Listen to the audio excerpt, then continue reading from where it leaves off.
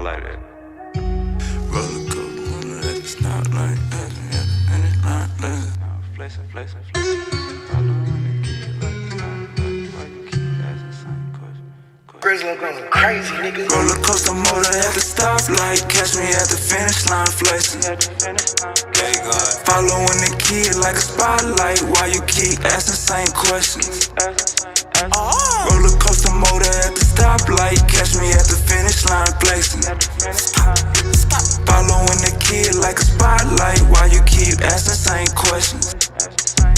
I remember going to school, never had the latest shoes. You was raised to make it cool, I was raised to make a move. We was playing with different bags, so I kept getting shitted on. It was motivation, telling myself stay patient. Package touchdown, gotta relocate it. If that body got took down, guess it was donated. Plug ain't from round town, but we both native. Yeah, sliding with my body, I got a Joe waiting. Can't let these hoes spend the night, ain't got no home training. Heard your damn mixtape, gave it a low rating. Yeah, streets reply, I look right in a Mercedes. Creep at night, the city lights going brave. She popping it like that is meant for, can be no road and extendo. Bitch, I put me in the friend zone till she see me in the end zone. Hoes calling from other zip code, trapping hard, I need a flip on this, the new pack, the last one been gone. Roller coaster motor at the stoplight, catch me at the finish line flexing. Following the kid like a spotlight, why you keep asking the same questions? Roller coaster motor at the stoplight, catch me at the finish line flexing. Following the kid like a spotlight, why you keep asking the same questions?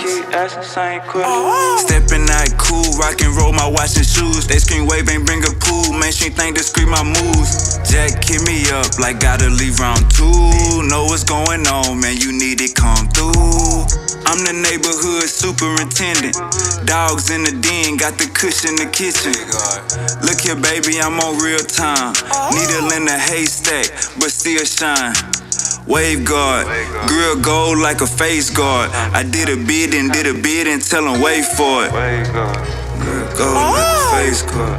I did a bid and tell them wait for it. Roller coaster motor at the stoplight, catch me at the finish line flexing.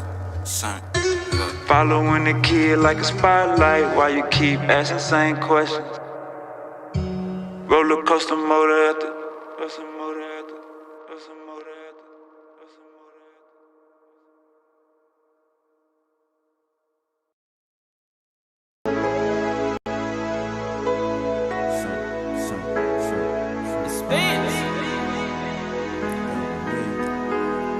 She'll be down with God, but she be down with me.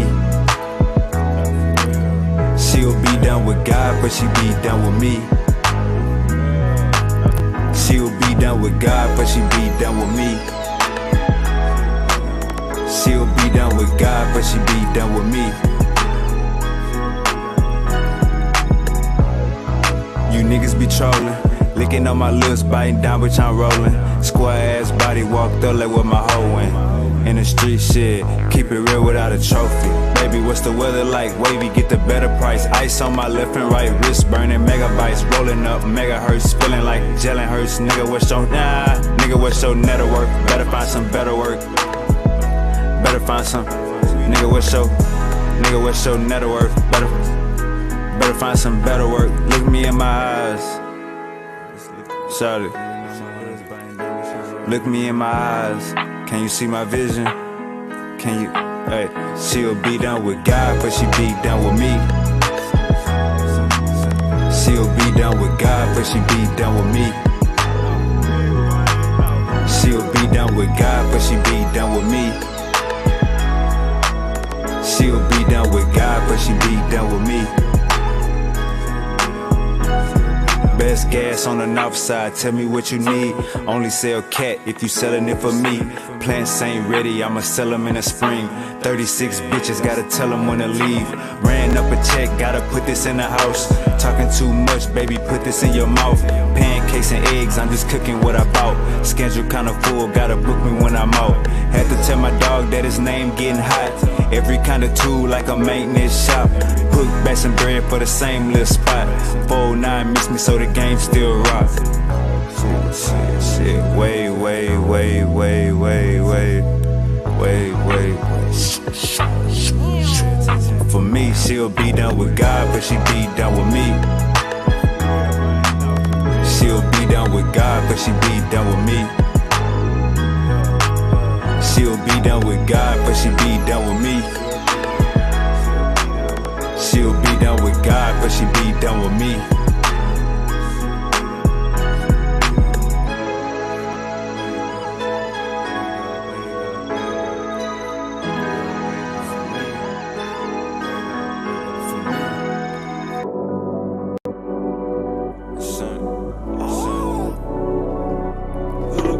Don't even post it. She got a nigga, but don't even post it. Where you going?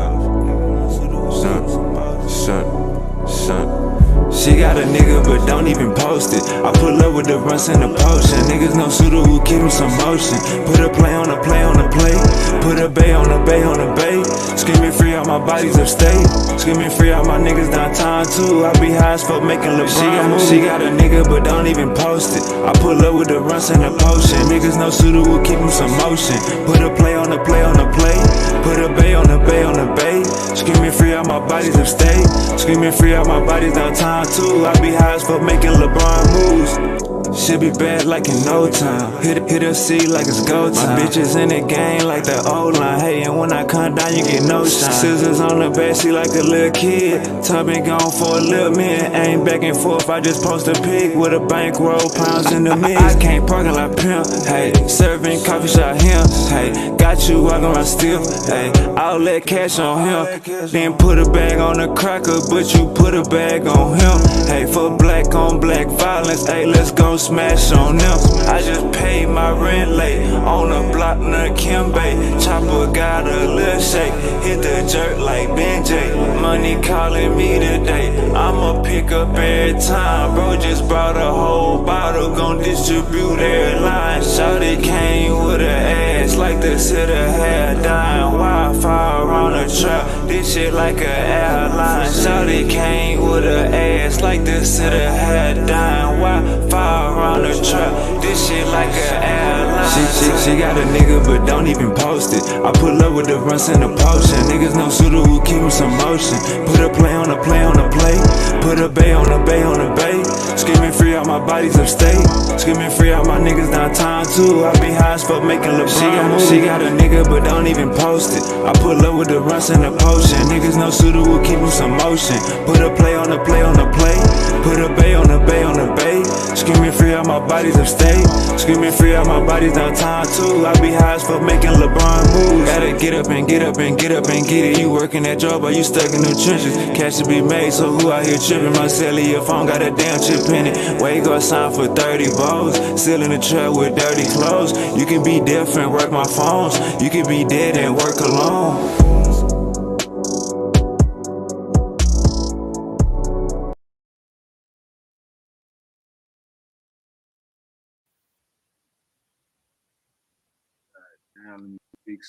Let me fix some shit. Jeremiah, what's goody?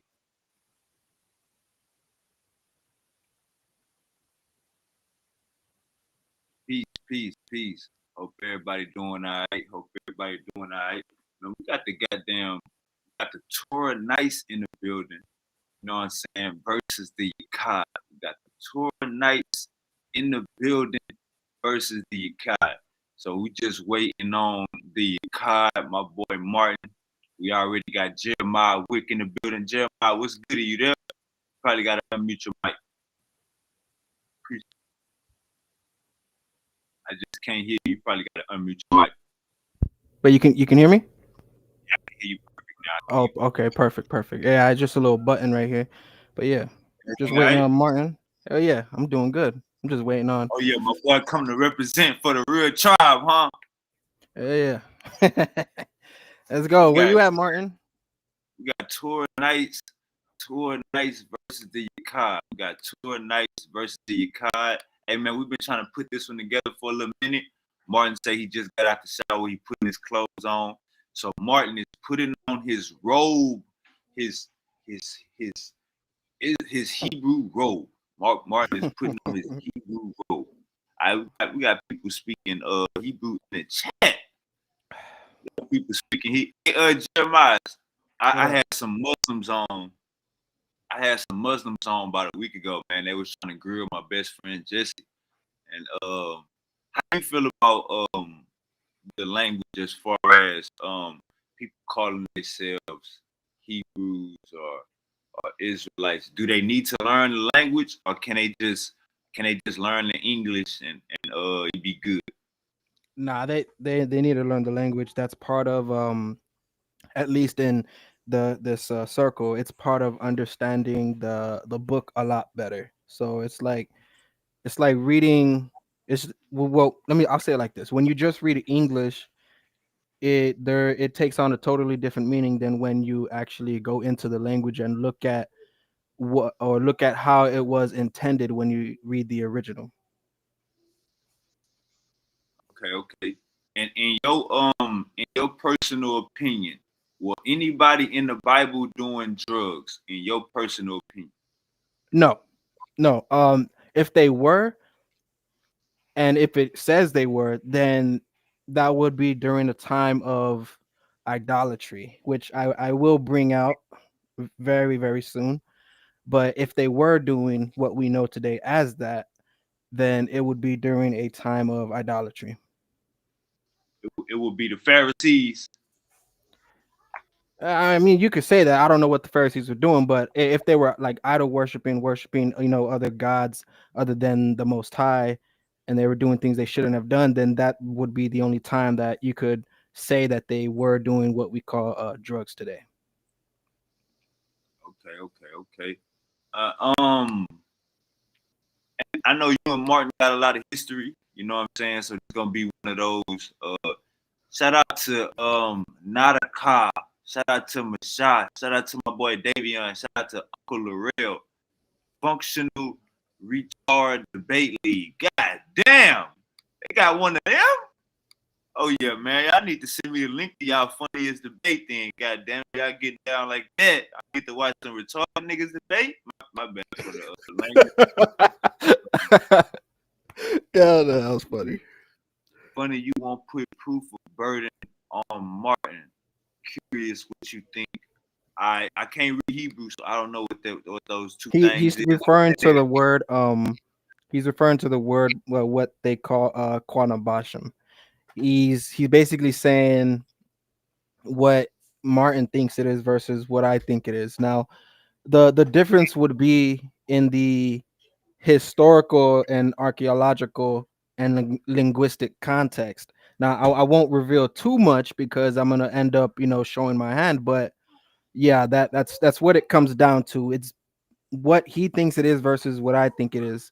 I personally don't see how he's going to be able to explain it with how there's a discrepancy in the Semitic phonology of the very word that Masha put there. But we'll see when he gets here. All right, all right. Um,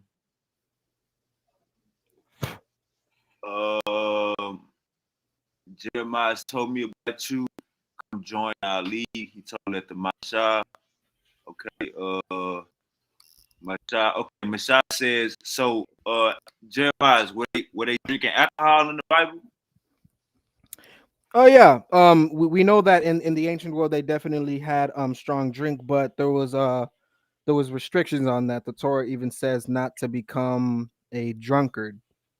Basically, saying like, I don't know what example I could give, but drinking to an excess where you become like what we call like stupid drunk, that's something that they couldn't do. But there should also be there should also be a distinction made, because the alcohol that we have today was not like the type of stuff that they had thousands of years ago.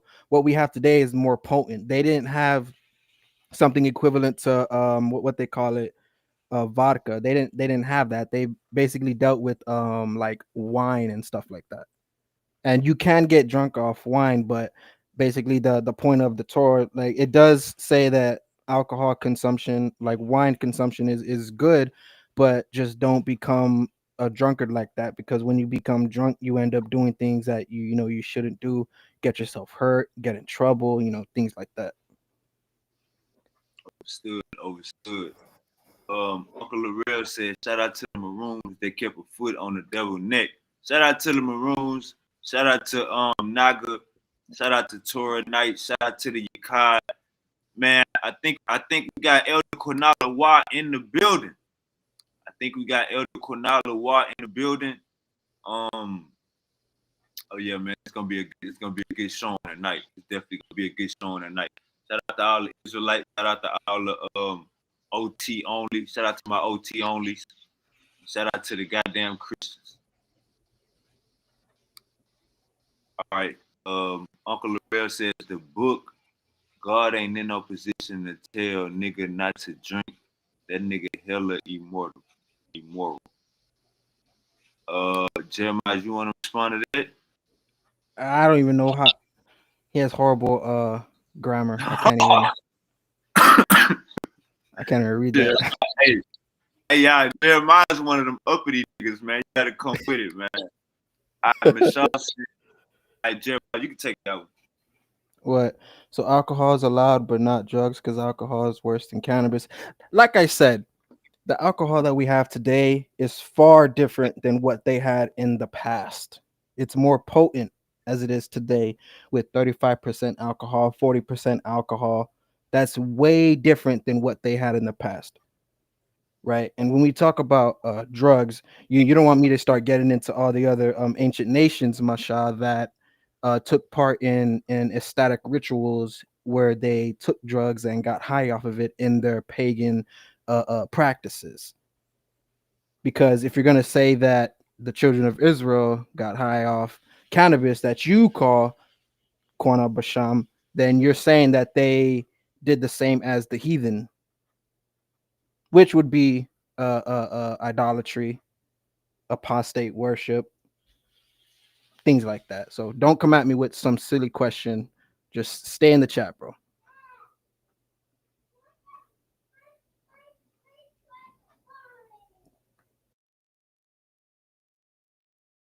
All right, Martin said he will be here in 2 minutes. Martin said he will be here in 2 minutes. Hey, Jeremiah, I know I ain't never asked you this before.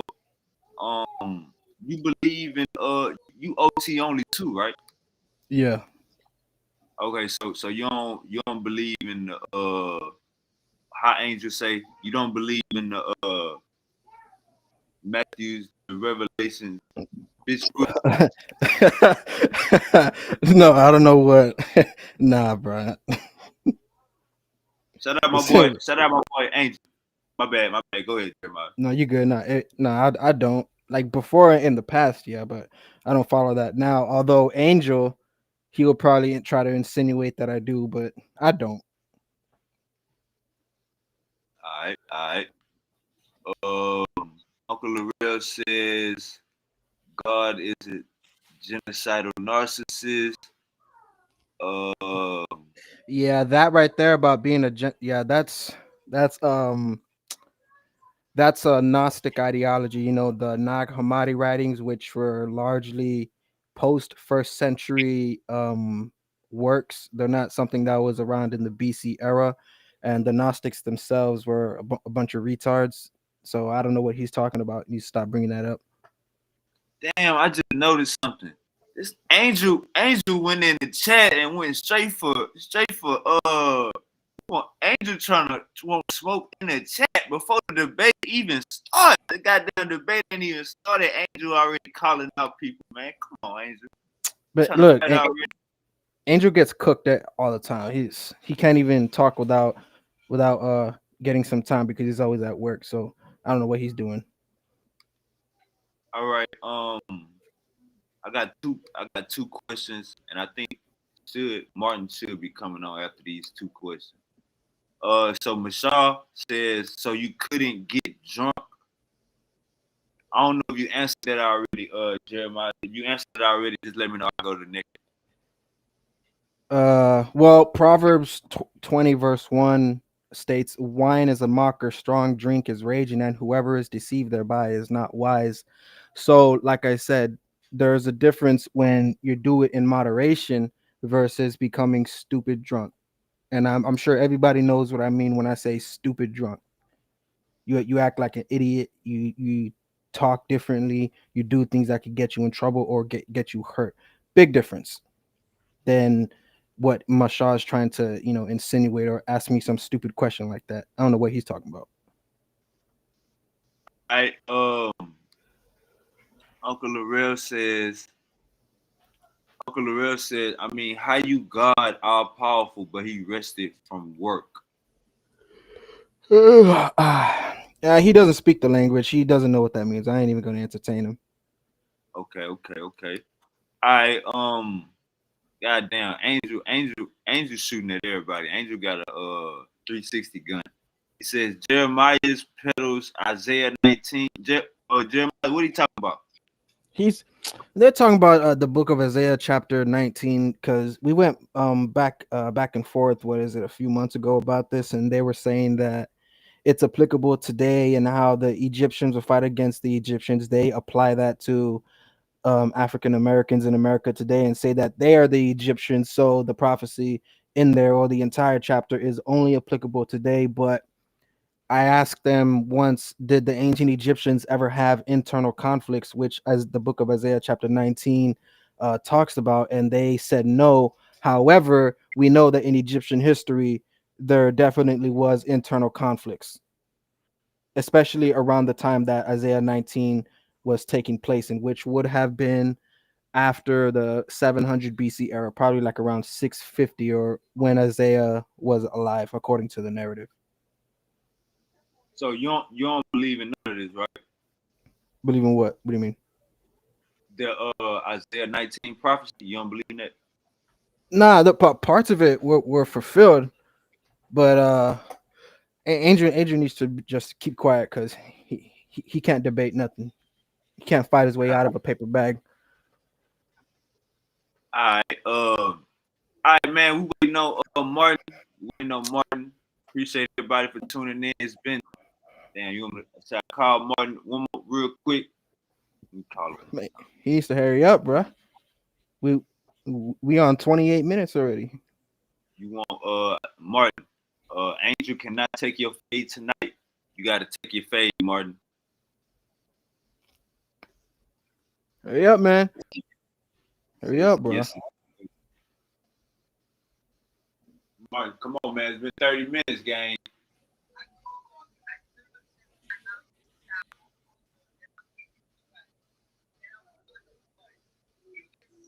Oh, you gonna roll a blunt? So you gonna roll a blunt while we live and not click the link while you rolling the blunt, gang?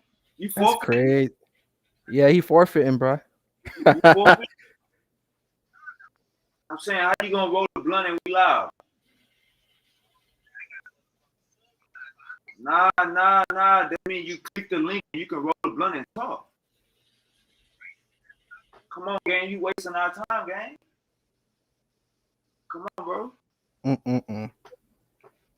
That's not that's a poor sign of being that's actually a great sign of being unprofessional.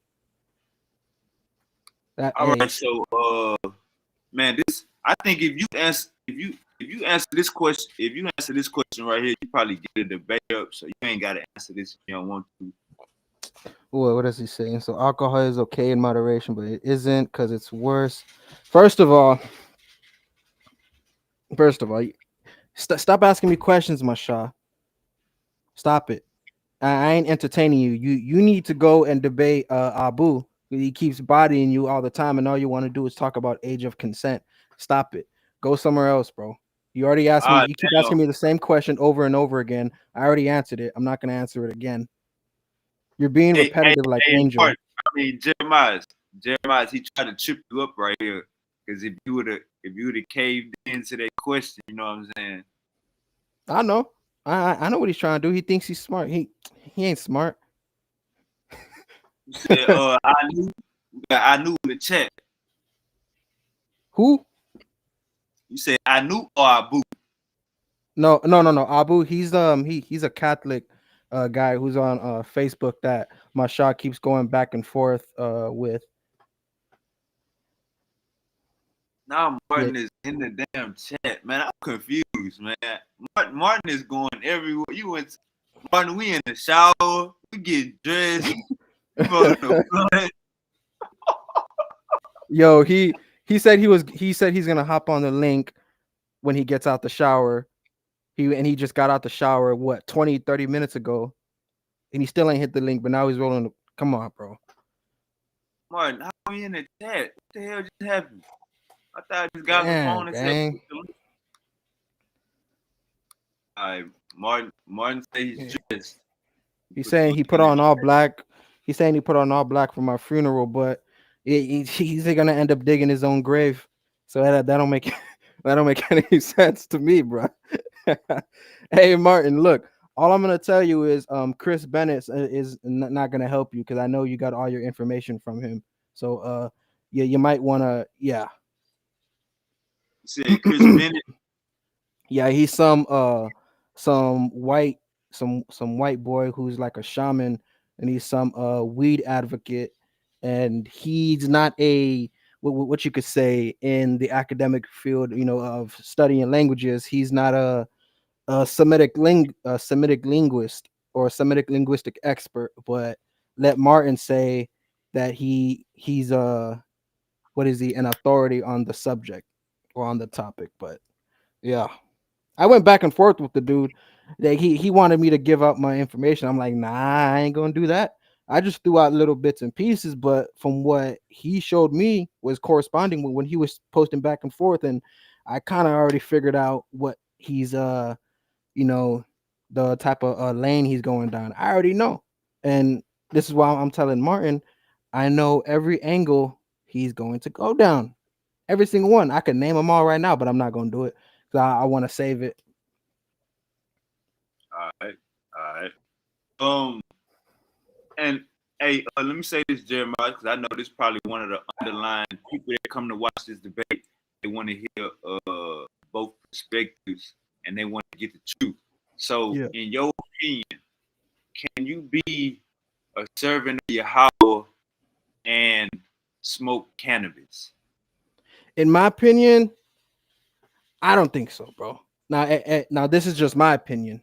So everybody has their own, ideas and stuff on the topic of cannabis, right? But this is just for me personally, and it comes down to different things, like I guess preference and personal views on it. But in my opinion, I don't think so.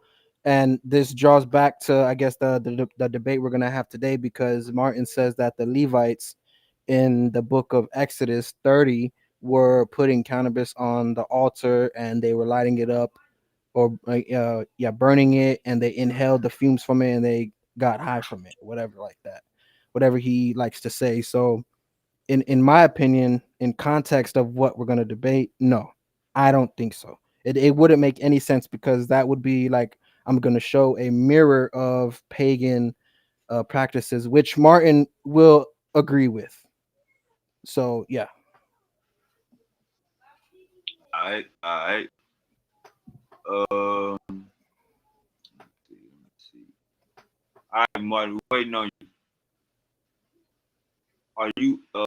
Angel says, yeah, you got. Okay, you got reinforcements. Because Angel trying to get a call out today. Man, Angel hasn't debated yet. He needs to get at least one debate in and win. So he needs to stop. And yeah, and I guess he just commented, ran off the Facebook comment boards when he was conversing with Chris Bennett. No, Angel. What Chris Bennett did is we were going back and forth, and it got up to about 80 plus comments, almost 100, and he deleted his comment because he was afraid I was going to find out exactly what he was saying and flip it on him. So don't come over here and tell me I ran off the boards when he deleted his own comment. Stop it, bro. Stop playing this game with me, bro.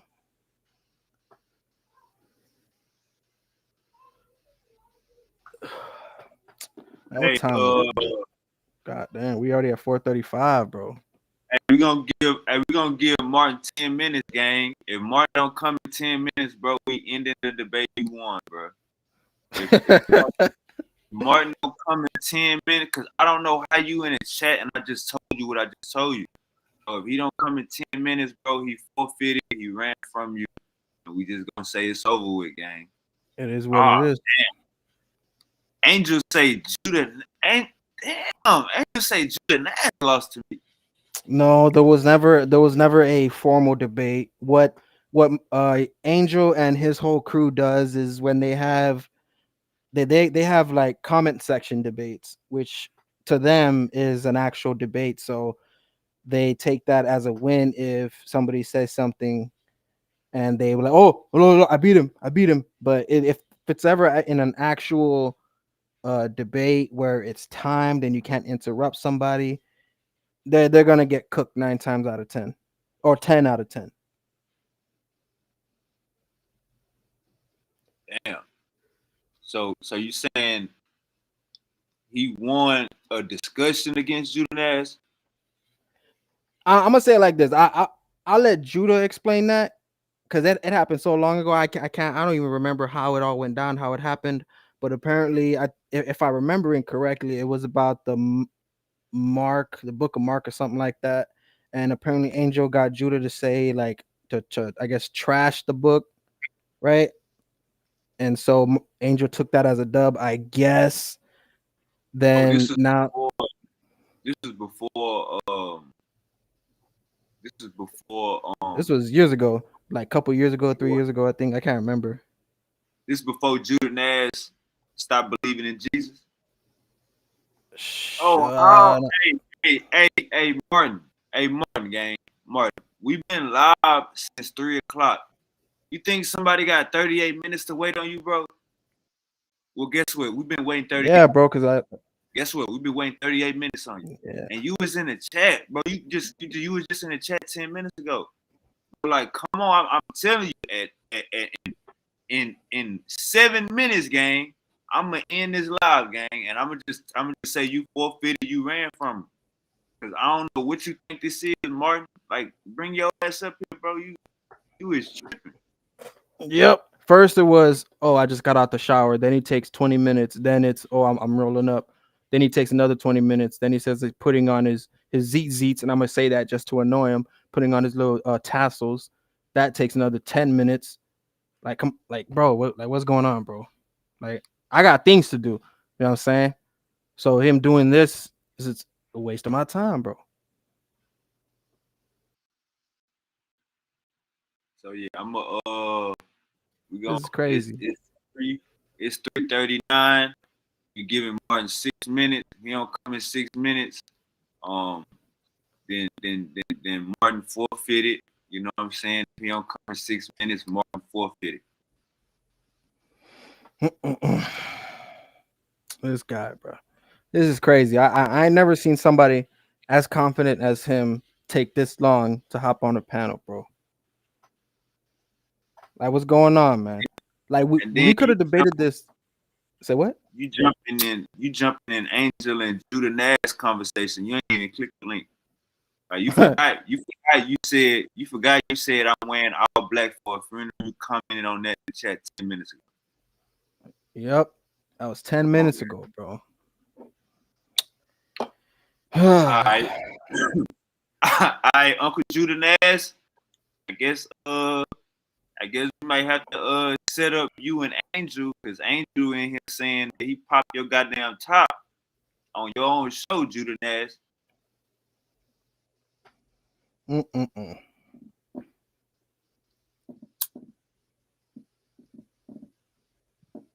yeah, all right. So Jeremiah, I'm gonna ask you a couple more questions. So what's good, bro? With Trump, I don't want to go to the Israel war so fast. I want to talk about illegal immigrants and how you cracking down on that. How you feel about that? Hey, get them out of here. I ain't gonna lie. God damn. I'm just kidding. Nah, but look, I say it like this though. It's I'm being honest, I don't even know if I even have an opinion on that, because I'm just sitting back watching it all go down. And yeah, it kind of sucks because there's families being ripped apart, you know. You got wives getting sent back to Mexico or Honduras down there in South America, and for the most part, everyone is kind of heartbroken about that, and that's sad, you know what I'm saying? But look, it's there's a I forgot how he worded it, but when you allow that, you allow so many to come in like that, it disrupts, I guess, the flow of the economy in some sort of way. I'm not a big politic guy. I don't know a whole lot about politics, but from what I've heard Trump say and everything, all these illegal immigrants, they came in massive numbers under Biden and Kamala Harris. You know what I'm saying? So after that, I guess this it was probably during the 2020 well, the 2024 election, I guess, or the whole time Biden was president, they allowed all of them to come in. But if I'm gonna say something on it, I would say they get most of them out of here and come back legally, bro. Because like I mean, I agree to the point that if they come over here illegally, that's borderline criminal activity. You'll never do that. All right, we got Martin in the building. Oh, he Martin, finally yeah. showed up after taking all that time. Shalom, more servants to Yahweh.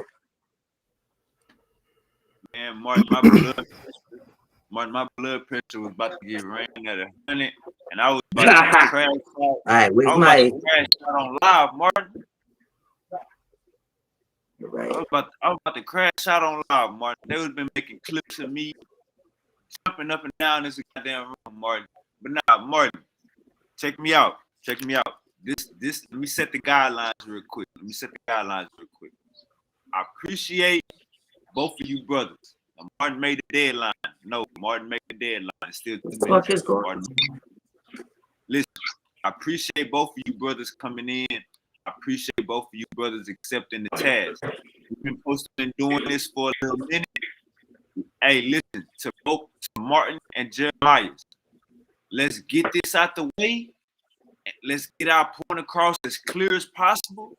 You know what I'm saying? And let's, after this debate, instead of all the back and forth, let both of y'all response be, click the link and go watch this debate again. Leave it all on the table. All the Facebook back and forth, all the back chat back and forth, all the DM back and forth. Let's leave it all on the table today. All right, y'all. Yeah, for sure, bro. Of course. Yeah, Martin. Yeah, I heard you, brother, man. I heard you. You know, you got me over here. All right, scrolling up. Now check me out. Let me say this real quick. I'm gonna let both of y'all do y'all intro for the people. Get your popcorn, get your drinks, get one of these, roll up one of them, and you get everything you need to succeed. For my boy Jeremiah's people, get your smart water, get your Taurus. We going into the Torah tonight. We is going into that goddamn Torah, and we gonna learn tonight. You know what I'm saying? We learn every day over here. It's gonna be one of them. You know what I'm saying? So I'm gonna start off with I'm gonna let Jeremiah introduce himself first. He been here, and let's get this goddamn show on the road. Jeremiah, let them know what's your name, where you from, and why we here. Word, I bet. So, you know, first and foremost, always, you know, all praises unto the Most High God Yahweh Yachad. First and foremost, my name's obviously, you know, Jeremiah. I come from, you know, I hail from the Torah Knights, and we're here to make old boy bow down because he seems to think that the Levites got high, and I don't know why he's doing that. That would be in stark contrast to the purity laws. You can't be under any influence when you go into the temple, which is kind of weird because he's saying that they burn incense, which is, according to him, Qanah, Basham, or Cannabis, or whatever he likes to call it. But okay, so now for the intro, right? How long do we get for intro? Like 5 minutes? Yeah, hey, I'm gonna give y'all 5 minutes, but I just wanted you to introduce yourself to the people. Not Okay, all right. Oh, okay, all right. Yeah, well, yeah, my name is Jeremiah. I come from Torah Knights, and I'm today Martin's gonna end up digging himself a grave. That's why he dressed in all black, because he knows he's gonna die. But anyways, yeah. All right. Martin, you there? Yeah, I'm there, brother, man. You got the floor, brother, man. Introduce yourself to the people. All right. Hold on. Give me 1 second. I just had everything drop off my lap. And Let me turn on my camera real quick. And tell them where you from and tell them what you come here to do today. Yo, I'm over here to teach this boy a lesson, yo. My name is Martin. I'm from the Yachad. All praise to Yahweh, Tzaba'ah, Yachad, the only God. I'm from the Yachad. Right now I'm gonna be defending the stance of the Torah and all the teachings of the Kahan regarding Qanah Basham being cannabis. And this fool always want to talk about how they didn't put cannabis in the holy anointing oil and all that. He's always going against the Torah. So I'm gonna show everybody how this fool is going against the Torah and how he's faking. I wore all black for this man's funeral, for real, yo. That's it. All right. Hey, man. So, to set the parameters and make sure everything is clear, it's gonna be Jeremiah. It's gonna be 3 15s or 3 10s. He said 320s. That's what Martin said. 320. Okay, I'm just making sure. All right, 320s, and then are we doing a Q&A or not? Oh yeah, most definitely. 5 and 5 apiece, or how did we come to it? We were gonna do, I guess, 10 questions. Okay, that's all I know. I have. Yeah. Hey, Martin. Everything Yo, what's up, good? bro? Yeah, everything's good. Everything good. All right. Okay. Yeah, Jeremiah is the opposition. I'm taking up the affirmative. You know what I mean? I'm standing up for the Torah right now. Okay. Let's go and rock out. Everybody, like, share, and subscribe. Send this shit everywhere, man. Send this shit everywhere because you want to know why? We got 2 OT onlys going at it. 2 Old Testament onlys. £, powerful bills only. 2 goddamn Old Testaments only. So yeah, man, blaze the goddamn chat up. Misery was goody. You know what I'm saying? Appreciate everybody for tuning in. We about to get this goddamn show on the road. Like I said, to both of the brothers, we gonna leave everything right here. If weed is in the Bible, if weed is Qanah Basham, we gonna find out tonight. If weed is in the Bible, if weed is Qanah Basham, we gonna find out tonight. Jeremiah is saying, hell no, Qanah Basham ain't no goddamn weed. Crazy. And Martin is saying, hey man, they was getting high, gang. So we about to see, you know what I'm saying? And I know both of these brothers want to put up 60 points on the board, but we got to play defense too. So you got to listen to what the opponent is saying, you know what I'm saying? And at least throw a little photo jump up in there, you know what I'm saying? To show the people what's really going on. All right, let's go and get it started. Let's do the introduction round. Jeremiah, I'm gonna let you go first. For the Jeremiah, you want to go first? I'm fine with him going first. I'm fine with him going first. He's been so anxious. Of course He's been so anxious to get it popping. So I'll let him go first. Okay. He's got to prove that Qanah Basham is not cannabis. Because he's always saying, it's not. All right, prove that it ain't. You're talking too much, bro. Let's go.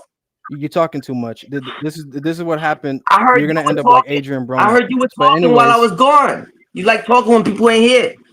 Hold up. Oh yeah, most definitely. Yeah. Let me make sure Jeremiah's cool with what you just said. Go ahead, Jeremiah. He got a lot of energy. And that's okay. I want him to have that. He's gonna end up like Adrian Broner, and it's okay because he's gonna send him packing. But anyways, yeah. It's fine. I'll go first. It's all good. All right. Ain't no thing about it. Hey man, everybody, put your seatbelt on. We're about to have a heavyweight fight. You know what I'm saying? This gonna be one of them ones where, hey, just go back to you know how many clips about to be made tonight? I need both of my fighters to have on their best performance, even kill. Put your point across like you talking to a baby. Point across like you talking to a room full of kids. All right, let's go and get it out the way. Hey, Martin, I'm gonna mute your mic while Jeremiah going, and I'm gonna unmute your mic when he's done. Yeah, I'm gonna mute my mic. Torah Nights versus Yachad. Let's go. Let's go. right, Jeremiah, you All right, say so- a 5-minute intro. Let's get this money. Yeah. Let me see if I can share my screen right quick. So let me just get it right here. And I'm gonna say this too. I'm Canelo, he friends, bro. But let me see. See if I can you see my screen? I'm sharing right now.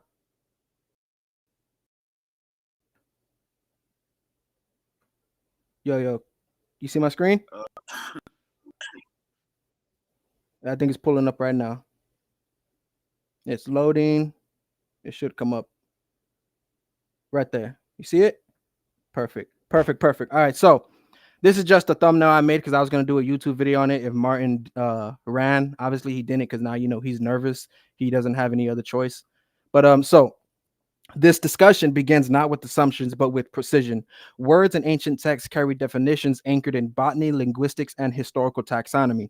The term in question, often misinterpreted and sensationalized, describes a specific kind of plant life, one with structural, morphological, and environmental characteristics clearly defined both in ancient classification and modern science.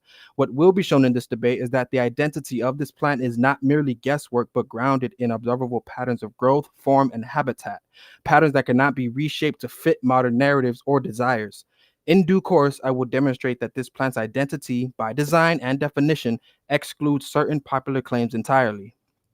In round one, I will expose how the cannabis found at the Telerad shrine occurred during a time of widespread idolatry and national rebellion in Judah, proving that cannabis use in ancient Judah was a symptom of apostasy, not a reflection of God-ordained rituals, and therefore, by that, Qanah Basham is not cannabis. In round two, I would dismantle the linguistic claim that Qanah Basham in Exodus 30:23 refers to cannabis, because authoritative lexicons, ancient translations, and comparative Semitic linguistics all confirm that the term refers to a fragrant reed. And in round three, well, I'm not going to reveal that. I'm just going to save it. So this is how the debate will go, since I know all of my opponent's angles. Martin will cite fringe authors like Chris Bennett and anthropologists like Sula Bennett, who popularized the cannabis theory based on surface-level phonetic resemblances between Qanah Basham and cannabis, a claim dismissed by serious Semitic linguists. He'll appeal to cannabis use in other ancient cultures as if Israel, a nation repeatedly commanded to reject pagan rituals, would adopt foreign psychoactives or narcotics into holy worship. He'll misuse Ezekiel 27 to suggest cannabis was traded, though the Hebrew refers to calamus and cassia, not cannabis. He'll bring up the Telerad shrine, citing cannabis residue, while conveniently ignoring the standing masabah, a clear marker of idol worship condemned in 2 Kings and 2 Chronicles. I fully expect him to reference 1 Enoch 32:6, which I know he's going to do, which was about fragrant trees, even though it never mentions cannabis or even alludes to anything that has the effects of cannabis and isn't part of the Hebrew canon, I guess, today. He may try to bolster his argument with Arabic or Akkadian words that sound similar to Qanah or Qanah, hoping no one notices the lack of historical, botanical, or ritual continuity. He'll also speculate that the priest got high off the anointing oil or incense, disregarding the fact that Exodus 30 forbids burning or personal use. And finally, he might argue that because calamus wasn't found at Telerad, it couldn't be Qanah Basham, ignoring that calamus thrives in wetlands, while Telerad is an arid, high-altitude ruin from a period of apostasy. And so his entire case is a fragile web of pseudo-etymology, cultural cherry-picking, and theological projection built more on internet mythology than biblical exegesis. He leans on discredited anthropological speculation and phonetic coincidence, not linguistic rigor or scriptural authority. The biblical text is clear. Qanah Basham refers to calamus, not cannabis. And so claim that Israelite worship involved getting high is not only academically bankrupt, it's theologically offensive. It reduces holiness to hedonism and distorts the very character of Yahweh, who demands obedience, not altered states. No Hebrew prophet, priest, or psalmist ever points to psychoactive experience as the gateway to God. That's paganism, not Torah. At best, Martin's position is anachronistic guesswork. At worst, it's a theological smokescreen, desperate to validate cannabis culture by rewriting ancient revelation. And so, to conclude this 5-minute opening statement, let me make one thing unmistakably clear, Martin. Cannabis is not classified as a reed, not botanically, not biblically, not historically, and for sure not scientifically. Cannabis belongs to the Cannabaceae family, while true reeds like those referenced in scripture belong to either the Poaceae or the Uraceae family. I suggest you look them up. Scientifically, they are not the same, and to conflate them is to commit academic malpractice. Furthermore, within the context and textual, historical and textual context of Exodus 30:23, there is zero evidence that the aromatic cane mentioned was ever psychoactive, combusted, or used for intoxication. The ingredient was part of the holy anointing oil, not incense, and was never burned. You're not going to be able to prove that in the book of Exodus that the holy anointing oil was burned. And don't try to make an excuse like just because they sprinkled it on there, that means it was burned. No, sorry, that's not going to work. This entire theory originates not from ancient Israelite tradition, but from a wave of modern fringe speculation, which I will expose in full. So, bottom line, Qanah Basham is not cannabis. And so, all praises to the Most High God Yahweh. And yeah, you know what? Let's get this debate started, man.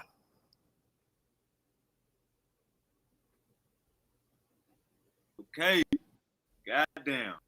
Let's go, man. Let's go. Let's go. Let's go. I'm gonna put my ski mask on in a minute, man. If somebody, if one of these debaters say a cuss word, if one of these debaters say a cuss word, I'm putting my ski mask on. If one of these debaters crank it up, I'm putting my ski mask on. You know what I'm saying? All right, Martin. Where you at, Martin? You there? You gotta, Yeah, I gotta unmute my mic real quick. Hold on. All right, and let me unplug. I'm on 71%. Fix my camera. Can you see me yet? Let me know when you can see me. You already know. I Guess can we're see on the reverse camera. All right, we're on the reverse camera. All right, we're on the reverse camera. All right. How do I do this? Reverse camera. Angel calling people out in the chat again. Angel is calling people out in the chat again. Shout out to the Yachad. Shout out to the night. Let's go. All right, I'm gonna start reading off, and then I'm gonna start sharing my screen. All right, first I want to start off by acknowledging our God, the Most High, Aulayawan Yahweh Tzaba'awat Takad. He alone is God. I also want to acknowledge my teacher, my priest, the instructor from the Yachad, from the tribe of Levi, from the house of Sarawak, Bayath, Sarawak, the Kahan, Qanah Lawak. I wouldn't know anything about Qanah Basham if it wasn't for him. He actually passed around the study of Qanah Basham about 5 years ago in the newbies group. And that's a study that showed me about Exodus 30:23. I'm going to show it to you right now, the actual slide, because I got 5 minutes. All right, let me pull it up. A little quicker with this slide. There it is.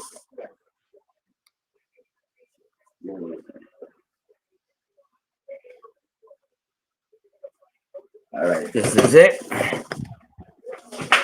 Oh, shit. My bad, yo. You got to put your ski mask on. I just unhooked. All right. So while that reloads, I'm going to show you the slide on my phone. Stop your time. All right, that would be the slide that was passed around the first time. But yeah, yo, stop my slide so I could put on the my TV so I could show it on the big screen, because this is whack the way this happened, bro. My bad. Damn, I kicked over all of that.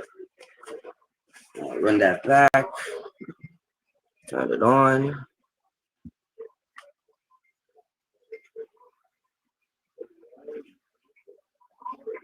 Right. Yeah, I just recently moved into my mom's crib because I got into a fight with my baby mama, and I haven't seen my kid in like 4 months. But you know, we doing this for the kids. Yo, check it out. This is the slide that was passed around in the newbies group about 5-6 years ago by the instructor, the Yachad, basically letting us know that cannabis is in fact Qanah Basham, and it was in the Torah, in the book of Exodus. All right, so now we're gonna continue reading. First slide. All right. All right. It says for the first time, and that was the first time I saw cannabis in the Torah. The Kahan also taught me it was a seed-bearing plant, and I also got the slide. I'll pass that on later on.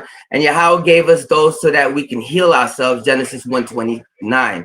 In round one, I will show how we properly break down the Hebrew word Qanah Basham by going into the etymology of the word. All right. First of as I stated before, the error occurred in the oldest Greek translation of the Hebrew Bible, known as the Septuagint.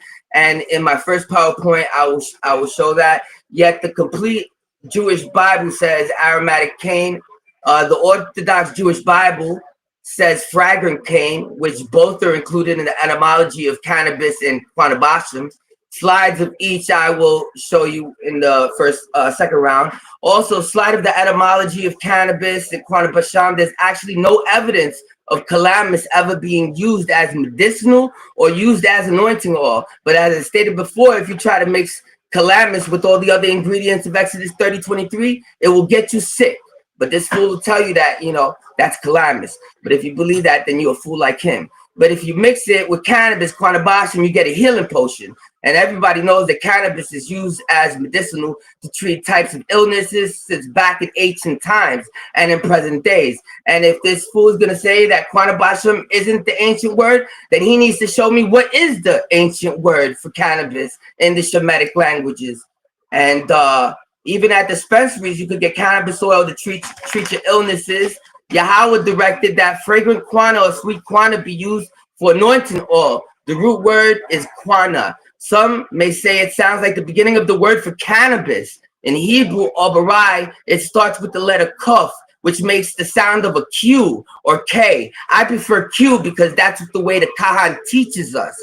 Because in the ancient Assyrian cannabis, it just so happens to start with a Q, as it's the word for cannabis in ancient Assyrian is Quanabu. Slides of Quanabu in the second round. There are 7-point leaves on the calamus, cannabis, but not on the calamus. And the Qanah Basham is referred to as a menorah, and those do have 7 branches and points as the cannabis plant. And the calamus can never be used in any kind of cane, while cannabis is literally aromatic cane. There is no need to translate it from Hebrew. The fact that you think it's sweet calamus is absolutely laughable. Also, I will get into the PowerPoint, the medical science PowerPoints is gonna totally bash your head in when you start seeing that the most abundant receptors that we have is the cannabinoid receptors in our brain, type 1 cannabinoid, CB1. Yes, Yahweh would bless us with the #1 receptor plant and the #1 receptor in our bodies. And medical science PowerPoint number 2 is gonna blow you away when you see that women have the cannabis receptors in their breast, and they pass it on to the children, and it goes from their breast to the child's brain and to his body to feed him and to get him healthy and to pass on all the healthy benefits of Qanah Basham. Slides for this during second round. The etymology of the PowerPoint also in Sumerian and Akkadian, I'm gonna go into. These are 2 different words, but have the same meaning. How much more time do I got on my 5 minutes?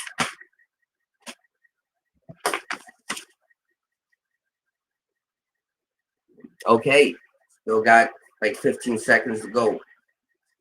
All right, let's start with some slides. Yes. Oh man, I kicked it open again. Well, I guess I got to stop kicking that over, and I just give up my time, I guess, because I got to reset this whole shit again. You had about 15 seconds.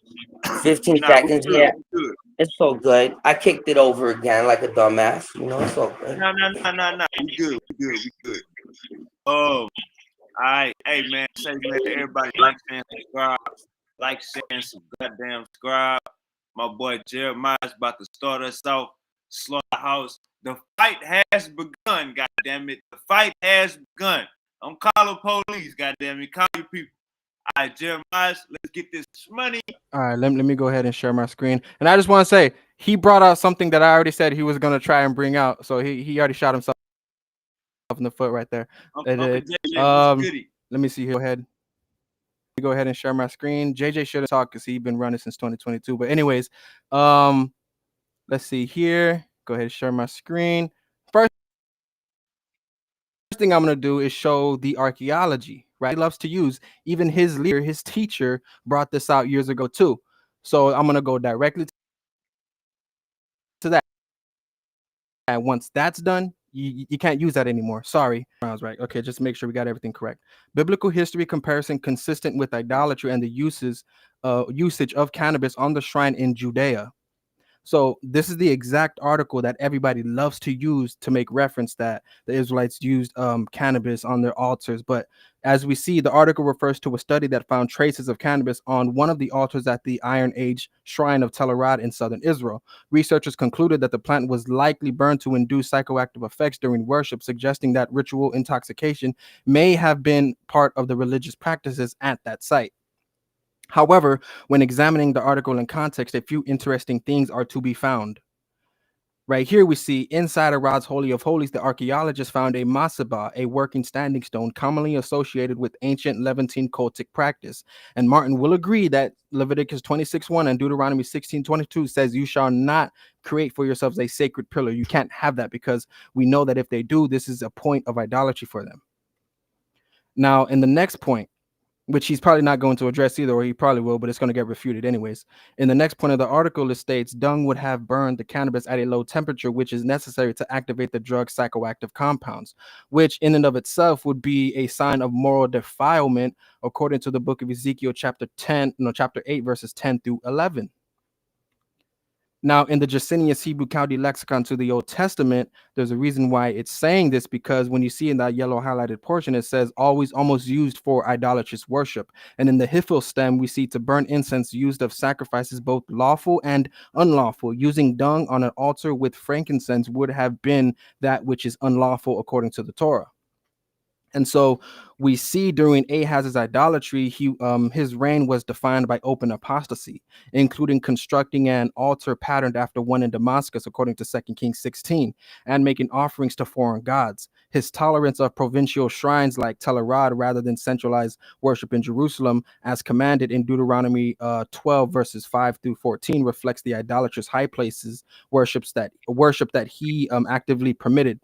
And even during Jotham's reign, the high places remained, according to 2 Kings 15. So revealing a failure to enforce exclusive worship of Yahweh.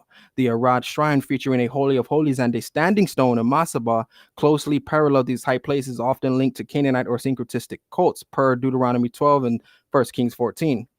And so in the next portion, it states it required backing from a powerful state entity. The use of cannabis in their shrine was probably a mainstream practice officially sanctioned and financed by the monarchy, which this would be a corruption of royal authority, according to 2 Kings 21 and 2 Chronicles 33, where it states that King Manasseh led Judah and the inhabitants of Jerusalem to err worse than the heathens did. And so when we read again, it states it is more likely connected to the religious reforms that were carried out by Hezekiah in the early days of his reign. The Israelites tore down the high places and altars throughout Judah, Benjamin, Ephraim, and Manasseh until they were all destroyed, per 2 Chronicles 31. And in 2 Kings 18, it states that Hezekiah removed the high places and break in pieces the brazen serpent. And we know that 2 Chronicles chapters 29 through 31 were a comprehensive religious reform and the removal of unlawful worship. And so the shrine was decommissioned and its altars buried around 715 BCE, precisely when Hezekiah began his sweeping religious reforms. The intentional burial of sacred elements indicates a formal rejection of the site's practices, suggesting they were viewed as incompatible with Torah standards. Notably, this closure predates the Assyrian invasion of 701 BCE, underscoring that it was ideologically, not militarily motivated. And so what this shows is that the archaeological report confirms that the use of cannabis at Telerad took place during a time of documented national idolatry, was enabled by sponsored apostate kings like Manasseh, contradicted the commands of the Torah, was shut down by reformers like Hezekiah, and was likely excluded from scripture as part of religious purification and redaction.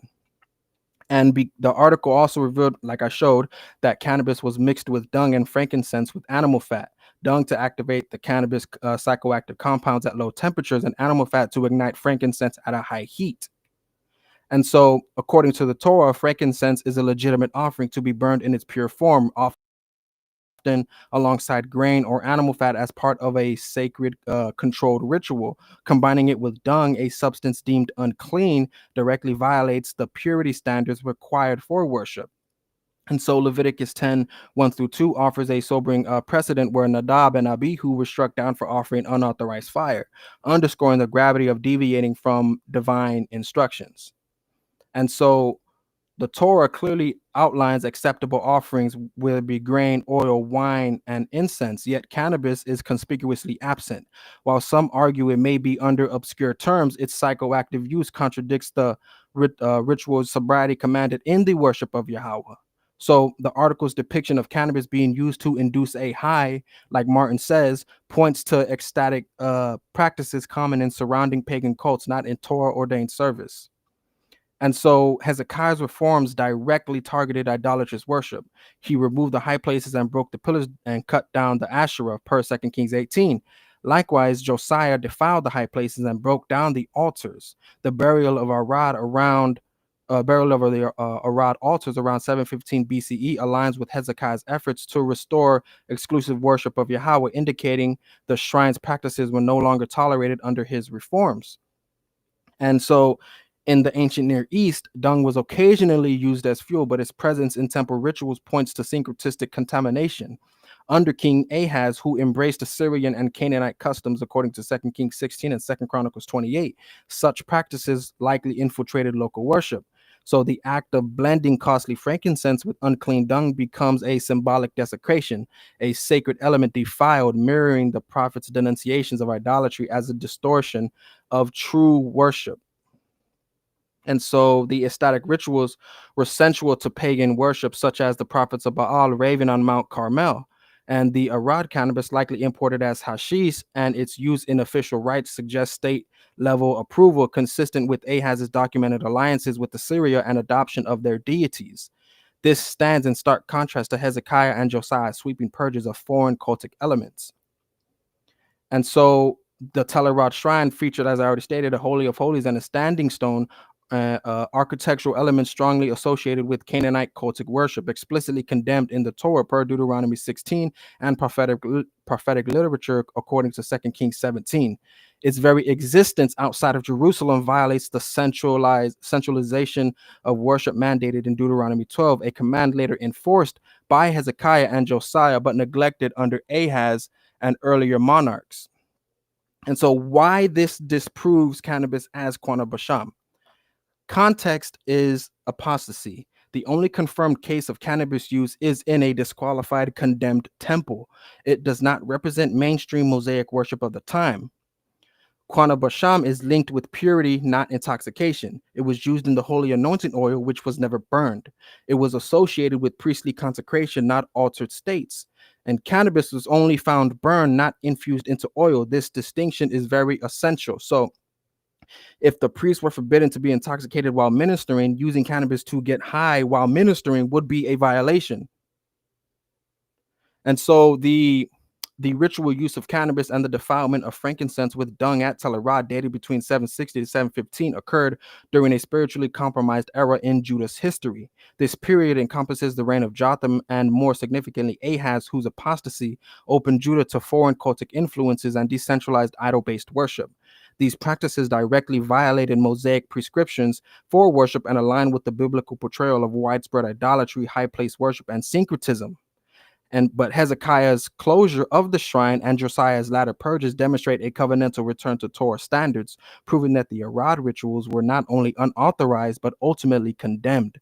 Viewed through the combined lenses of biblical text, archaeology, chronology, and ritual law, the evidence converges to confirm that the Tel Arad shrine was a stronghold of idolatrous worship, dismantled only when reforming kings restored the primacy of Torah purity. So just by what was shown before, when logically deduced, the Qanah Basham is not cannabis, because for one, the Tel Arad shrine didn't even have all the ingredients for the holy anointing oil there, and it didn't even have all the ingredients for the incense altar. And so this is from a source that Martin's savior, Chris Bennett Christ, had, right? And he got all his information from him, but he's probably not going to use it now because he realizes I know exactly where to go now. But this is from a book that his friend had. It's called Sex, Drugs, Violence, and the Bible. And it states there was an ongoing fight in the Old Testament between the uptight monotheist and the Canaanite pagan beliefs that were part of Jewish culture. There was ritual sex to fertilize the fields and sacred prostitution and tolerance of, I ain't going to say that, but even in its priesthood. This all happened in the temple itself under such rulers as Solomon, who was under the influence of his 700 wives and several hundred concubines, who encouraged worship of Astarte or Ashtoreth with hemp. So the cannabis use associated with Canaanite cultic paganism.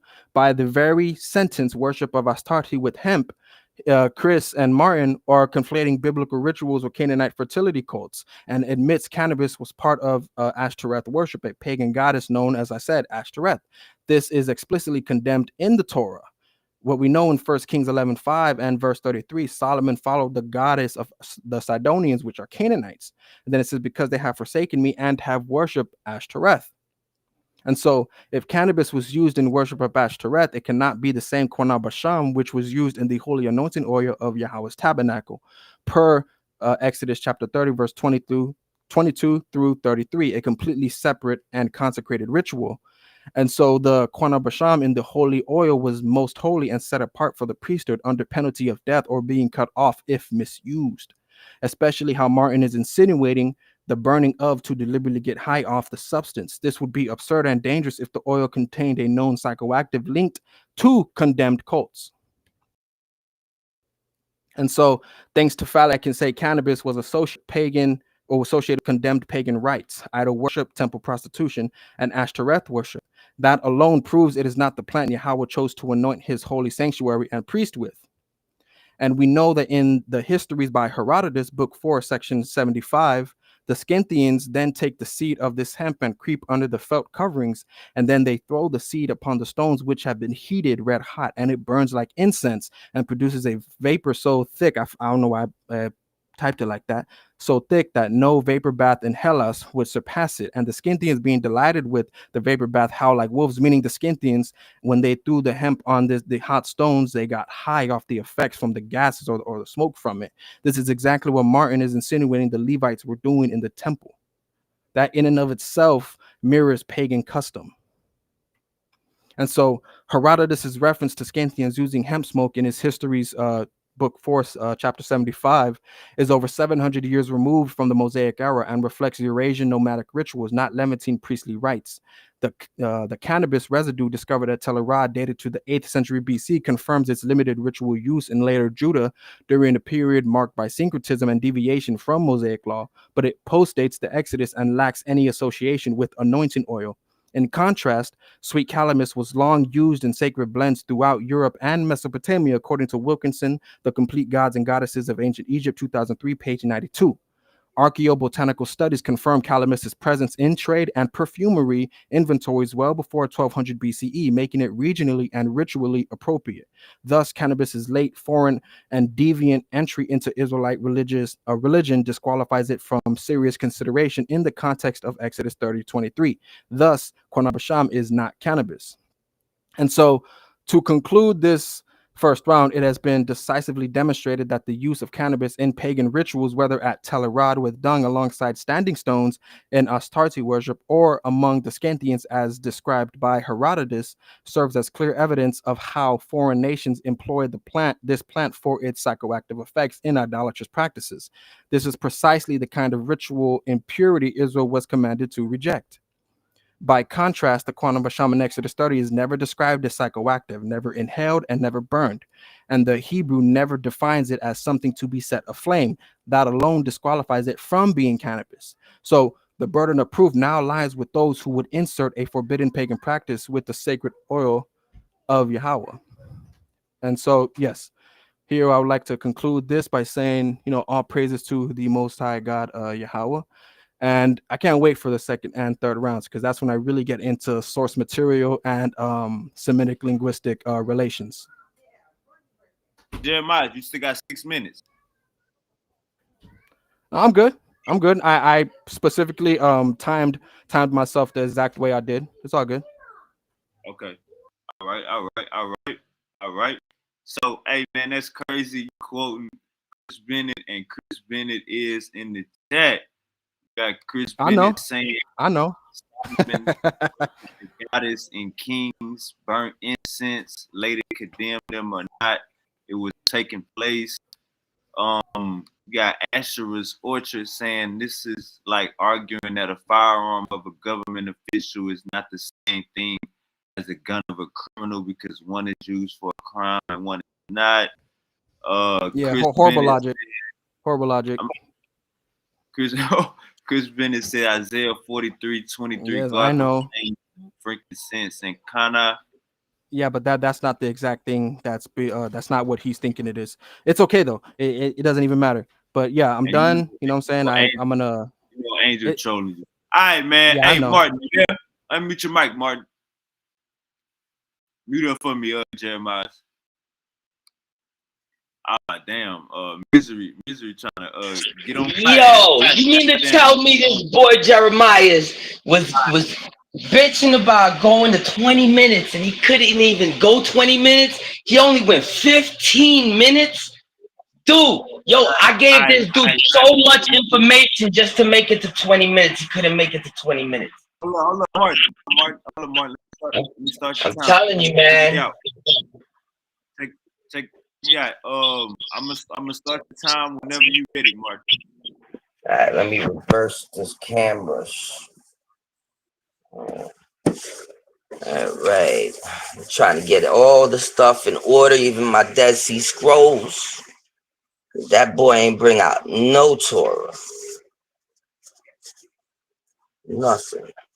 Oh, I got it right there. All right, I'll leave my son picture right on it as a page holder, so we could read it to you in the Hebrew. All right. Let me start. Give me 1 second. You can start my time. Turn on my Damien Roku. Everybody like, share, subscribe. Appreciate y'all for being in the right place to be. Right.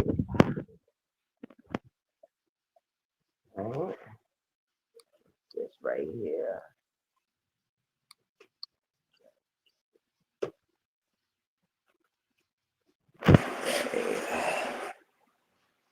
And one more second. Dismiss.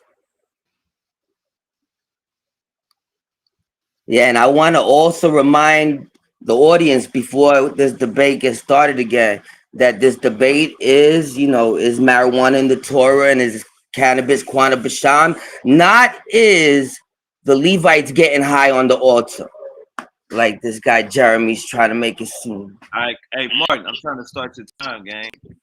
Yeah, and I also want to remind everybody that when they ask me who the leader of the Hebrew community is, I'm going to say Qanah Lawa every time. All right, let's go. Start me up. All right.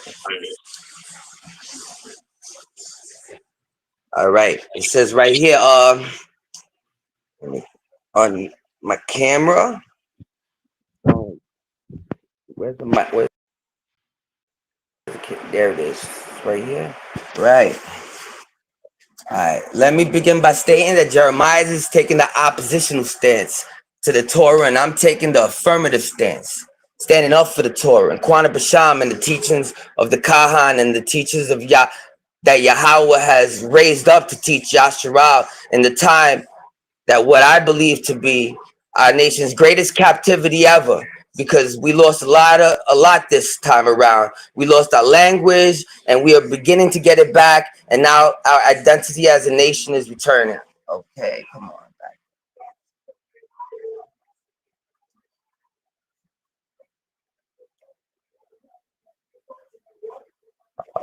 I'm bringing up Deuteronomy 19:15.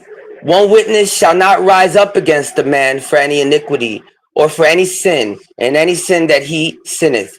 At the mouth of two witnesses or at the mouth of three witnesses shall the matter be established. For every PowerPoint, I will present two witnesses.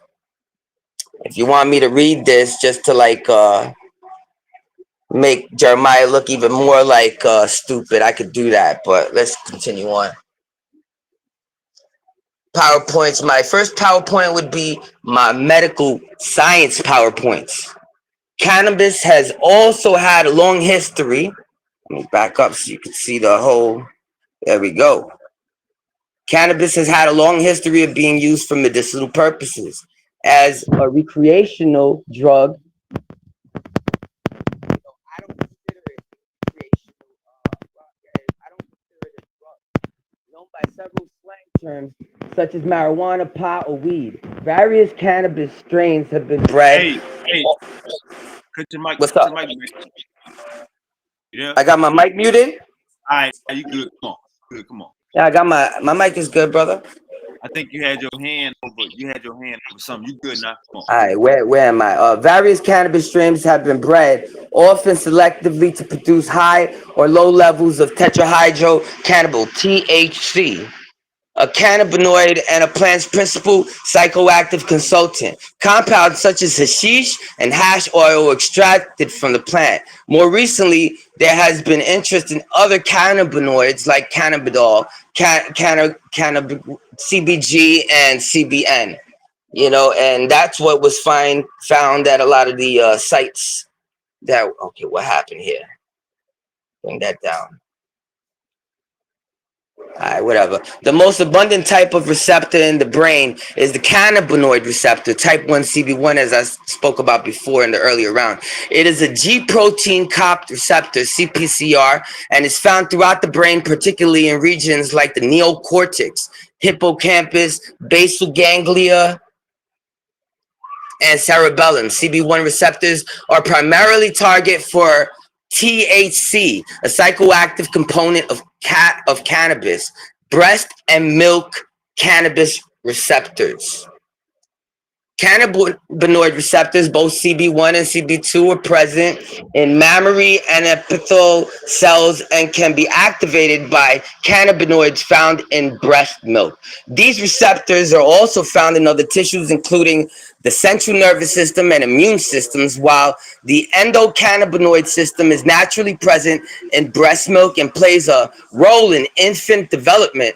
The presence of cannabinoids from cannabis use can alter milk composition and particularly impact the infant by potentially passing medicinal properties to the infant while receiving the benefits of Qanah Basham cannabis.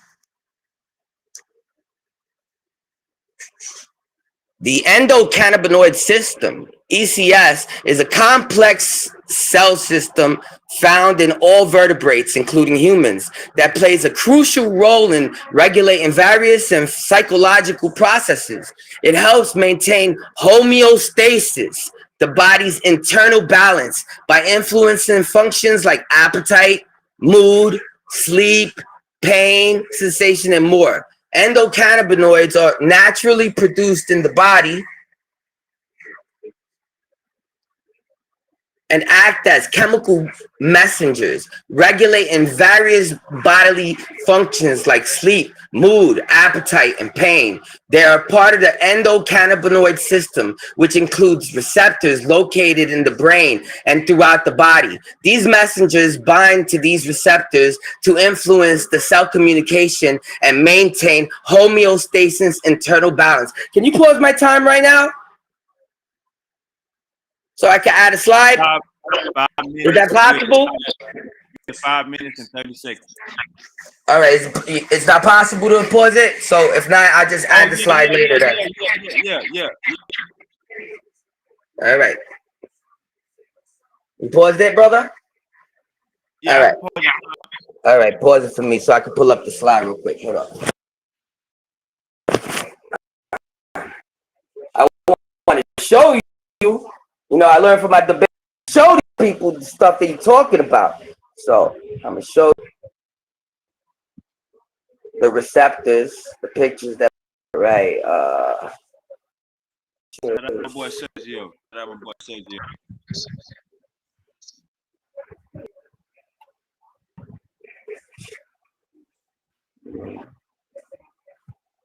Screenshots. That's where it's at. Screenshots.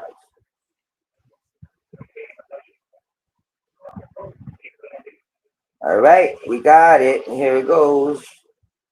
Boom. See more. All right.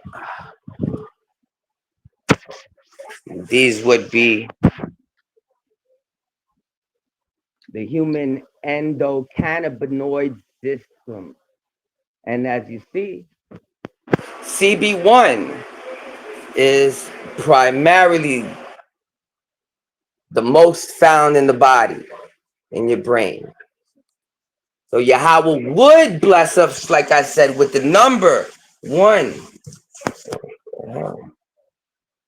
receptor in the body to use, and the number 1 plant so that the receptor would work.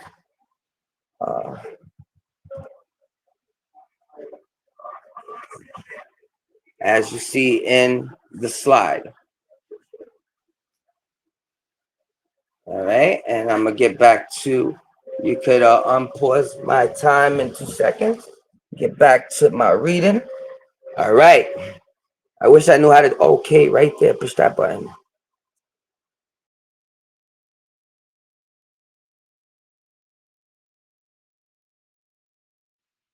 Oh damn, my boy got clicked out. He clicked himself out on Hey, accident. hey, I didn't know you could pause time to add slides. I thought you're supposed to have the information ready, which is crazy. Like that don't make any sense. How you gonna pause time to add slides? Come on, bro. Come on, bro. Pausing time to add slides, and he talking about I'ma get bodied. Come on, now he doesn't even have his information ready. This is crazy. Let's see.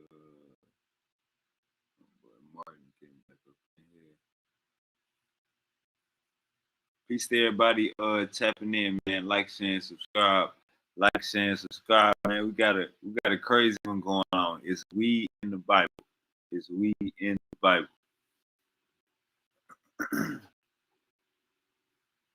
I'm calling Martin. Let's see my boy. Just had a little technical difficulty. He's running up. Oh, there you go. He's running 3. Yeah, yo. Go. Yeah, it kicked me off. I don't know what happened, bro. This shit just kicked me off. All right, but I'm back. All right. All right, I'm back. All right. So we back to the breast milk. This is my my science PowerPoint. I bet he didn't know I was gonna come with this one. I don't know how he's gonna explain this one. All right, let's All go, right. Bart. All right. Yes, the most abundant type of receptors in the brain would be the cannabinoid receptors, or type 1 CB1, the brain and breast receptors. Yes, Yahweh would bless us through our number 1 receptor, the plant, which is Qanah Basham cannabis. All right. Medical science PowerPoint had 2 witnesses.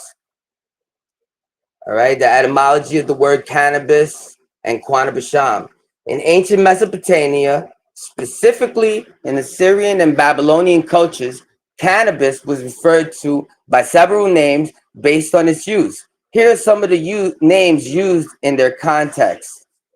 Azulu, this term was named for cannabis when applied for medical purposes such as treating depression or other conditions described in cuneiform tablets dating back to 1500 BC. The word Azulu also had connotations relating or alleviating and inducing panic.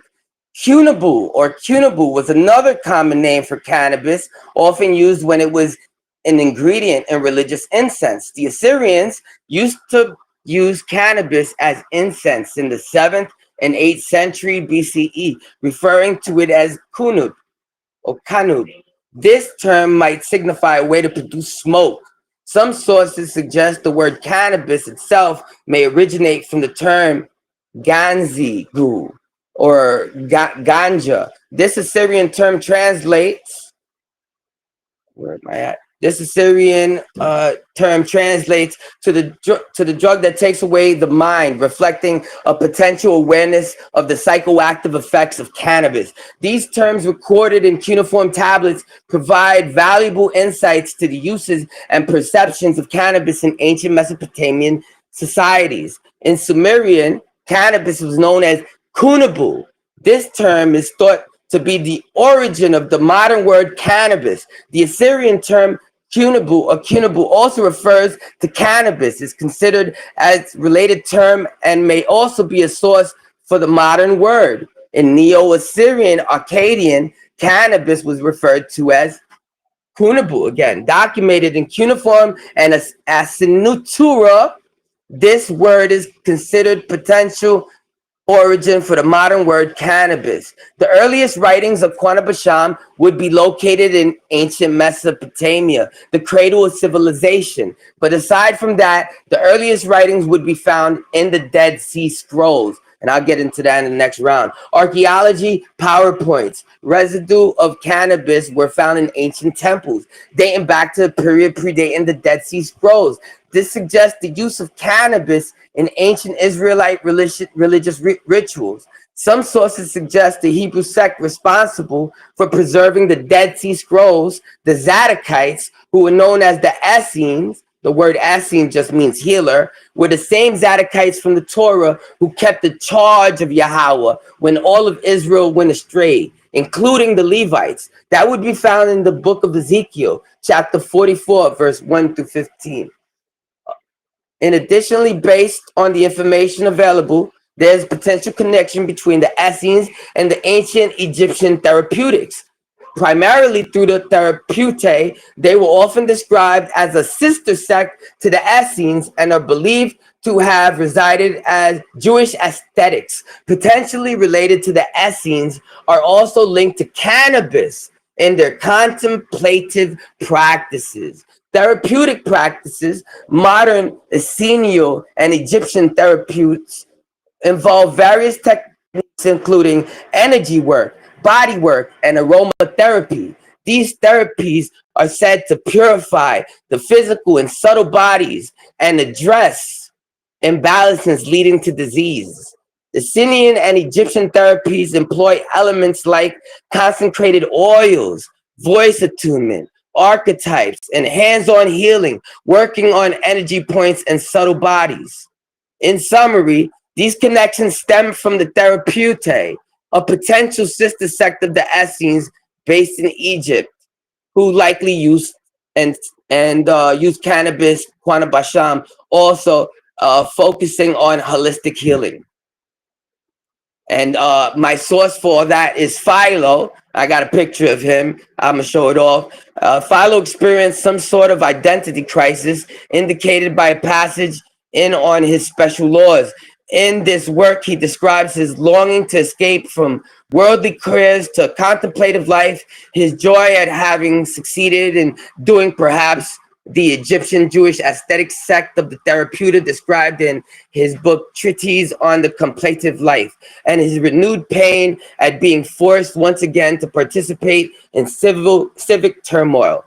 Philo appears to have been dissatisfied his life in the bustling metropolis of Alexandria. He praises the Essenes, a Jewish sect who lived monastic communities in the Dead Sea area, for avoiding large cities because of iniquities that had become inveterate among city dwellers, the same iniquities that was spoken about in the book of Ezekiel 10 to 15, as I spoke about earlier. For living, turn that back on.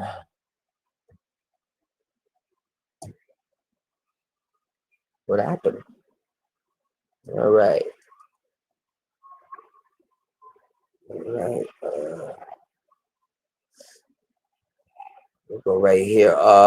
Yeah, the one identifiable event in Philo's life occurred in the year 39 or 40, when after his pogrom against the Jews in Alexandria, he headed an embassy to the Emperor Caligula, asking him to reassert Jewish rights granted by the Ptolemies, rulers of Egypt, and confirmed by the Emperor Augustus, Philo was prepared to answer the charge of disloyalty leveled against the Jews by notorious anti-Semite Apion, the Greeks' grammarian, when the emperor cut him short. I guess they killed him. Therapian Philo told his fellow delegates not to be discouraged because God would punish Caligula, who shortly thereafter was indeed assassinated. Marijuana was similarly used in Africa as evidence in Egyptian Eber's papyrus, circa 1550 BCE, for fever, pain, infected toenails, uterine cramps. Other Egyptian papyruses include cannabis as treatment for eye infections, glaucoma, cholera, menstrual ailments, headaches, fever, and collateral cancer. Sources for medical cannabis studies. I got a bunch of sources over here. Man, this terrible camera work. Get into a few of those. Gustavo Gonzalez Cuevas, unique treatment potential for cannabinoid use for the prevention of relapse to drug use. So these are all medical sources of Qanah Basham cannabis. As you can see, it's very extensive. And let me show you some slides also. Got the slides real quick.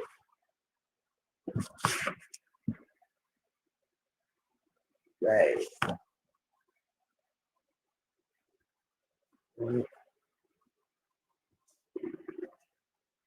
As you can see, cannabis in ancient Assyria, the cuneiform tablets. See the marijuana. See right there.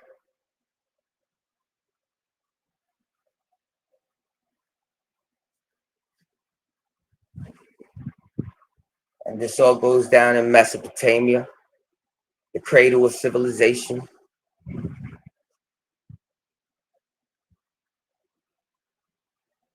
All found in the Babylonian cuneiform, where it's talking about cunable. And you know, Jeremiah still hasn't shown us what they called cannabis in ancient Shemitic scripts, or even before that. So we're still waiting to see that. Let's see what else we got here.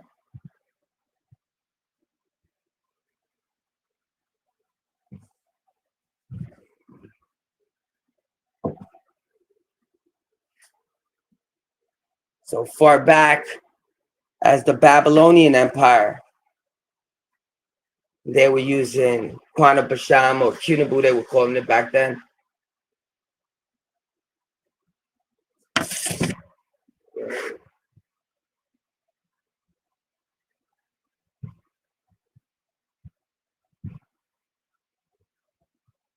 All right, this is what I was telling you about before.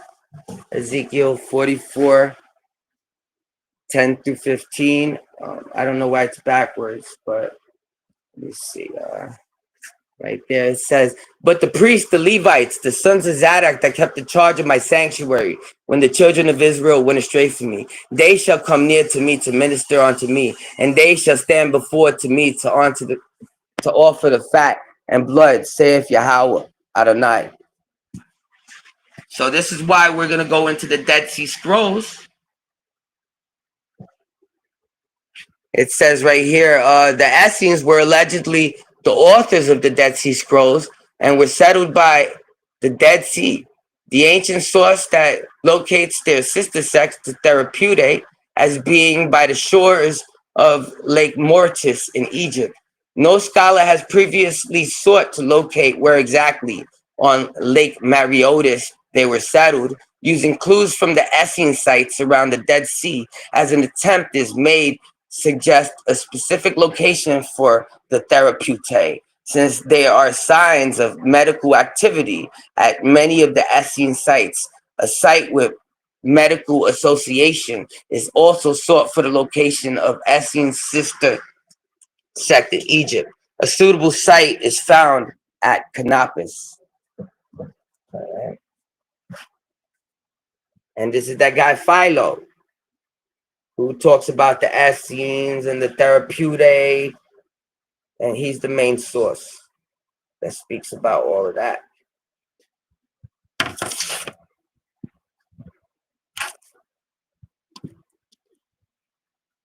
Right. It says, I don't know why this is backwards. I wish I could try to fix that, but it says, PowerPoints, cannabis also has a long history of being used for medicinal purposes, as recreational, known for several slang terms such as marijuana, pot, or weed. Various cannabis strains have been bred selectively to produce high or low levels of THC. 2 minutes. 2 minutes. All right, I'm gonna use all my time in playing.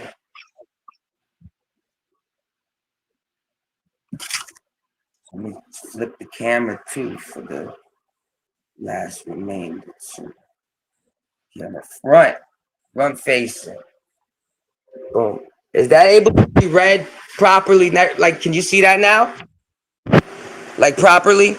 The Hebrew word Qanah has been suggested as possible ancient term for cannabis, but the primary use of, what'd you say? Move your finger out the way.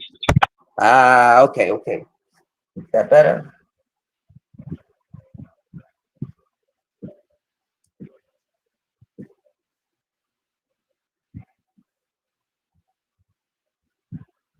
Is that better? Yeah, go ahead. The Hebrew word Qanah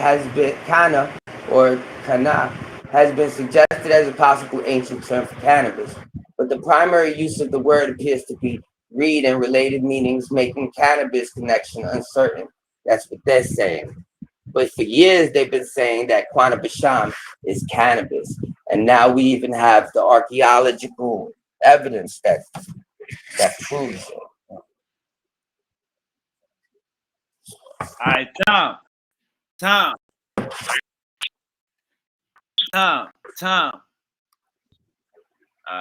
right.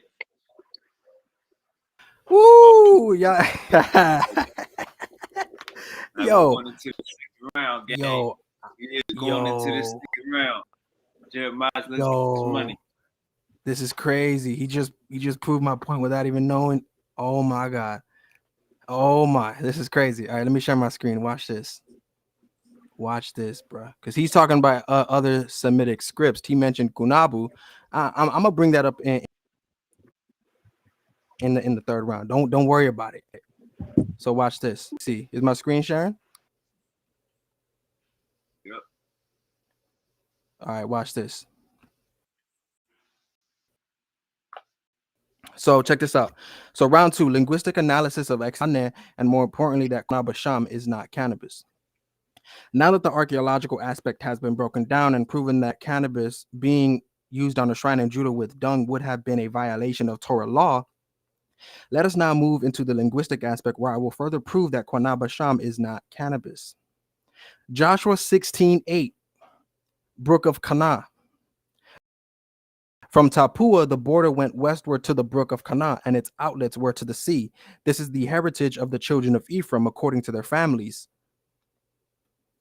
In Joshua 16:8, the term Qanah, Nahal Qanah, refers to a stream that marked the territorial boundary between the tribes of Ephraim and Manasseh.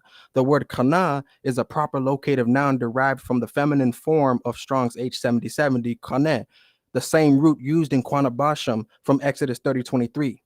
The term Qaneh or Qaneh consistently means reed in biblical Hebrew. This linguistic connection strongly supports the interpretation of Qanah Basham as referring to a fragrant reed, not cannabis. As noted in Strong's Concordance, Qanah signifies reediness and is used in the name of both a stream and region in ancient Palestine, further situating the term with the semantic field of reeds rather than cannabis. So in other words, Qanah or Qanah Basham is not cannabis, but is always associated with reeds.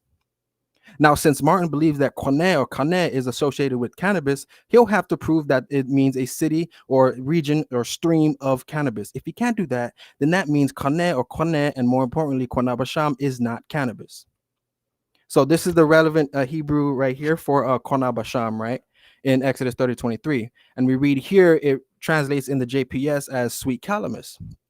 So in the Brown Driver Briggs Hebrew and English lexicon, we read on page 899 that it always denotes a stalk or reed. In the first circle number, it means a stalk. In the second, water plant or reed. In the middle portion, highlighted means beast of the reeds dwelling among them, meaning the crocodiles who dwelt among the riverbanks among the marshes. And in the third definition, I wonder why the Brown Driver Briggs Hebrew and English lexicon that I know Martin has and I know that his leader has, it mentions calamus or aromatic reed, but he says that they mistranslated it, or yeah, but there's no proof that they actually did it. There's no reputable academic article, nothing that proves that they mistranslated the word as calamus instead of cannabis. But anyways, let's continue. The Hebrew word Qanah means reed or cane, and it comes from a root that refers to long, thin plant stalks. It's used in the Bible to describe things like measuring sticks made from plants, as seen in Ezekiel 40, verse 3. In the context of Exodus 30:23, it points to a type of plant that was likely known for its shape and form, not for causing intoxication or being used like a drug. Now, the third definition, obviously, calamus or aromatic reed. These are the key verses here that we're going to be looking at. However, the main one we're going to look at is Ezekiel 27:19, because we know that this same Qanah Basham in Exodus 30:23 was also used as a trade item and part of ancient commerce.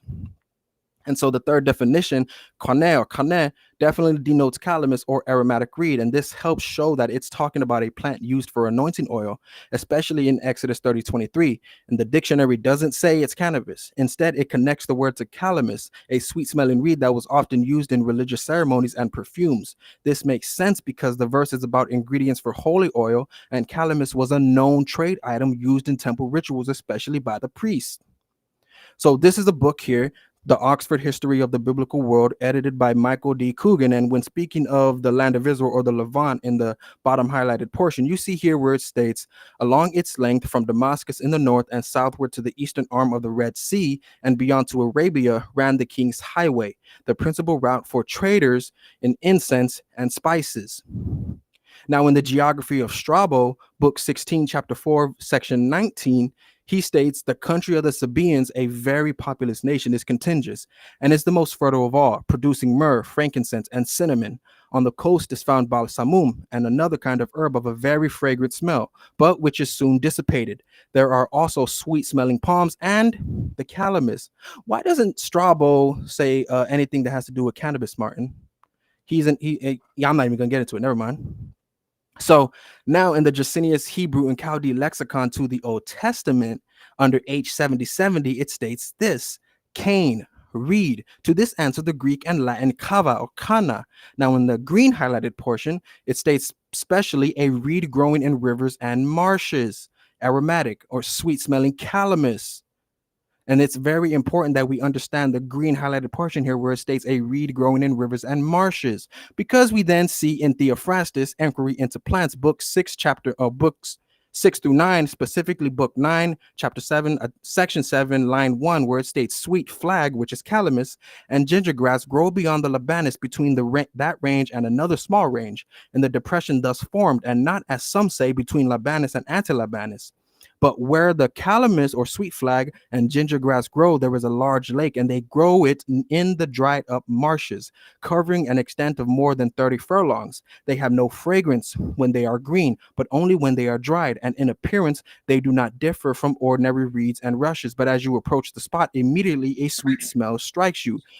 Cannabis doesn't have a naturally sweet smell, Martin. It has an acrid odor to it. You don't want to get into the science of that.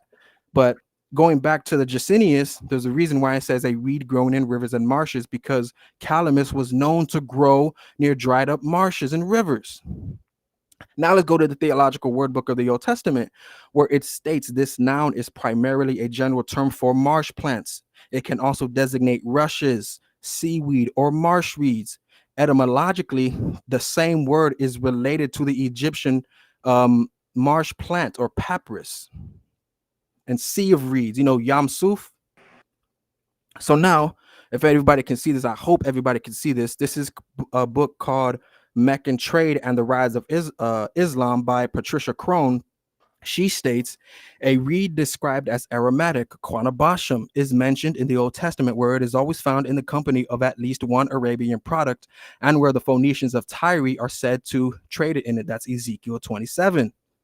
This suggests an Arabian commodity. An aromatic reed, calamos, was in fact to be found in Arabia, according to Theophrastus and Pliny, both of whom knew it to grow in Syria too. In particular, it grew by the dried out lake in the Lebanese valley, in which sweet rushes were also to be found.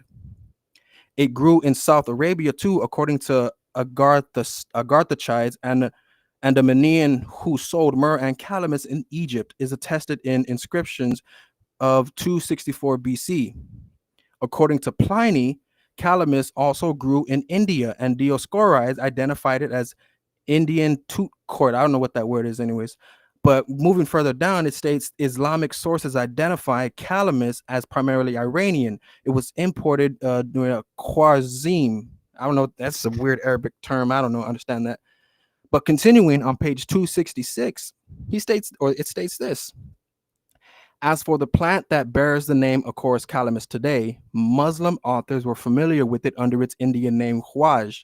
The history of the calamus of trade may thus be summarized as follows. Calamus was distributed in biblical Palestine, possibly also in ancient Egypt, by the Phoenicians, along with other Arabian commodities such as myrrh, frankincense, and cinnamon, all of which were found either in the altar of incense or the holy anointing oil. Their supplies came from southern Arabia and or Syria, both South Arabian and Syrian calamus being attested as early as the 3rd century BCE, while at the same time the Greeks adopted a Semitic word for reeds of their own. Whatever significance one is to attach to this exchange, Syrian and Arabian calamus seems to have dominated the market even in the 1st century AD. So now this is why it's used as a valuable spice, according to Ezekiel 27, because it's an article of international commerce. Now, when you look at the Plants of the Bible by Michael Zohary, he states that the Hebrew Qanah is a reed that grows in swamps and marshes. It is sometimes used to symbolize weakness and fragility, owing to its hollowness. The identity of Qanah, which with reed, has linguistic and contextual attestation, and is further supported by the use of the term for fencing, the shaft of the lampstand, measures of length, and reed pens. During the biblical period, the reed provided one of the materials extensively used in everyday life and was therefore also grown in the gardens. It was utilized for field hedges, mats, flutes, scales, pens, and walking canes, and for house construction. And now in this source, a botanical snapshot of Ugarit, trees, fruits, plants, and herbs in the cuneiform text by Wilfred G.E. Watson on page 110, he states this.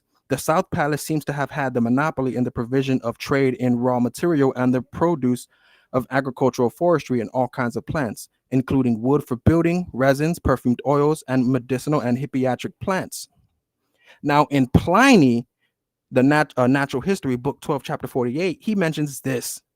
Scented calamus, also which grows in Arabia, is common to both India and Syria, that which grows in the last century being superior to all the rest, at a distance of 150 stadia from the Mediterranean, between Mount Libanus and another mountain of no note. There is a valley of moderate size, situate in the vicinity of a lake, the marshy swamps of which are dried up every summer. At a distance of 30 stadia from this lake grow the sweet scented calamus and rush. Why doesn't he say anything that's related to cannabis? He was far closer to the time than we are. In this book, Figs, Dates, Laurel, and Myrrh, Plants of the Bible and the Quran by Linton John Musselman, they states there are 5 references in the Bible to a fascinating plant translated as sweet cane or calamus and sweet myrtle. The Hebrew word is Qanah, a word used to describe other unrelated plants with similar leaf shape. The verses of the prophets Isaiah, Jeremiah, and Ezekiel clearly indicate the value of calamus and the fact that it was widely traded with the nations of Asia. So I don't have to read that part, but what the aforementioned confirms is the presence of a structured perfume and medicinal plant economy, which included aromatics traded like luxury commodities. This aligns with Qanah Basham as a valuable perfumed reed not a psychoactive substance. And so the Hebrew term Boshem or Basham is clearly defined as a perfumed substance commonly rendered as spice, balsam, or aromatic resin, and is consistently associated with temple service, royal settings, and sacred fragrance. Nowhere in lexical or scriptural usage is Basham ever linked to anything intoxicating or psychoactive. When paired with Qanah or Qanah, the phrase contextually and lexically translates as aromatic cane or fragrant reed, with Basham serving as the descriptive modifier emphasizing the sweet balsamic quality of the stock. There was no linguistic or botanical basis to interpret Basham as cannabis or any kind of intoxicant. Its use was clearly ritualistic, perfumed, and sacred, not recreational or narcotic. And so this is why when you read the Student's Hebrew Lexicon, Davis and Mitchell, Qanah Lawa has this too. The oil was frequently scented and used as a cosmetic, hence called precious oil in Psalms 133:2, perfumer's oil, Ecclesiastes 10:1, and the anointing oil, Exodus 25:6, which was made fragrant with the compound. It was composed of several prescribed spices and used exclusively for sacred anointings, hence called holy oil, Psalm 89:21, oil of holy anointing, Exodus 30:25, and Yahweh's anointing, Leviticus 10:7.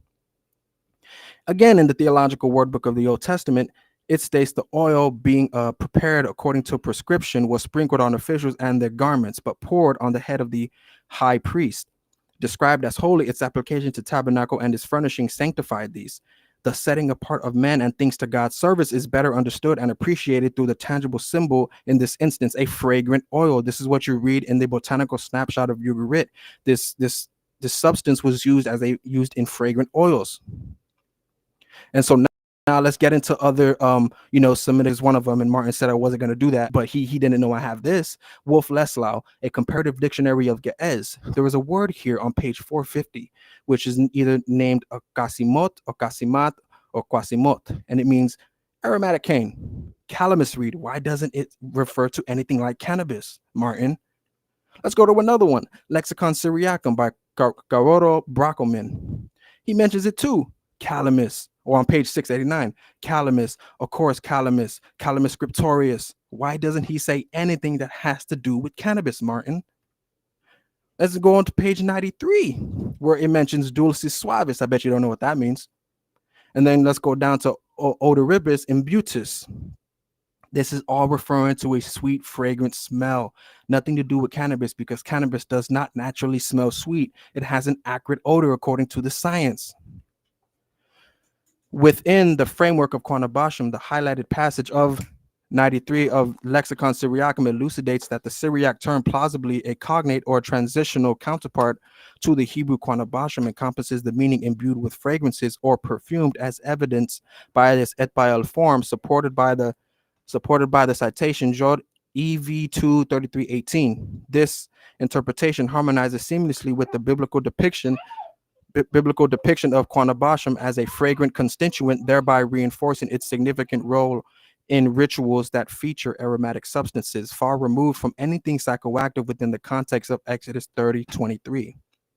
And so again, in the Theological Word Book of the Old Testament, it states this: its cognates in Aramaic and Akkadian, like Martin brought up, mean be sweet, be pleasant. Boshem usually means spice, but when used with a particular spice is sweet. In Exodus 30:23 and 25, where the ingredients of the holy anointing oil are given, KJV has sweet cinnamon and sweet calamus.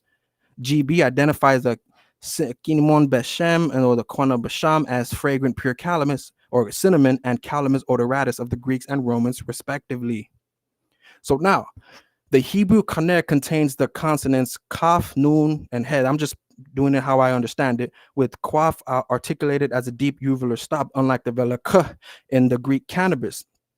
And the Greek cannabis, the root of the modern term, likely comes from Scythian or Thracian sources, unrelated to Semitic phonology. Now, Ashkenazi Hebrew conflated quaf and kaf centuries later, but this phonetic evolution occurred far after the biblical era. Thus, the perceived similarity is anachronistic and insufficient to establish a linguistic connection.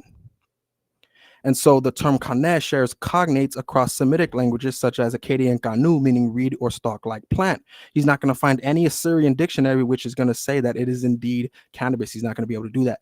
In contrast, cannabis stems from an Indo-European lineage with roots in Thracian or Scythian dialects per Beeks. So now let's go to this one. because I know Martin, I have a screenshot where he shared something from Wikipedia, because pseudos like to quote Wikipedia so easily. This was in one of his sources, so I took the liberty of actually downloading the actual dictionary, the lexicon, and it's the Assyrian Dictionary of the Oriental Institute of the University of Chicago. And look what it reads here in Qanah: reed, measuring rod, a measure of length. This is exactly relative to the same word used in the Hebrew. Has nothing to do with cannabis, Martin. But you wanted to bring up the Assyrians, right? This has nothing to do with cannabis, Martin. Then on page 88, look what it says: a fragrant reed and other aromatic substances as ingredient of perfume. Hey, Martin, can you tell me any time cannabis was used in perfumes? I'll wait. You can't do that. So then now let's go again to the Assyrian Dictionary, page 88, where it says Kanu tabu, sweet reed, 1 talent of sweet reed, an ingredient in recipes. Like, come on, Martin, it doesn't say anything about cannabis. The Assyrian Dictionary, the Assyrians that you mentioned, a very dictionary here does not mention anything about cannabis. Nice try. I don't know why you mentioned them when you didn't even pull up an Assyrian dictionary. You lost. You already got cut here. So now, this is another very good book here, an Encyclopedia of Assyriology and Near Eastern Archaeology on page 104. As you can see here, that's a German translation. I don't speak German, so I had to go and try to translate it as best as I could, and it's on the next page.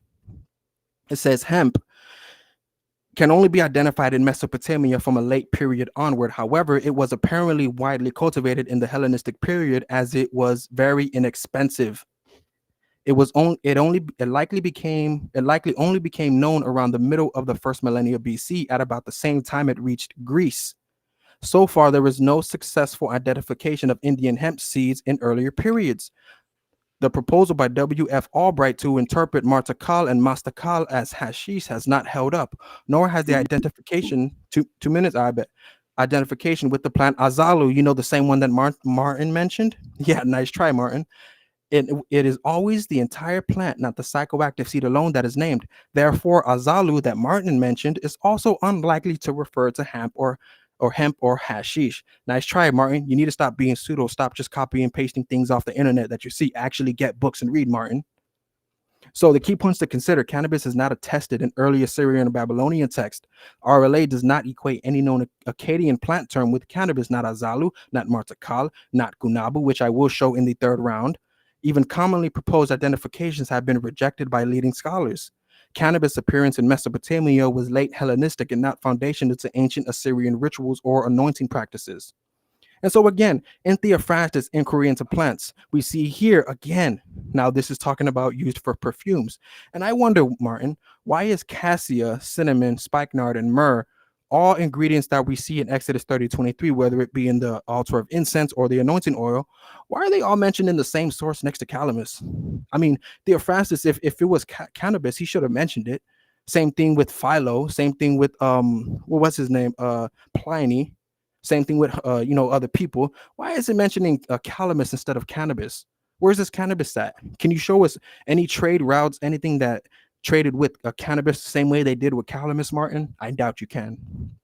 So now, when you look at the related Semitic languages, Ge'ez, Hebrew, Aramaic, Syriac, and Arabic, they all refer to the same thing right here. Not a single one is going to say cannabis. Not a single lexicon in any of these languages is going to show you anything that says cannabis. And so you could see here, according to Pliny, Theophrastus, they support that commands the oil be anointed, confirming a tactile consecration, not a psychoactive ritual. Calamus aligns with the sacred purpose. Cannabis does not. Context, language, and function all prove that, Mary Jane is not in the Torah and Qanah Basham is not cannabis, Martin. Nice try. You said I got 2 minutes, right? Or 1 minute, I guess now? Time. All right. All praises to Yahweh. I can't wait for the third round. All right. Martin, he was coming in and out. We're gonna see Martin gonna pop back up. He's still coming in and out. Hey, he's probably getting information from somebody right now. Yep, getting information from somebody right now to help him. I guarantee that's what he's doing. That's what he's doing.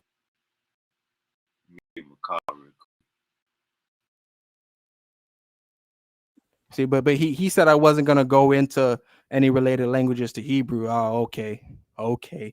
We'll see in the third round, Martin.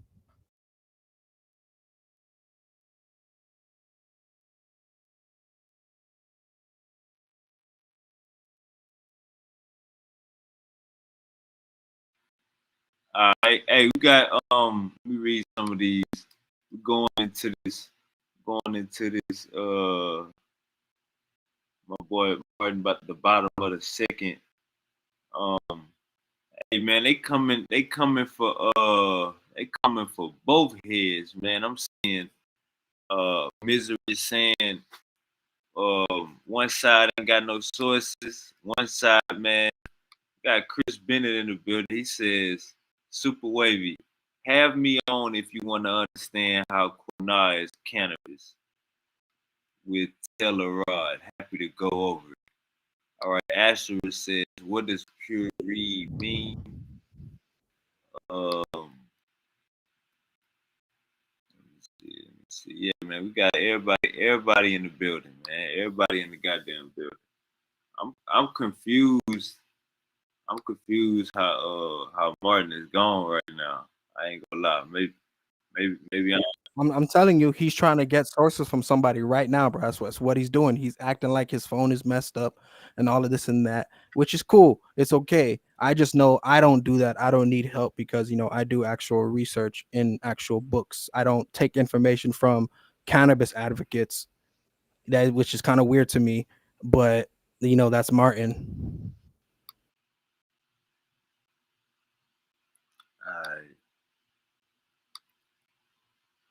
I'm so confused, man. I'm confused. This supposed to be you supposed to. How long you been waiting to do this, man?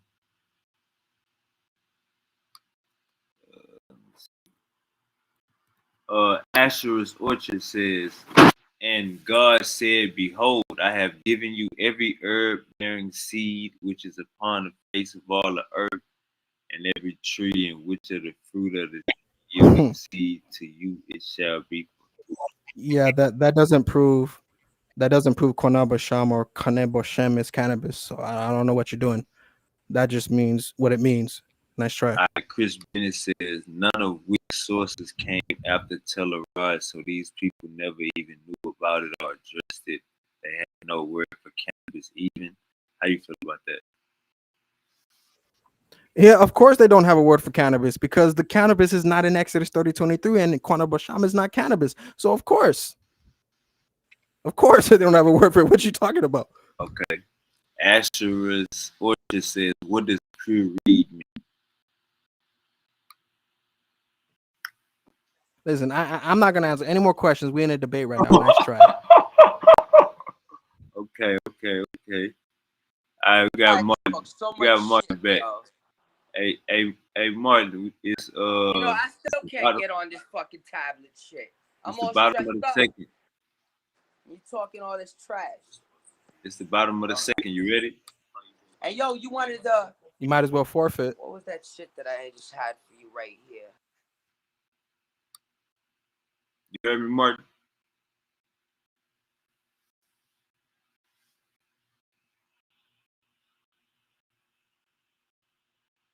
Martin, you there?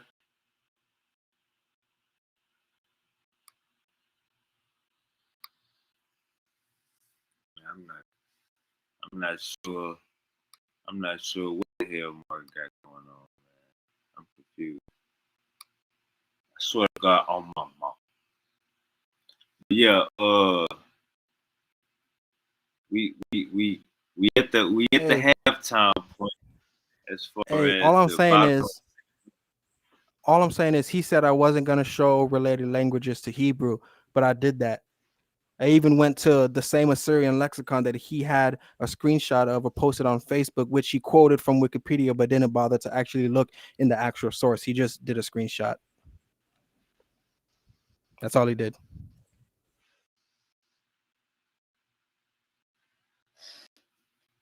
See, Martin, you can't say the program is kicking you out when this right here is going on. So right now you want to hold that tab game. That's why your screen look like this. You can't complain the programmer's kicking you out when you're not even on the tab of the program. Come on. All right, bro. Listen, so you can see what's going on. I got the slides on the phone that I'm on right now. I had to communicate and get on my cell phone because I heard him talking all that trash, all right? I'm over here trying to put it on this one so I could get the slides on the TV, all the slides that I need to provide. You know what I mean? So I mean, I'm here. I got both of them with me. I got the tablet. So I'm about to get on to this. Hopefully it'll let me on. All right. But as you see, it's acting a fool right here. I tried to get the internet tethering from my phone, so I don't have to go off my mom's internet. Somebody's getting cooked. I don't know. I think you're the one that's getting cooked because you came out with the Geese translation that was translated from the Greek. So a Amalekite translated from a Greek into an Ethiopian text, and then you're gonna go off that Ethiopian text like it's some big deal. You didn't go into any Semitic language, Martin. ancient Semitic Martin. language. Ge'ez is related to Hebrew. You didn't go into nothing. You didn't go into Akkadian. Hold up, Jeremiah. Hey, Martin. Yo, camp, yo. It's like you had your mic was muffled right there. Yeah, mic is messed up too. Shit, everything goes bad, Nah, right? your mic is good. It's good now, but when you was it's that witchcraft that he be fucking with, yo. Nah, I don't do no witchcraft. Sorry. Shit, devil magic. Jeremiah, mute your mic. Jeremiah, mute your mic for me. All right. Hey, the way you had your mic set up, it was messed up. But now I think it's good. But all right, you ready for me to start your time? Nah, I need a second, brother. I need a second. Let me put the internet from my phone onto this tablet. That way I don't have to go off on the house internet. Cause I don't know what's funky with the house internet. I've been having bad problems all day with this shit. So take 1 second. Internet Wi-Fi. Searching for networks.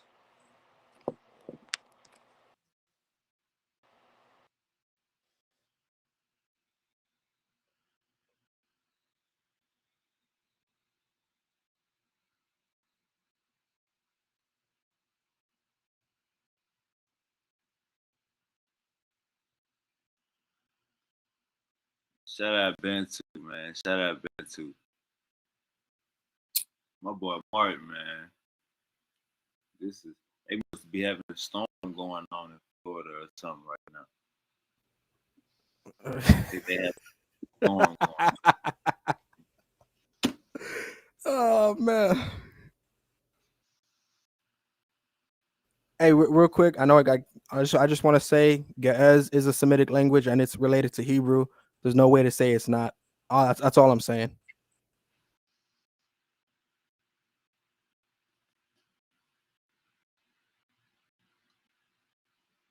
Oh, damn. Shout out to Heavy Hitters Debate League. Shout out to Uncle Shaka. Shout out to Uncle Shaka. All right, Martin, you back? Martin, you there?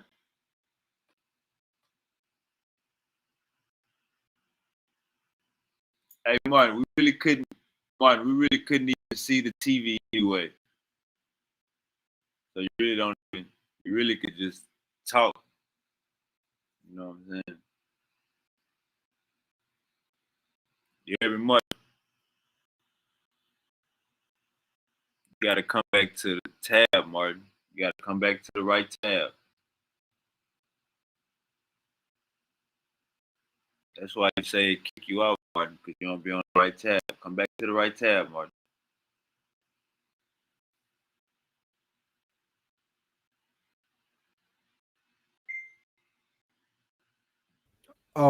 And by the way, yeah, you know what? Never mind now. I'm just gonna go on mute. Never mind.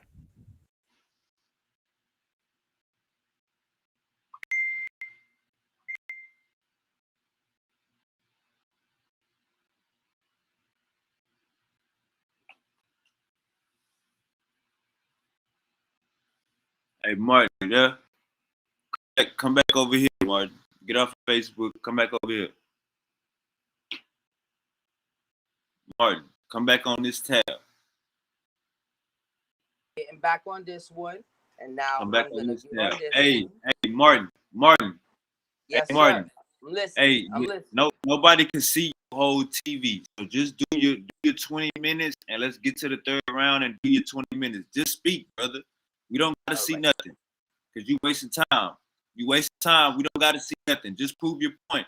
I don't think you proved nothing in the debate yet. So don't worry about the TV. Don't worry about that. Just do your 20 minutes, talk to the people. We don't know what you're trying to say. Can All we right. start your second round, brother? Whatever you trying to show us, we don't want to see, all right? All right. Just talk your 20 minutes. You can be looking at something, but you don't gotta see it. You can cut your damn camera off.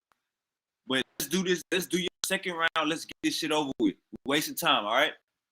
All right. Sounds good, bro. Don't worry about it. All right, come on. Let's start the time. Let's go. We'll just wing it. We'll just wing it because we have an internet difficulty. So we're gonna start off with Torah portion. All right, we're gonna pull out the Book of Jubilees. Yeah. And we can't. Hey, Enoch, Martin, we actually. can't hear you. Can you cut your mic up? You got your hand on your mic or something? Nah, it's just my cell phone. It's iPhone 9. Let me see if I could put some headphones on. You want to see if my headphone Nah, works? you good. I just cut you up. Go ahead. Let's start the time. Let's go. All right, say no more. Chapter 30. This is from the Book of Enoch. All right. In chapter 30 it says, "Beyond these, I went afar to the east, and I saw another place and a valley of water." All right. Hold on. Let's go to my camera. All right. Now we're gonna reverse the camera to the back camera. Allow. All right.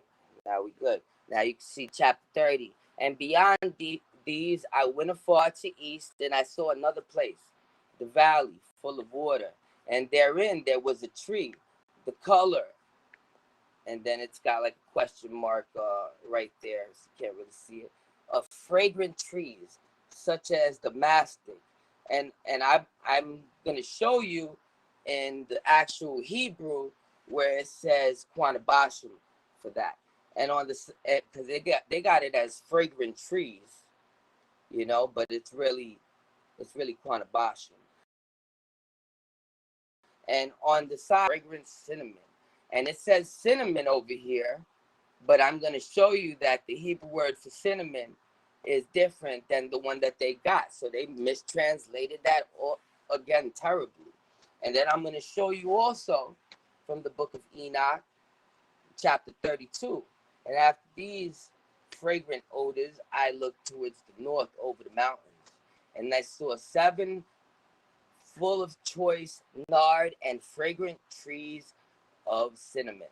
Once again, it's the word right there is Qanah Basham.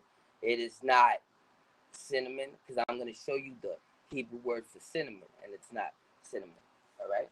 And that would be chapters 30 and chapter 32 in the Book of Enoch. So we're going to pull it up in the Hebrew. Hebrew right here. For some reason, it's like my camera's flipped the wrong way. So everything is like reversed. Let me see if I can fix it. Extra camera. No.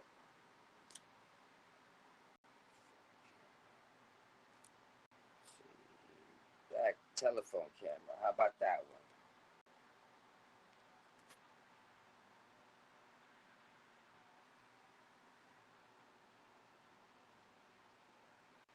one? Restart back telephone camera. X. Are you able to see anything or not? It's blurry. It's blurry. Let me clean it. Let's see. start device camera. Okay. Back camera. All right. We see it. Extra camera, presentations. Let me see presentation. Upload drive. No, that's not that. All right, Martin, you ready? Yeah, is the camera messing up or do you see it good? Nah, you good. Come on. You good. Come on. All right. The first word is Qanah. Let me put my glasses on.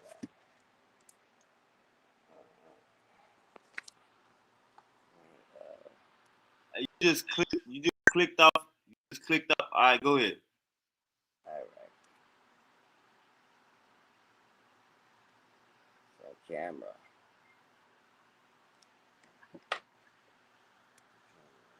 All right. It says right here, Qanah Tabaya. That's good Qanah. All right. Tabaya Qanah. Die. Bashama. So a lot. Die. Enough.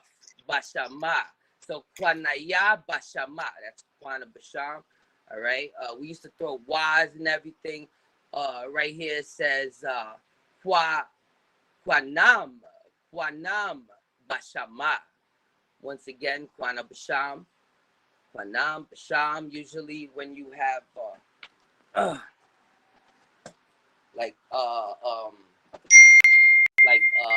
Qanah Basham and you got an M on the back of the word, it just basically means it's like plural, a lot of it. You know what I mean? And that's a reference to Qanah Basham in the ancient Hebrew manuscripts, the Dead Sea Scrolls, and that's the book of Enoch. So you know Enoch is one of our patriarchs. You know what I mean? One of the very first. Yahweh showed him everything. And in the book of Jubilees, it says that Hebrew is the language of creation. So that's why Qanah Basham, sounds so much like cannabis, because it came before. It's the language of creation. All the languages come from Hebrew. Even though, like, they'll tell you, oh, this language is older than that language, or that language is older than this language. Listen, it goes like this. Jeremiah is going to tell you a bunch of bull crap. He's going to tell you, look, it's Calamus. But it's not Calamus, because Calamus was local. And all the Torah verses, they say that this was imported. This is a choice spice. Choice spices. Marijuana was considered a spice. It was on the Silk Road, it was imported spices. It was only given to kings and priests, And once again, I'm gonna go. This debate is not about showing what's on the altar or what is in the place of Levi, the things that he needs to see. Me or Jeremiah, we're not Levites, so we shouldn't be going into the temple talking about that stuff. But as far as what's in the Torah, all the definitions, all the times that Qanah Basham is listed in the Torah, we could go into that right now. The only problem is I got all those verses in my phone right now, so you're gonna have to bear with me.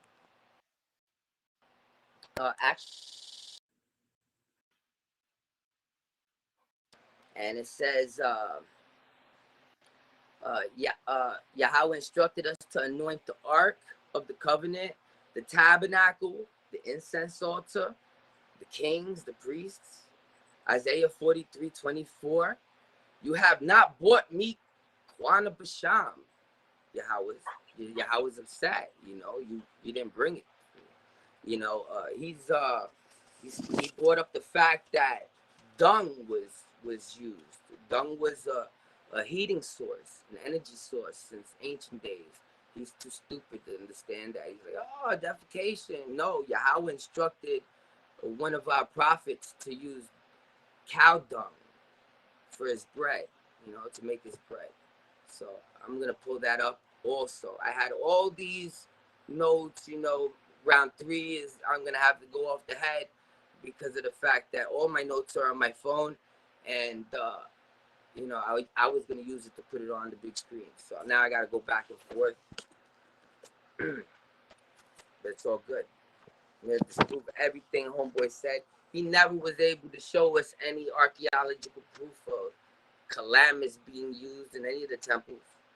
You know, all we see is the fact that we have cannabis in all the temple shrines. You know, I tried not to mention the sign at the site of a rock. You know what I mean?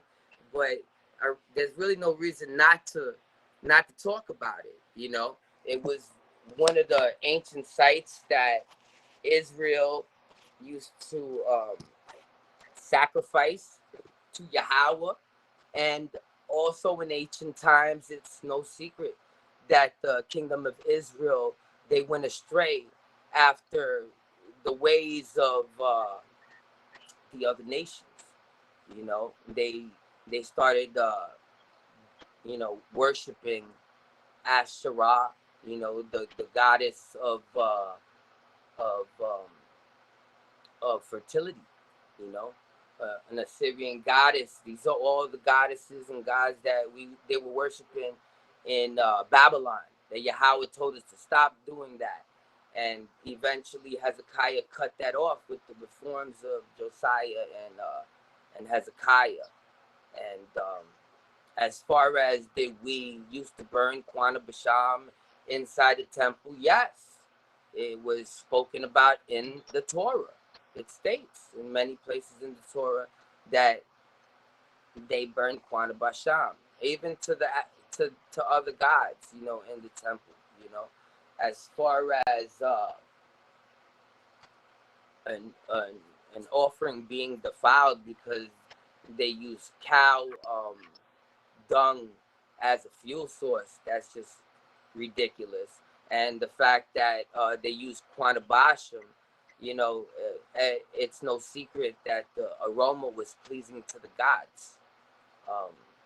A lot of my references, you know, they came from the Kahan of Yasharal, Qanah Lawa, the instructor of the Yachad, and he told us 6 years ago that Qanah Basham was cannabis, and you know that it's a right to smoke.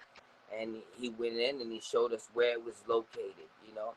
And with this debate, I was able to find all the other places in the Torah where it speaks about it.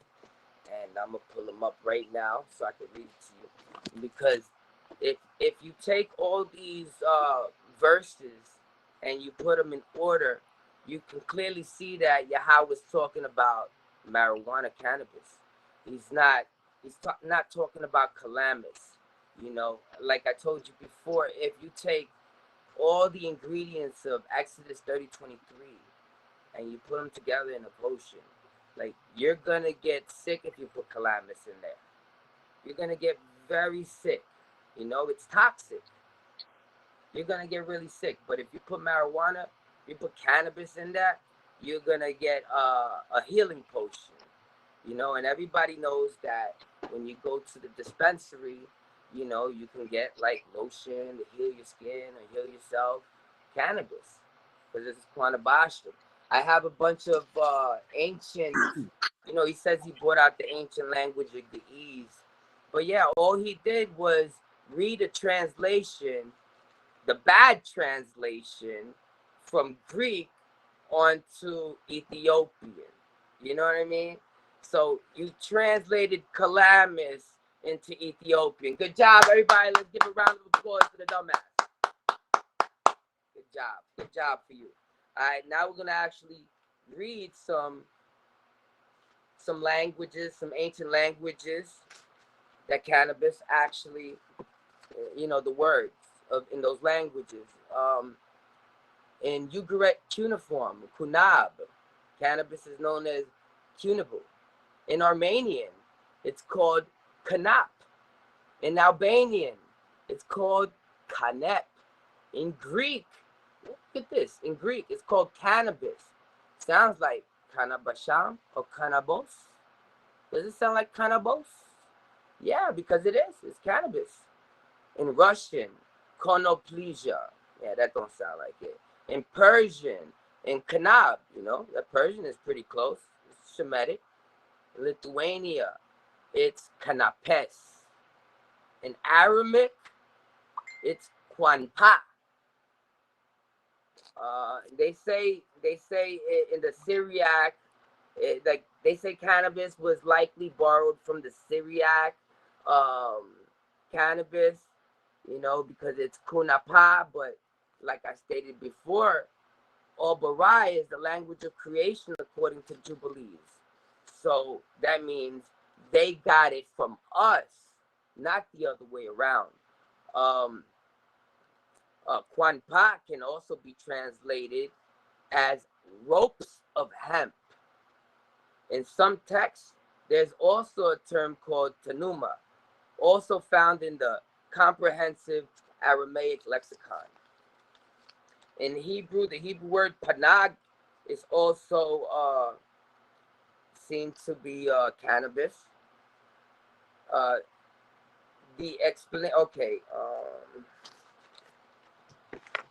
Yeah, we were the Asiatics. We were the Sha'amau, the Amau, also known as the Amu and the Shamu, and the Hyksos and the Shazu. We the Asiatics. So we gotta know what the Asiatics called cannabis. That's why I pulled up all these different names of cannabis in all these other languages. Not bad for a guy that's going off the top, right? Not bad. All right. Genesis 1:29. Let's go to Genesis 1:29.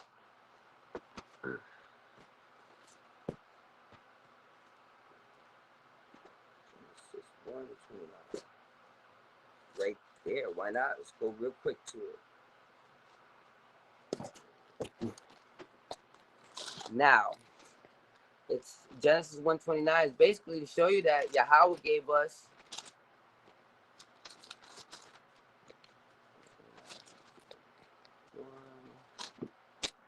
1:29. 25, 27, 28. All right, here we go. He says, God said, and over here, Waya Amar Alahayim. Alahayim is what they got for God. God said, see, I give you every seed-bearing plant that is upon the earth, and every tree that had seed-bearing fruit, they shall be yours for food. So, you know, we could even eat that, but like, you know, if you eat cannabis, you're going to be sick. I'm telling you, man. It's toxic. It's not good for you. And it's grown in marshes. It's not something that has to be imparted. As it says in the Torah, the Qanah Basham was imported. Let me pull that up for you right now.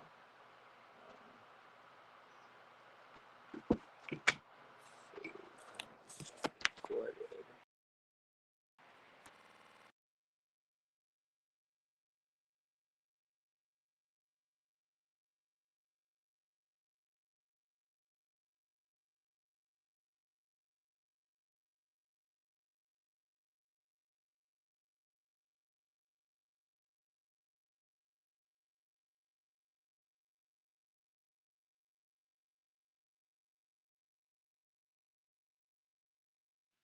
You there, Martin? Martin, you there?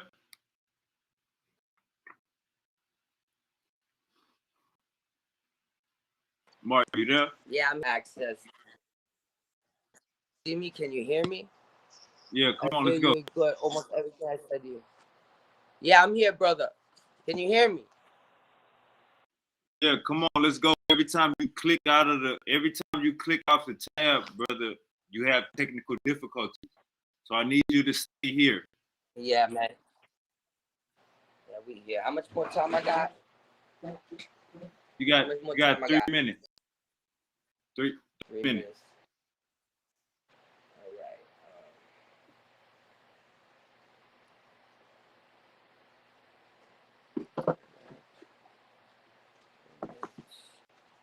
3 minutes. I got no sources. I can't use my phone.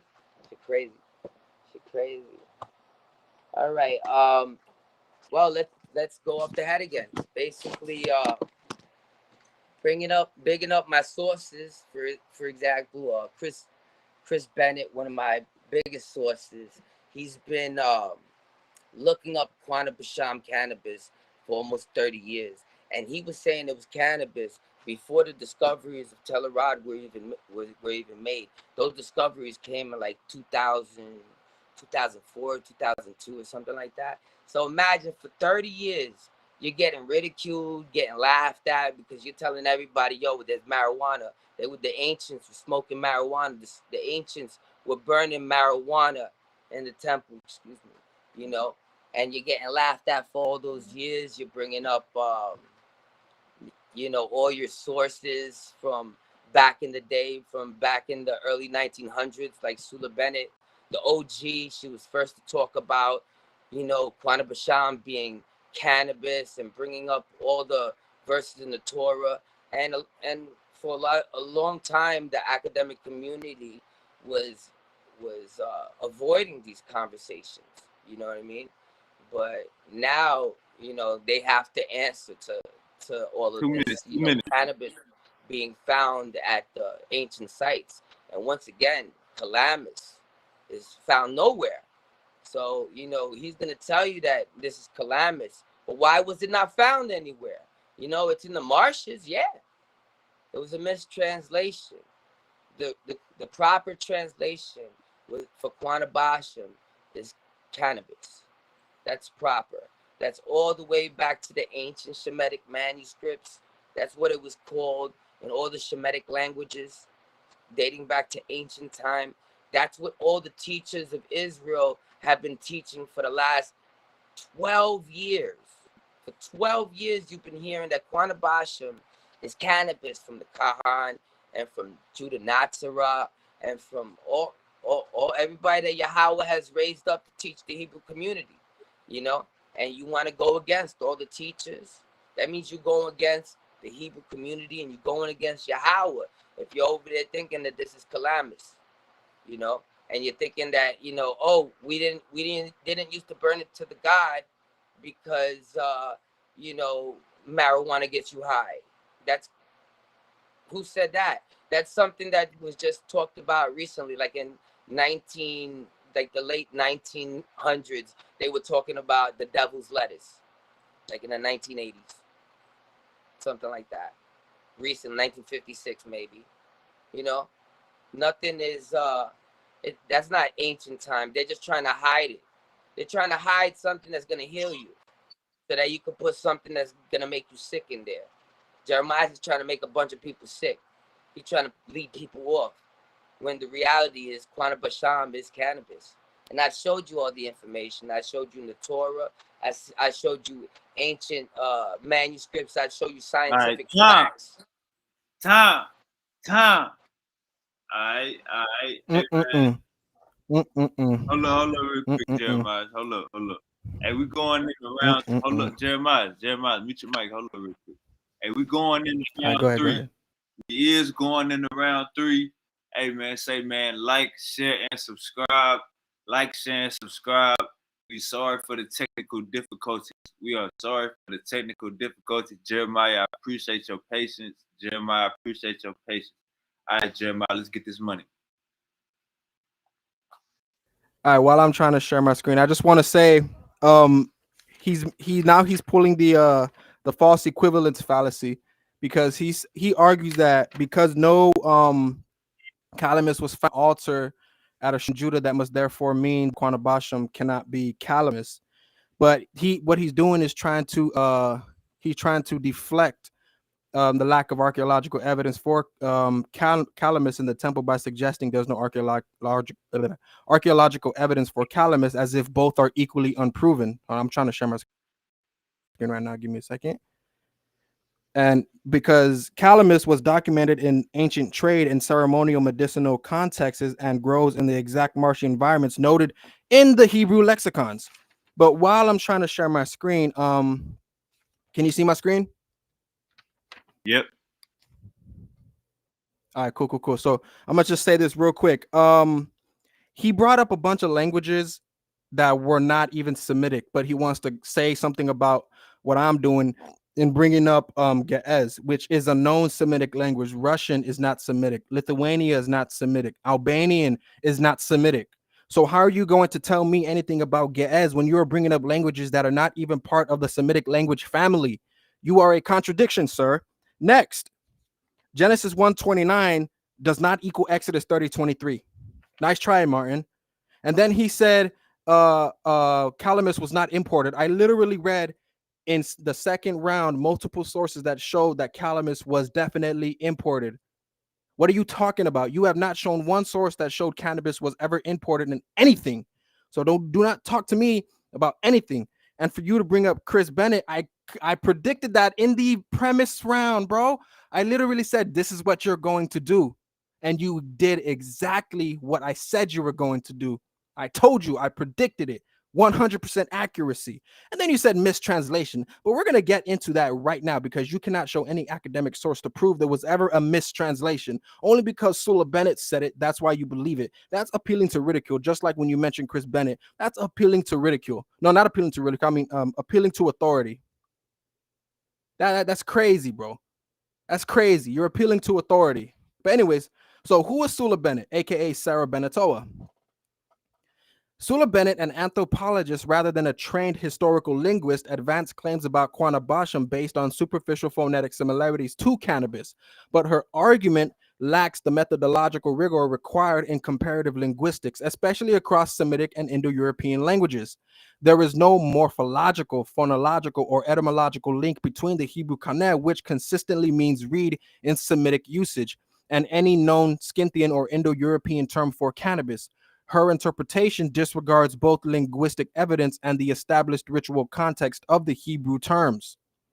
And so in this book, Cannabis and Culture by Vera Rubin, on page 40, we see this right here. In many translations of the Bible's original Hebrew, we find Qanah Basham variously and erroneously translated as calamus, an aromatic reed, a vague term. The error occurred in the oldest Greek translation of the Hebrew Bible, Septuagint, in the 3rd century BC, where the terms Qanah and Qanah Basham were incorrectly translated as calamus, even though she didn't cite any proof, and neither did Martin cite any academic journal, any academic paper, any book to show and prove irrefutably that there was ever a mistranslation. That is what is called a lie. A lie is also a fallacy. You are outright lying. And what he was doing also was confirmation bias. That's also another fallacy. But he wants to talk about me bringing up Ge'ez when he brings up languages that aren't even Semitic at all. I don't understand that. Or I do understand that. I just don't get why he thought that that was a smart idea. But anyways, let's continue here. In the New Strong's Expanded Dictionary of Bible Words, which I know your leader has, Martin, there's a word here in 2563 called kalamos, right? It mentions how it's a reed. Qanah, and you see right here, right next to the white words Greek, it says Qanah among the various reeds in the Old Testament. The same as the Hebrew Qanah. The same thing referenced in Exodus 30:23. Nowhere is this ever referencing cannabis. So Sula Bennett argued that the term Qanah Basham in the Bible was wrongly translated as calamus and that it actually meant cannabis, but that claim hasn't held up in academic circles. Most biblical scholars agreed that Qanah means reed and Basham means fragrant, pointing to something like calamus or lemongrass, plants known for their sweet scent, not cannabis or any psychoactive effects, Martin. The translators of the Septuagint used the Greek word kalamos, meaning reed, because it fit the original Hebrew. So Bennett's theory hinges on how similar Qanah sounds to cannabis, just like Martin said, oh, because it sounds like this, because it sounds like that. But that connection doesn't follow the rules of Hebrew word formation or historical context. Her research was never peer-reviewed in biblical or linguistic journals and isn't accepted by mainstream scholarship. And so again, in the very same book here, we read that there is a feminine form for the masculine kalamos, and it's kalame. And it means a stalk or grain after the ears have been cut off. These things are both referencing the same thing.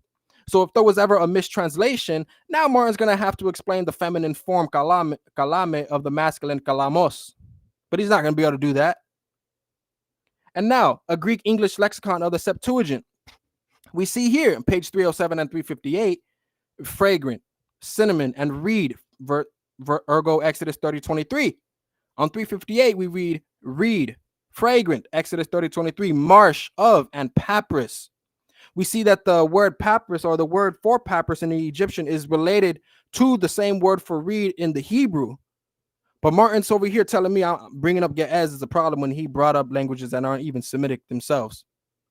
So there was no peer-reviewed academic evidence supporting the claim that the Septuagint mistranslated Qanah or Qanah Basham as kalamos instead of cannabis. This theory promoted by Sula Bennett is based on phonetic similarity rather than linguistic, botanical, or historical analysis. In reality, kalamos was the correct Greek equivalent for reed, accurately reflecting the Hebrew Qanah as affirmed by major lexicons like the Hebrew and Aramaic lexicon to the Old Testament that I know your leader has, Martin. And then we have the Theological Dictionary of the Old Testament and the Brown Driver Briggs, which I know your leader has, Martin, and he has it in his videos that you watch a lot. And by scholarly commentaries such as the Anchor Yale Bible and JPS Torah commentary. Cannabis is an Indo-European term that entered Greek centuries later and is etymologically unrelated. No serious academic journal in biblical studies, linguistics, or botany supports Bennett's claim, which remains a fringe scholarly credibility. So, in Semitic phonology, especially within Hebrew and its sister languages, the trilateral root system is foundational. Words are built around 3 consonant roots that carry core semantic meaning, while prefixes, vowels, and suffixes modify grammatical form. So the root Qanah appears consistently in Semitic lexicons with meanings tied to read, stock, acquire, or purchase, but never with connotations of psychoactive or narcotic substances. This is not something that is incidental because Semitic roots preserve semantic integrity across linguistic branches. Any term derived from Qanah would carry some conceptual link to the core meanings, not to cannabis or any mind-altering plant. In 1 second, here we go.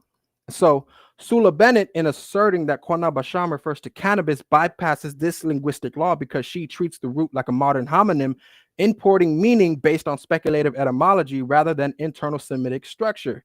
And this is classified as a methodological error. So by projecting modern cannabis terminology onto an ancient Semitic term, she ignored the rigorous phonological hierarchy that defines Semitic language development, because words did not evolve arbitrarily or metaphorically without root-based continuity. And so Bennett's argument commits a critical philological fallacy. She lifts the surface appearance of the word Qanah and overlays it with an external anachronistic meaning.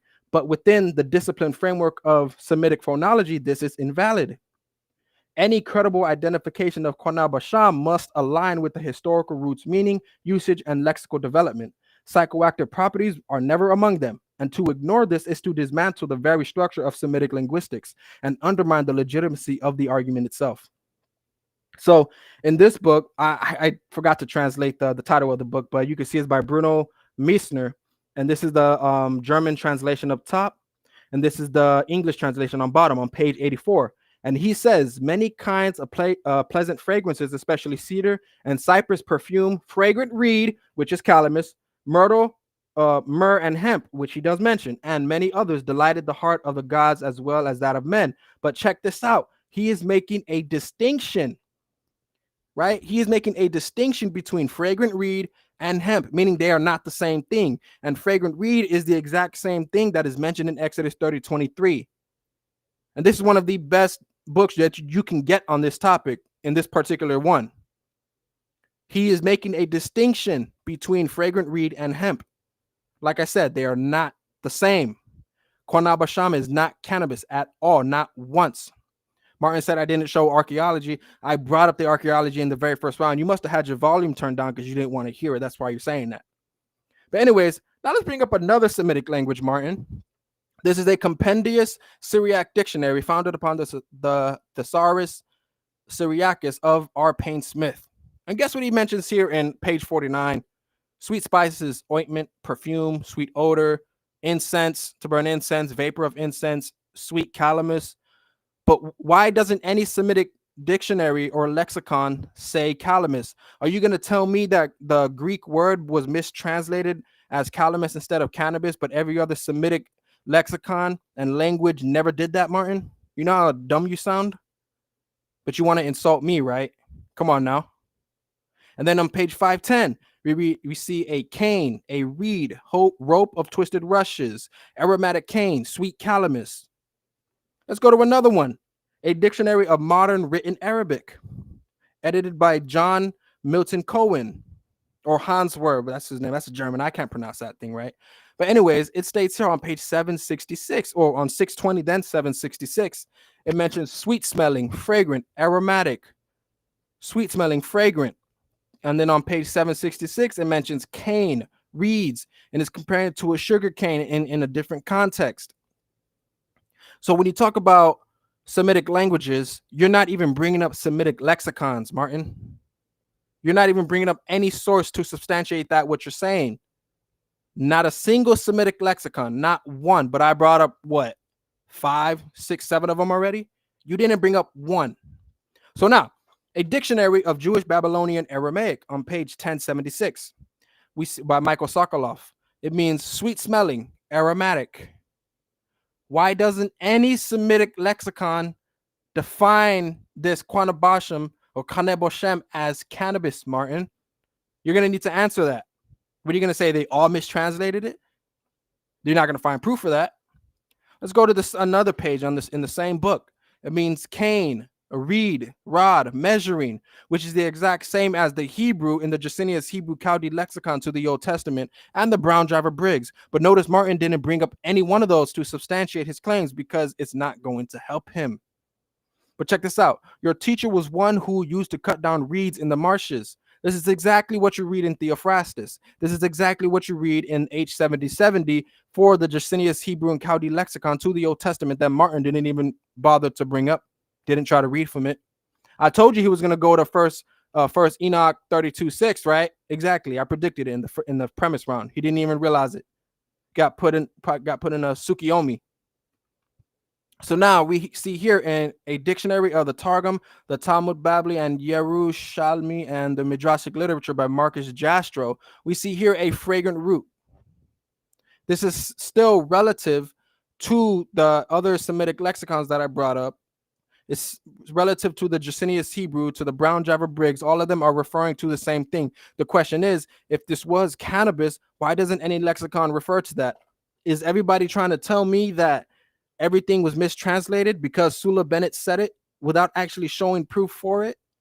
Even though the Greeks were closer to the time of the supposed calamus and cannabis and knew exactly what they were looking at, are you going to tell me that they did not know what they were looking at? This is crazy. And so in the Latin dictionary, because we know Latin was one of the languages that the Torah or the Bible was originally written in, the Latin Vulgate is one of the earliest. Check what it means here on page 776, Venus balsama. And we know the term 7070, H7070, mentions balsam. And it's related. And it mentioned this in a different context, but it tells you that it's the exact same thing. Sweet smelling. So let's see here, sweet scented fragrant. We see again on page 776, it means fragro, to emit a smell, to emit fragrance, to reek of a pleasant odor. Then we see on page 841, harundo or arundo, and it means the reed, cane, taller than Qanah, gulmis, calamus. The funny thing is, even in Latin, it's not referring to what you want it to, Martin. Sorry, not sorry. And so now, let's expose Martin for being a pseudo. See, he went to the Wiktionary.org and he brought this right here, Kunabu, in the Assyrian Dictionary of the Oriental Institute of the University of Chicago. He didn't even bother to actually download the PDF and look for this actual word, but I did though. So I'm going to show you exactly the page that this is being referred to. And then I'm going to show you a relevant portion of the very same article that he brought up that he didn't even bother to read. And so again, he brought this up. In Neo-Assyrian Akkadian, cannabis was known as Kunabu. But this is crazy because he's not even going to notice. He didn't even bother to download the PDF. But real quick, from the same article, it states this: Semitic anthropologist Sula Bennett of the Institute of Anthropological Sciences in Warsaw has indicated the origin to be the Hebrew word Qanah Basham. Bennett, also known as Cerebratona, is quoted saying right here, the astonishing resemblance between the Semitic Kanbos and the Scythian cannabis led me to suppose that the Scythian word was of Semitic origin. These etymological discussions run parallel to arguments drawn from history. That's like appealing to history. That's another fallacy. The Iranian Scythians were probably related to the Medes, who were neighbors of the Semites and could easily have assimilated the word hemp.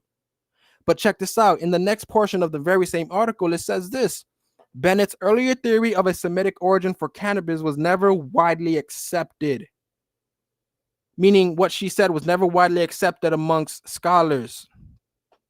But check this out. In the next highlighted portion, it says this substance was used for witchcraft, which is crazy. So now we see here in a concise dictionary of Akkadian, it mentions, oh, dang, what'd I do? A concise dictionary of Akkadian, it mentions hemp, but it also says Old Akkadian with a question mark, which indicates something I'm going to show you in the next slide. It basically tells you that this hemp is the gloss. This is a tentative identification, not a botanical classification. Now, I can't pronounce that word there. I don't speak Akkadian, so I'm just going by what I see in the dictionaries. It says that this term here refers to aromatic substances, which often included incense, oils, spices, and resins. The presence of kunabu in the category means it was aromatic, not necessarily narcotic or psychoactive. The question mark after the OAKK already signals uncertainty about early usage. Then, the dictionary does not equate kunabu with cannabis sativa definitively, nor does it elaborate on psychoactive properties. So when you read this, it's not telling you that kunabu is directly related to the word hemp. It's exercising precautions. So now, let's go to the actual dictionary that Martin decided to screenshot off of Wikipedia or Wiktionary, but didn't even decide to go into the actual dictionary. I hope you're listening, Martin. This is what you quoted, but didn't bother to actually look at it. So this is the Assyrian Dictionary of the Oriental Institute of the University of Chicago. And it states this: kunabu, an aromatic, various aromatics, and kunubu, among items for a ritual. Now at the bottom where it says here, in underlined, highlighted in red, it says possibly the seed or flower of hemp. Possibly. Do you know what the word possibly means, Martin? It means it could be, but it's not a definitive fact. So the entry for kunabu on page 306 of the Assyrian Dictionary of the Oriental Institute of the University of Chicago does cautiously associate kunabu with cannabis, but with important caveats worth breaking down. So the Chicago Assyrian Dictionary on page 306 provides the lexical entry for kunabu as a noun denoting an aromatic and adds that it is possibly the seed or flower of hemp. 2 minutes. Notably, the edit 2 minutes. All right, cool. Notably, the editors do not assert this identification with certainty, and the use of the qualifier possibly signals scholarly caution and reflects the absence of definitive philological or archaeological consensus. So rather than affirming that kunabu is cannabis, the Chicago Assyrian Dictionary acknowledges it as one of several plausible interpretations grounded in contextual ambiguity and the complexities of ancient lexical transmission. So let's go here real quick. See him again. We're exposing Martin today. He said there was no way that you can inhale all that Qanah Basham and not get high. He says, so they inhaled the holy anointing oil, even though in Exodus 30, you do not see where they ever burned the holy anointing oil in the sense that like they did the ingredients for the altar of incense. You don't see it. So he's lying here. But let's continue. So in Exodus 30, 22, 25, on the underlined portion, it states, a perfume compounded after the art of the perfumer. In simpler terms, a perfumer compounded after the art of the perfumer means the anointing oil had to be created by an expert craftsman who understood the science of blending fragrances. The preparation had to follow technical standards, precise recipes, and correct sequencing and professional perfumery skills. Nowhere in here are you going to find where cannabis was ever included in the holy anointing oil in the exact same way that this is saying. So again, we see here, no burning, no smoking, no inhaling, no combustion mentioned. So this, I'm not even going to get into that. I only got 2 minutes. So let me go here real quick. Let's see here. So this is from what homie Chris Bennett Christ, Martin's savior, decided to screenshot, and Martin showed this way earlier in the debate, and I knew he was going to do that. So I predicted this already. I didn't mention it, but I knew he was going to bring this up. But however, when you actually look at the actual book, the actual quotation, because I have the actual screenshot from the actual PDF. I have the actual PDF of this exact book, The Living Torah. I have it by Aria Kaplan, and it's right here. So I know it's a little bit blurry. I tried to make it as HD as I could, but it states here in the yellow highlighted portion on the basis. Say what time? Go ahead, finish the sentence. Finish the sentence. Yeah, let me just finish the sentence. It says, on the basis of cognate pronunciation and Septuagint readings, some identify Basham or Basham with the English and Greek cannabis, the hemp plant. It states some, meaning it's not a consensus, it's not a definitive fact. All praises to Yahweh. Martin just got exposed today. You suck. All right. I guess my boy Let me Martin. see. Let me stop sharing. Guess my boy Martin got kicked out one more time. Gonna get Martin back up in here. Martin, where you at? Let me call him real quick. This is crazy, man. This is bonkers. Look like Martin. Quite literally. It looked like Martin was at the stove. Yeah. He's making excuses. Hey, it looked like Martin was at the stove and I had looked at his camera. That's crazy. They say he's not really being professional. This is wild. So quite literally, everything that Martin mentioned, I said he was going to bring up in the premise round. Quite literally, you can go back and watch it. I mentioned it because I knew what he was going to do. And he lied, first of all. He pulled so many fallacies. It's just crazy at this point. But Martin got cooked. He got exposed. He thought he was going to win. He didn't. Sorry. You just failed your own group, Martin. Try next time. It's okay. All right, we waiting on Martin to come back in. I just gave him a phone call. Everybody, goddamn me, like, share, and subscribe. Who doing their thing, man? Who doing their thing? Y'all siding with Jeremiah Wick, or is y'all siding with Martin? You know what I'm saying? Martin having technical difficulties. We all been there, man. We all been there. We all been there, man. We all been there.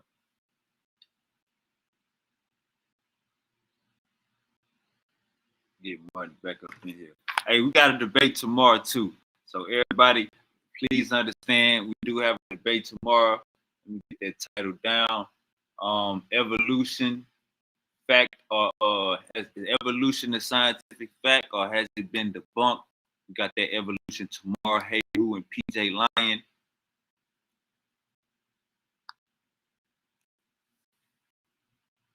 All right, we waiting on Martin. Oh, he had a technical difficulty. Let me call him one more time.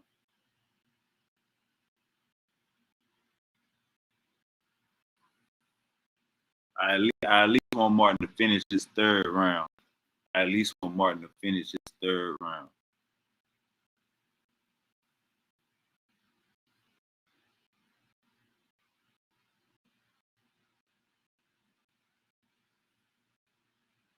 Yeah, I think Martin went to go get some more cigarillos. I think my boy Martin went to go get some more cigarillos. He seen me blazing them. Where's the professionalism at, man? This is crazy. This is wild, bro. It's crazy. I don't know. He takes 45 minutes to even hop on the panel. Then he's doing this. This is crazy. Yeah, it says internet pause. I don't know what the fuck, bro. Your internet ain't working. Pause. Waiting for Wi-Fi.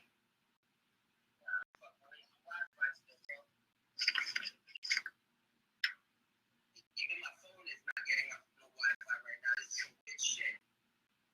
Dismiss. Device settings.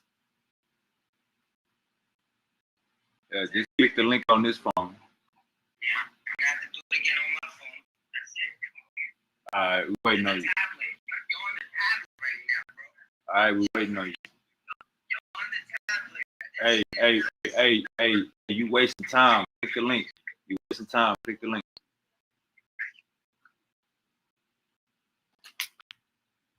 Hold up real quick.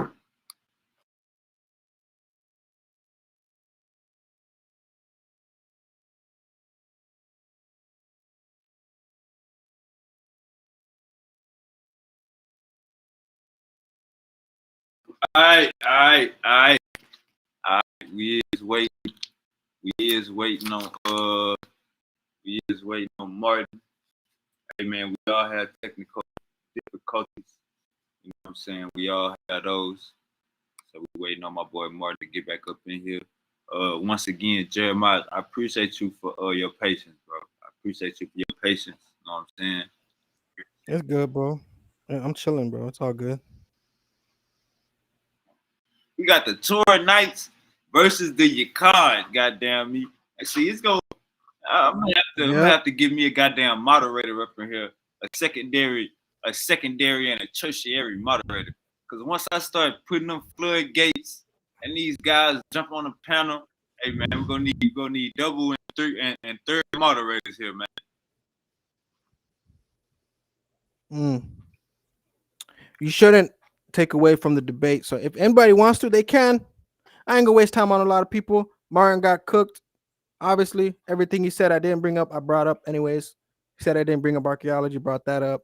Show the timeline. It's all good. But yeah, they can if they want. Doesn't mean I'm gonna answer them. Waiting on my boy Martin, man. Let me see something real quick.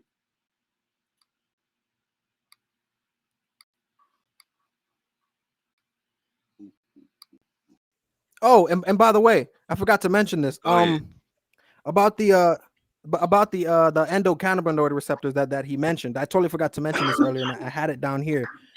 Let me see here. The human body also has opioid receptors, and we know that the endocannabinoid system exists independently of cannabis, and the body makes its own cannabinoids, i.e., anandamide and 2-AG, and many plants, cacao, echinacea, and black pepper interact with this system without being psychoactive. So having an endocannabinoid system or receptors doesn't mean anything.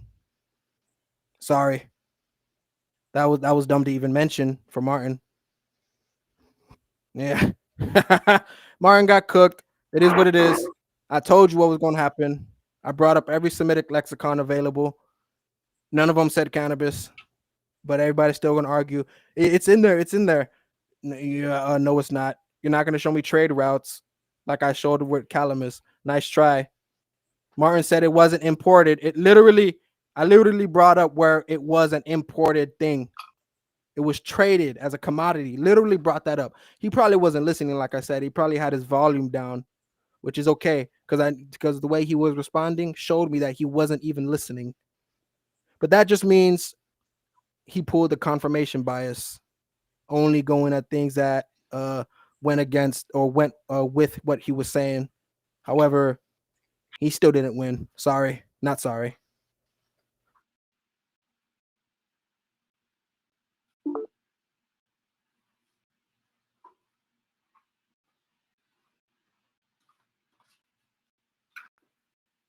All right, we just waiting. Just waiting for Martin. All right, there you go. All right, Martin, let's get this third round out the way.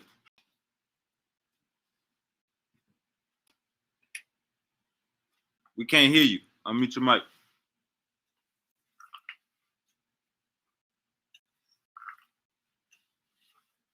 You gotta unmute your mic.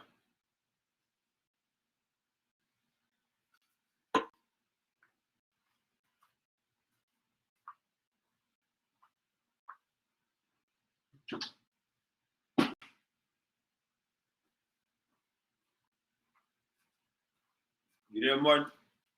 You there?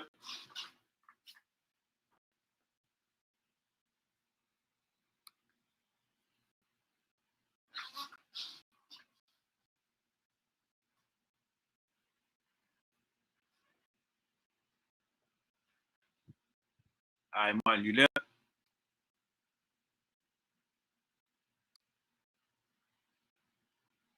CD say bunch of mistranslation. Why is Silky D talking? He got bodied by Jashub. He needs to be quiet. Uh-oh. Goddamn, President. Mark, we can't hear you. We can't hear you. We can't hear you. Say, Suki D say Martin went to the coach for a prep talk. He did something, man. Martin did something. His ass be coming in and out. I'll tell you, bro. He probably went to get help. Hey, Martin, we can't hear you. You probably got to come back in. We can't hear you. Hey, shout out Suki D. I ain't got nothing against you. It's just funny. Hey, you know, Suki D gonna be your next debate, man. Who? Suki D? Yeah, y'all calling each other out in the last stream. Oh yeah, man. That dude be just screenshotting random shit offline, bro. Like, come on now. Hey, man, hold on. I don't think Mark can hear me. All right, Martin, you gotta come back in. We can't hear you, gang.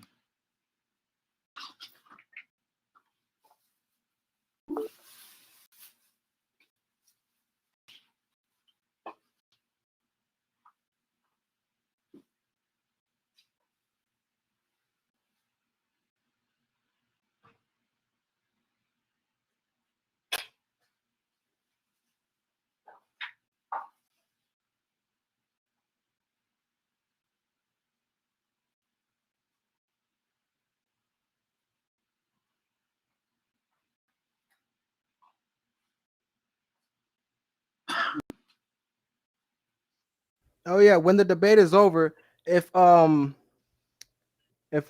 his name, Bennett, wants to do a show on this, he can do it. And you should let him do his own separate show. That way he can speak to his thing. Because if it goes on here, it's gonna interrupt the whole flow of the debate. So you should let the debate be how it is, and then do a separate show with Martin Savior, Chris Bennett Christ. All right. And then I'll pull up there, and then we could talk. Because because he also thinks he's correct when he's not.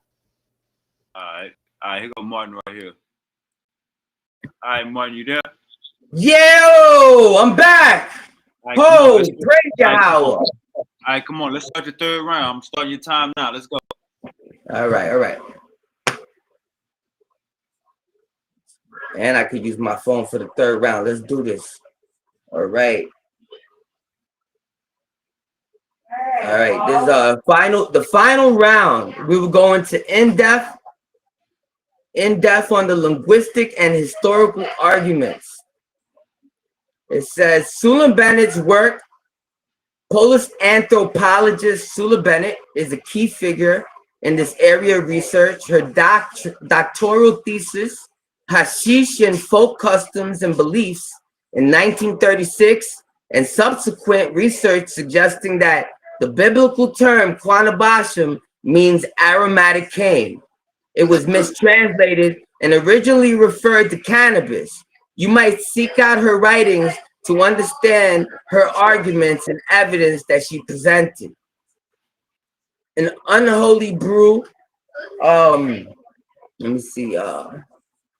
For a more in-depth discussion of linguistic arguments connecting Qanah Basham, we can explore the following academic resources. All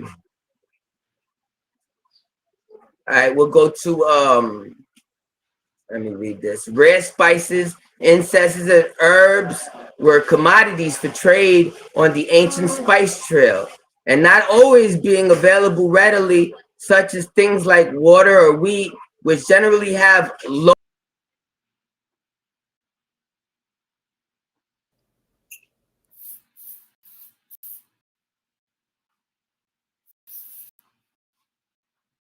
All right. I'm gonna wait on him to get back. Hey, I'm gonna go get something to drink. There you go.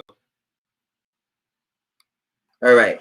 It says trade on the ancient spice trail and not always being available locally, such as things like water or wheat, which generally have local dialect names. More precious items had to be retained. The four.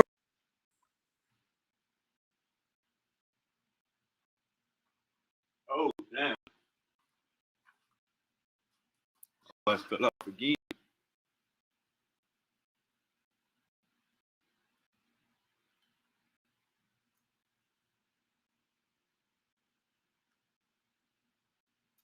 All right, waiting on Martin.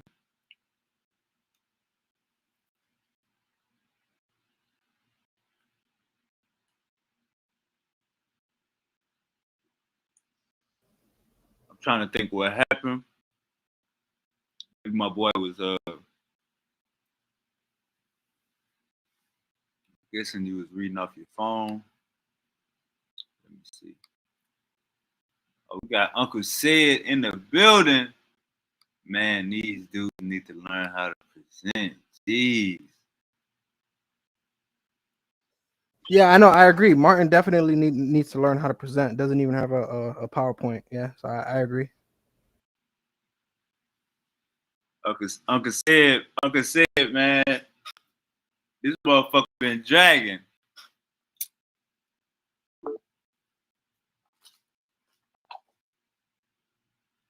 I think my boy Martin go. Ancient trade routes not only took account for the spread of Qanah Basham cannabis, variations of its name, but because storytellers often accompanied the caravans that followed. Oh, man, let me call him, man.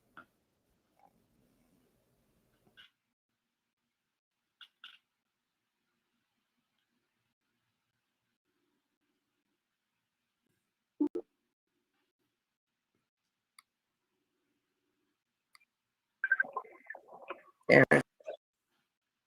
All right. Yeah, I'm gonna keep coming on if I get kicked off. I'm gonna get back on. All right. All right.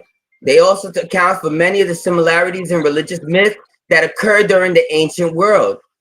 It's here in Mesopotamia that the Genesis tale of Eden is thought to have originated. Historians and mythologists point out to the myths of the crafty god known various.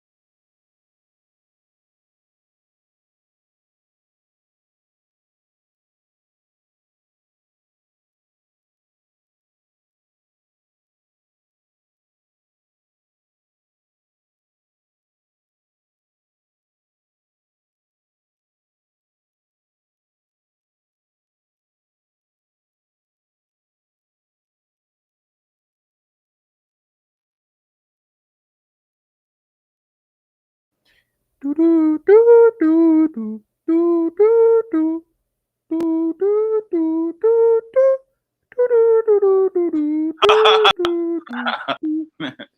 do. Jeremiah, you out of control.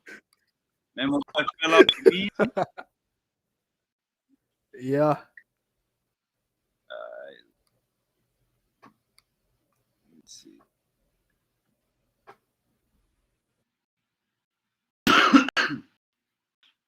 Come on, Martin. Goddamn, this prime time.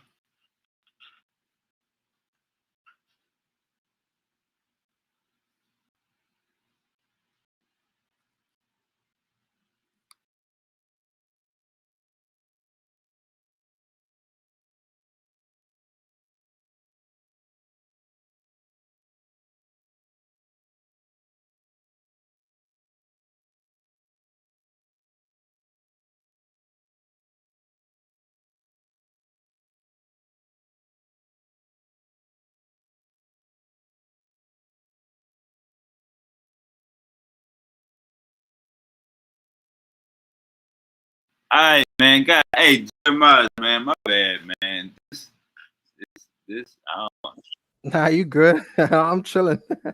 I can't tell you what the hell Martin got going on right now. All right, there go Martin. No more. I finally connected my tablet to my phone.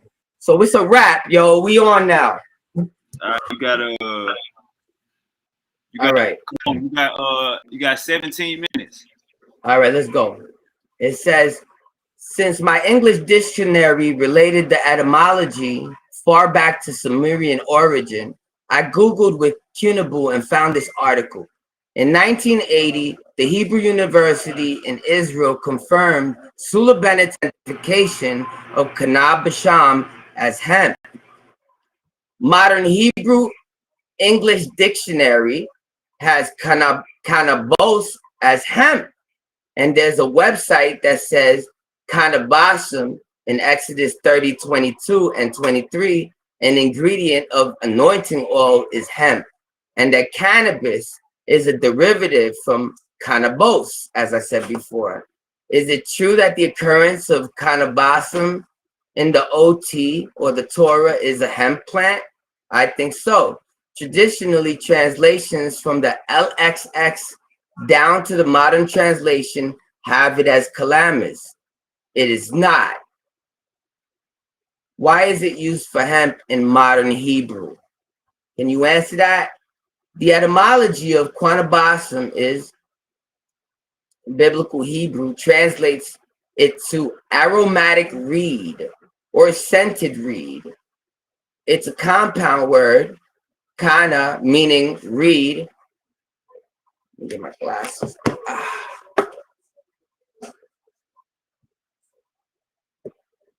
All right. Qanah meaning reed or balsam, meaning aromatic or fragrant.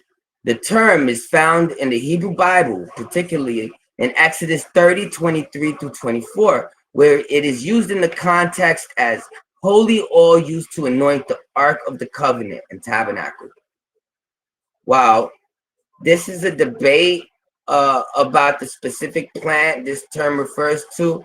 Common interpretation are incorrect. While there's a debate about which specific plant this term refers to, common interpretations include cannabis. Some scholars believe Qanah Basham refers to cannabis. Some say lemongrass. Others suggest calamus. It's also proposed that Qanah Basham would be sweet cane, which is another possibility that it is not. In Isaiah 43:24, God rebukes Israel for not providing him with sweet cane, fragrant spices, implying their lack of genuine love and devotion. In Isaiah 43:24, where uses the phrase sweet cane or fragrant cane to highlight the Israelites' failure to provide adequate and pleasing offerings to God. God is not necessarily mad in a sense of human outbursts, but rather expressing disapproval or frustration with the lack of devotion and obedience. The phrase sweet cane is a play on words in Hebrew suggesting that they didn't even buy him fragrant cane, used as incense, used in the incense altar. That was part of the ritual worship all along the ancient lands. Here, ancient Shemitic lands. Excuse me.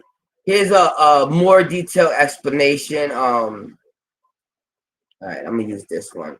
God's disappointment. Isaiah 43:24 expresses the Israelites had not bothered. Okay, broader context. No, we won't go through that. What is sweet smelling cane in the Torah? Yahweh, through his prophet Isaiah 43:24, reproved the sinful Israelites for having brought Qanah to his temple service and no sweet cannabis or Qanah Basham. For the first time, God gets angry. Now then, leave me alone, give me rest, that my anger may burn against them, that I may destroy them, and I will make you great. Okay, important note, the connection between Qanah and cannabis remains a topic on ongoing academic debate and varying interpretations. It is crucial to consult a variety of sources and consider different perspectives to form a comprehensive understanding. Okay.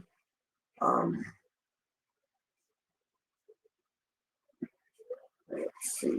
The plant name cannabis, they say, is a Scythian word, which is not, it's a Hebrew word, which was loaned into Persian as kanab, then into Greek, subsequently into Latin as cannabis. The ancient Greeks learned of the use of cannabis by observing Scythian funerals, during which cannabis was consumed. In Neo-Assyrian Akkadian, cannabis was known as Qanah. The word was adopted into the Hebrew language, but like I told you before, it wasn't adopted into the Hebrew language because Hebrew is the language of creation. It was adopted into other languages. The Germanic word that gives rise to the English is hemp, and Old English is hanep.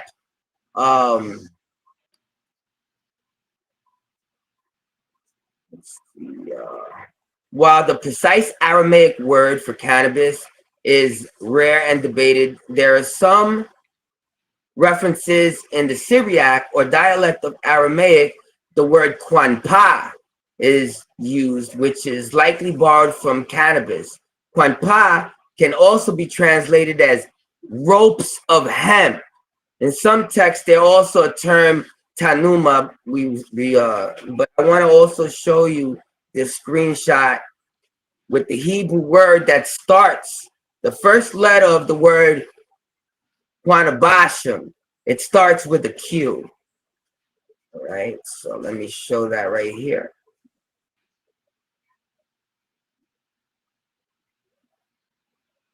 That's why if Jeremy will try to tell you that's calamus, there's no Q in calamus. That's a qua. Like Qanah Basham, all right?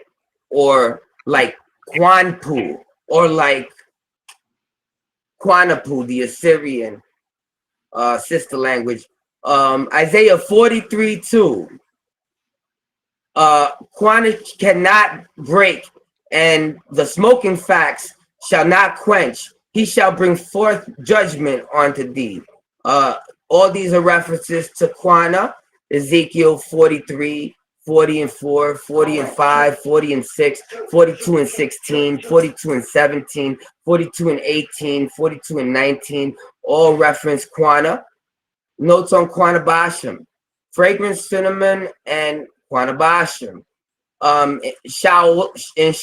Shawwal, life after death, part 2 of the video, 39 minutes into it, the Kahan shares that there will be Qanah Basham in the afterlife, you know, when we get brought back. We'll be with Qanah Basham smoking it, or there will be Qanah Basham. Because the anointing oils contain Qanah Basham. In ancient Syria, cannabis, known as Qanah, by the Assyrians, was potentially used as an aromatic, and it may have been a source of the word cannabis, as it was also used in the incense. When Hezekiah pleaded that his life would be prolonged, Yahweh said, I will heal thee, and I will add unto thy days 15 years. And like I said before, Qanah Basham is not mentioned per se on that specific verse, but it is one of the herbs that Yahweh gave us with seeds that we can heal ourselves with. All right. It's important. This substance was used for witchcraft, as Jeremy pointed out, but that's because the aroma of Qanah Basham was pleasing to the gods. So everybody was always trying to please the gods, and Yahweh just got jealous of this. He was like, yo, just burn the Qanah Basham to Yahweh and we'll be straight. Hebrew Qanah or Qanah from Qanah Basham may derive from the Sumerian Qunah, though the final does not seem to be present in Akkadian or Assyrian or Sumerian forms. Leading authorities on etymology of both German and Russian language list Sumerian cognate. Raphael Mechoulam and co-workers at the Hebrew University of Jerusalem suggest an alternative etymology for cannabis. Greek cannabis, Arabic kunab, Syriac kunapa, Hebrew panag or bahaga in Sanskrit, and bang in Persian. They explain that in Hebrew, only the consonants form the basis of a word, and the letters P and B are frequently interchangeable. The author thinks that it's probable that panag, mentioned in the Bible by the prophet Ezekiel in 27:17, in fact, may be cannabis. The biblical Hebrew term Basham, literally aromatic reed, and aromatic preferably refers to cannabis according to some etymologists, but in more commonly thought to be lemongrass, calamus, or even sweet cane, due to the widespread wrong translation issues. As Jeremy continues to use the wrong translations that the Greeks implemented. That's why he tried to trick us. He tried to show us a Shemitic language, but of the Ethiopians, but translated from the Greek. How about you try finding cannabis, the Hebrew word Qanah Basham, and translate that into the Ge'ez, Ethiopic context. Don't try to translate calamus from Greek into Ge'ez and try to fool everybody with that.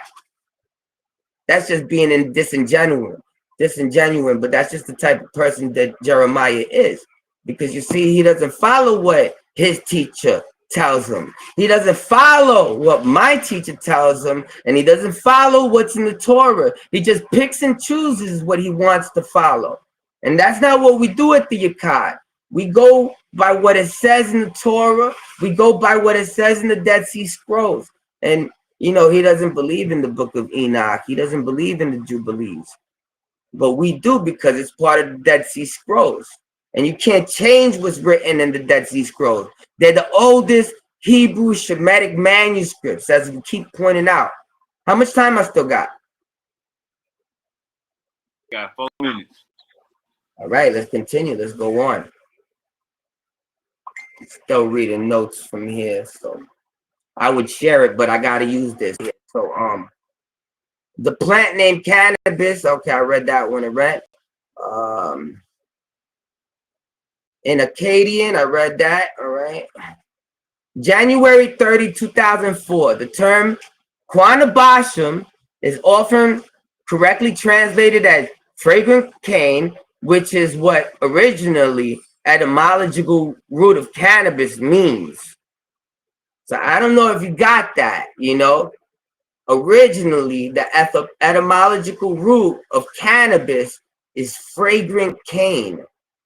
You know, so it's also from Qanah Basham, as in cannabis. Semitic anthropologist Sula Bennett, who Jeremiah will claim is just as he put it, a dumb Polish bleep, because he's a potty mouth, you know, and he must be angry at Sula Bennett for some reason. Maybe because she brought out the truth back in the 1900s. You know, as early as the 1900s, she was bringing out the truth about Qanah Basham and that it was cannabis. And so Shemitic anthropologist, and she's a PhD. I don't think he's a PhD, so I don't know why he's talking bad about her. Anthropologist Sula Bennett of the Institute of Anthropological Sciences in Warsaw has indicated the origin to be the Hebrew word Qanah Bos or Qanah Bawas, to be Qanah Basham. Bennett, also known as Sarah Bentatawa, is also quoted as saying, the astonishing resemblance between the Shemitic cannabis and the Scythian cannabis lead me to suppose that the Scythian word was the Shemitic origin. Those etymological discussions run parallel to arguments drawn from history.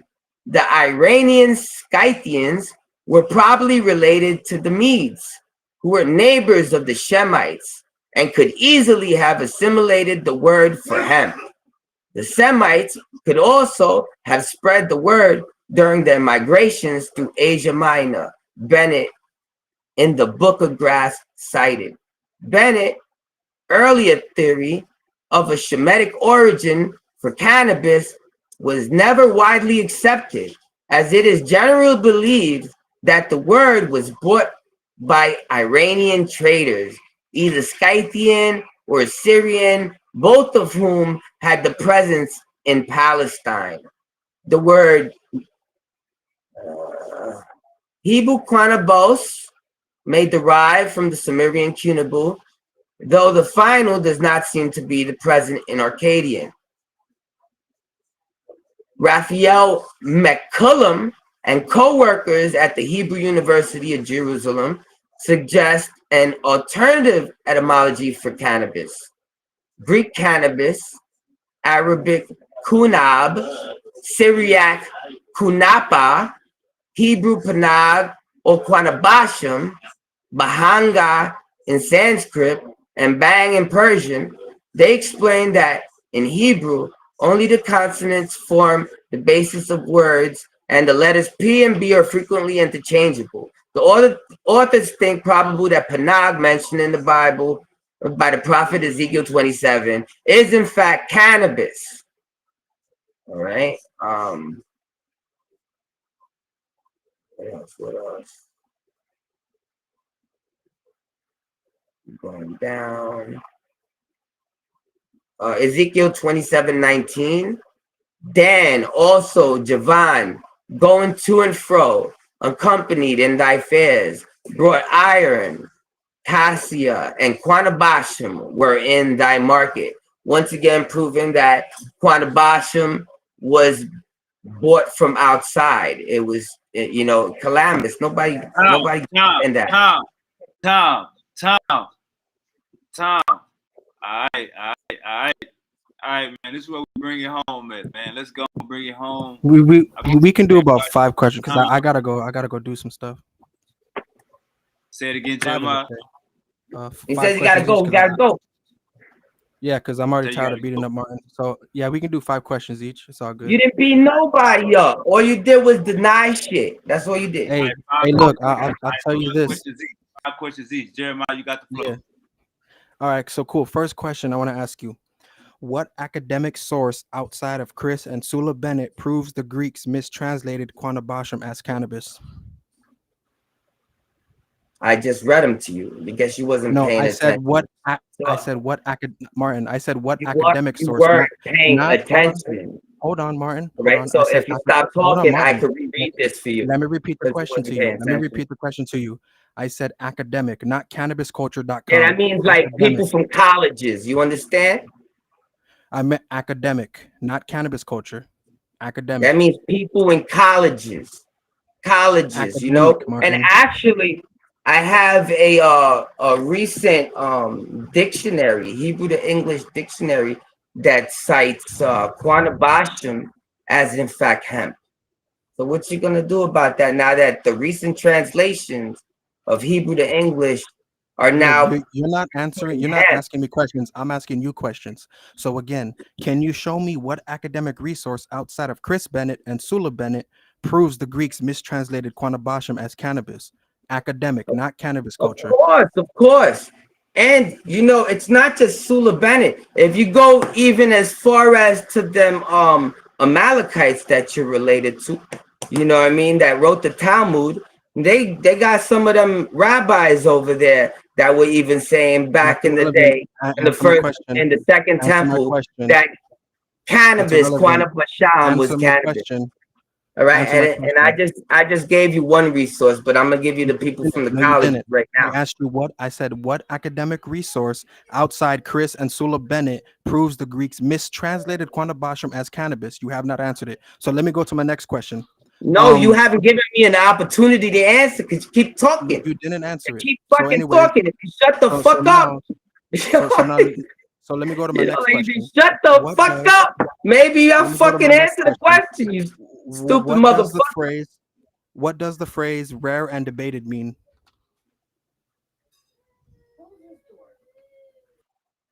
So it says right here, like even just because you just shut up, now I'm gonna answer that first question right here.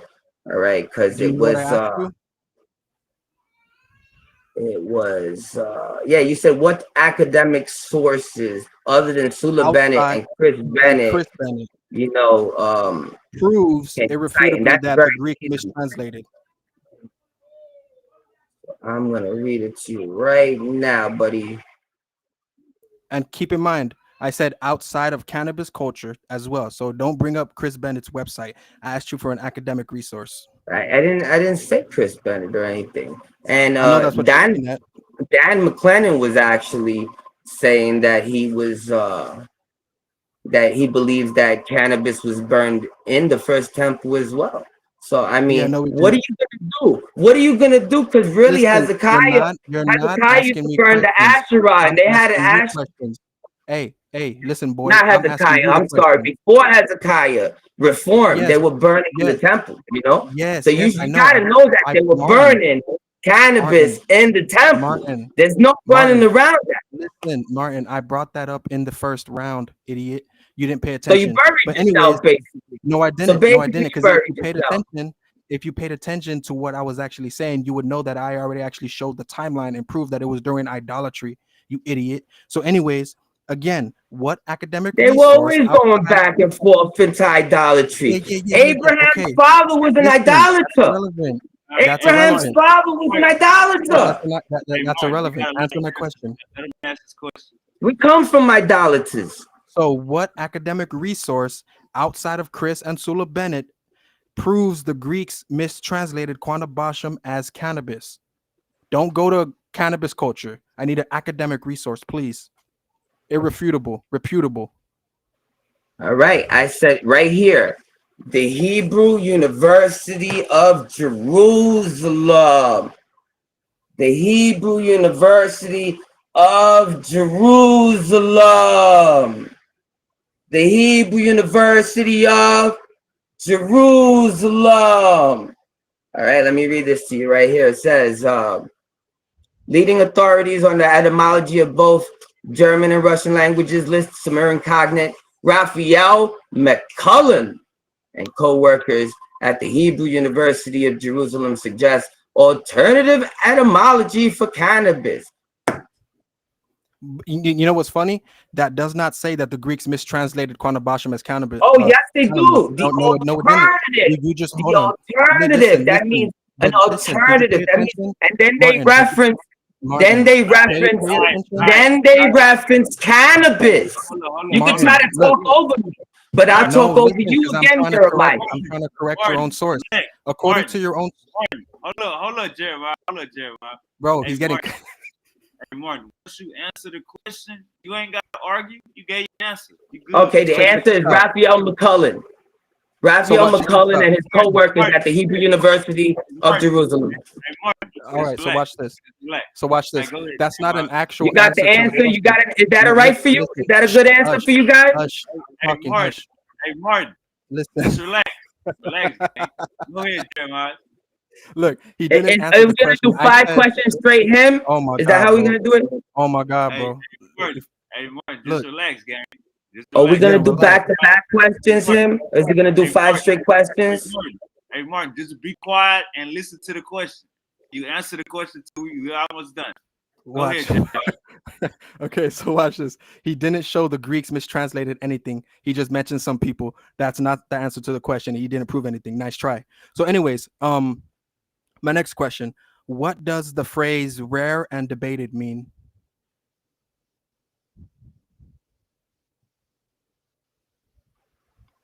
Rare and debated. That means like, yo, You know, people scared to talk about this stuff. You know, academia has been wrong for so long, calling it calamus.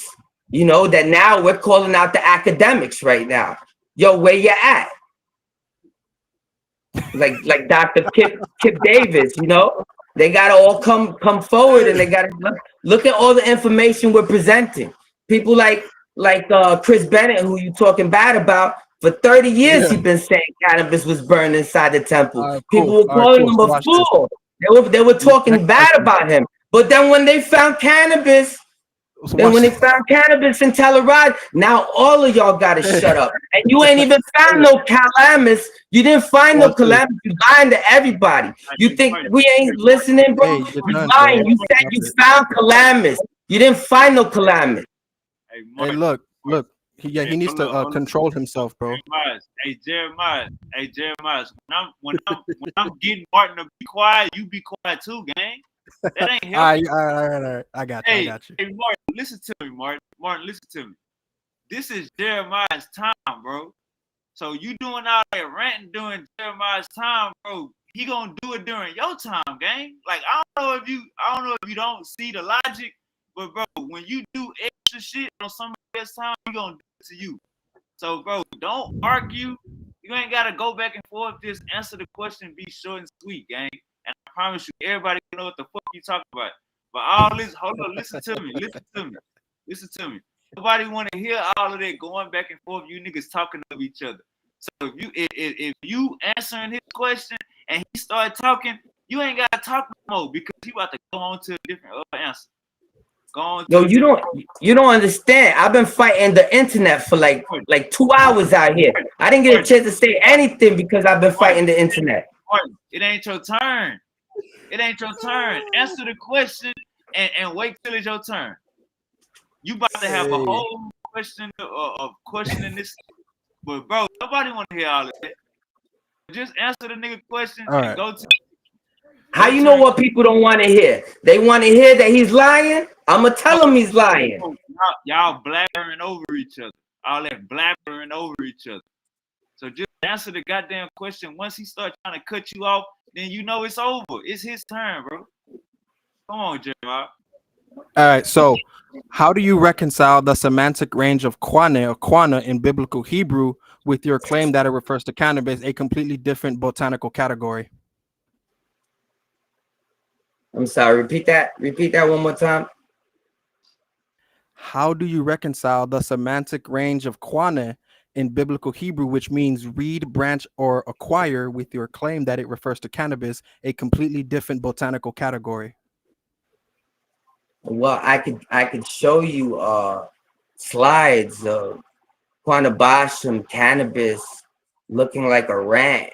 What you just said, a branch, you know, and it also you haven't well, actually, I'm gonna keep these for my questions. So what else did you need any more questions? Because I told you it is like a cannabis Qanah Basham is just like that. So yeah, you didn't answer that question either. But anyways, what are you talking about? Maybe I'm not understanding what you're asking me. Ask it one more time. No. I'm gonna go to my next question. So don't run from the question, bro. You're running from questions. Ask it one more time. Bro. Relax, bro. I'm running from my own question. Doesn't even make sense. But anyways, now my next question. Can you explain why the other questions? Yo, Wavy, did you understand that question that he just asked? Hey, Martin, just sit back and relax, bro. We live. All right, go ahead, Jeremiah. So, can you explain why Basham, used dozens of times in the Torah, is never associated with smoke, incense burning, or altered states of consciousness in the way cannabis would require? Basham is a fragrance. It's like a fragrance, and the Hebrew words have different meanings. A whole bunch of different meanings. So, as it's referred to as in Exodus 30:23, I think Qanah Basham is only used one time in that location, in that manner, in that reference. But it's very similar to the word cannabis. Yeah, so you didn't answer that question either. So next question. Why is it that in Arabic, the closest linguistic cousin to Hebrew, the word Qanah, still refers to a reed or stalk and never to cannabis? First Aramaic would be the system, not like Arabic, So I don't know what you're talking about, but Arabic, that's like watered down, like that's some watered down Hebrew. Like by this time, all the Edomites that you follow have perverted all the languages. So you're trying to run to a languages that has been perverted. And you're trying to say, oh, why doesn't this sound like this? Obviously, because they perverted it already. The Arabs and their Quran, that's all jacked up. So you want to go to the Arabs now to find the truth? That where you going? Maybe it's because you an Arab. All right. We about to flip the script. Yeah, go ahead. All right, Mark, it's your turn. Whenever you feel like Jeremiah is talking too much or not answering the question, you can cut him off. And you Nah, I don't talk while he's talking. He's like, I don't know, he gets that from his Hamitic side. Martin, listen to me. There go the insults. So look, every time you feel like Jeremiah is talking too much or not answering your question, you can cut him off. You know what I'm saying? And go to the next question, and that's what's gonna happen. You got the floor. I gave Jeremiah 6 questions. You ask your 6 questions. Let's get this money. All right. First question. All right. You were talking a lot of trash about that this ingredient is in fact calamus. Can you prove that it is not cannabis, even with all the archaeological founds that have been turned up? Can you prove that Qanah Basham is not cannabis? Very, very easy. I haven't seen you prove that right, so calamus was found at any of these sites. I didn't, not one time, and I didn't see you say or show that calamus was like this wanted trade item that was hot on the spice routes. I didn't see none of that. All I saw was you use the LXX Septuagint translation. Every time you tried to show me some Ge'ez, but it was some Ge'ez translated from the Septuagint. So I need you to show me that Qanah Basham is not cannabis. Is not. Show me some type of proof. Show me anything. All right, answer that question.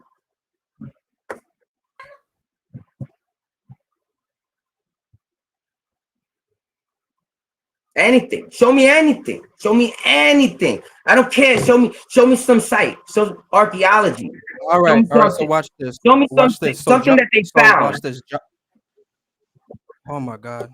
So Joshua 16 verse 8, when it mentions from Tapua, the border went westward to the brook of Qanah.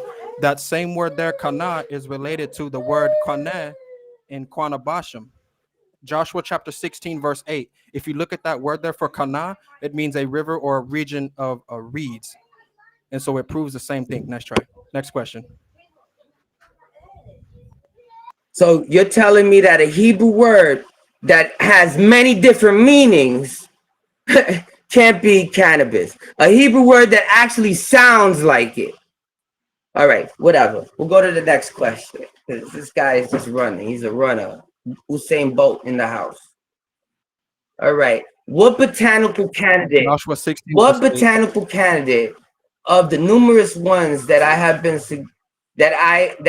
suggested for Qanah is the one you side with, and why? Oh, easily Calamus, because as I did bring up by Theophrastus and Pliny the Elder, watch this. Theophrastus and Pliny the Elder, but you didn't pay attention to, and I know you didn't, because if you did, you would know that calamus was actually a trade item, but you didn't. It was So it local, you was dumbass. You calamus, could have got but it at because Marsh's. Fucking idiot. Yo, you're stupid. All right, next question, because you're running. What name do you suggest was used for cannabis by ancient Hebrews, knowing they use it for both as for fiber and incense based and archaeological evidence?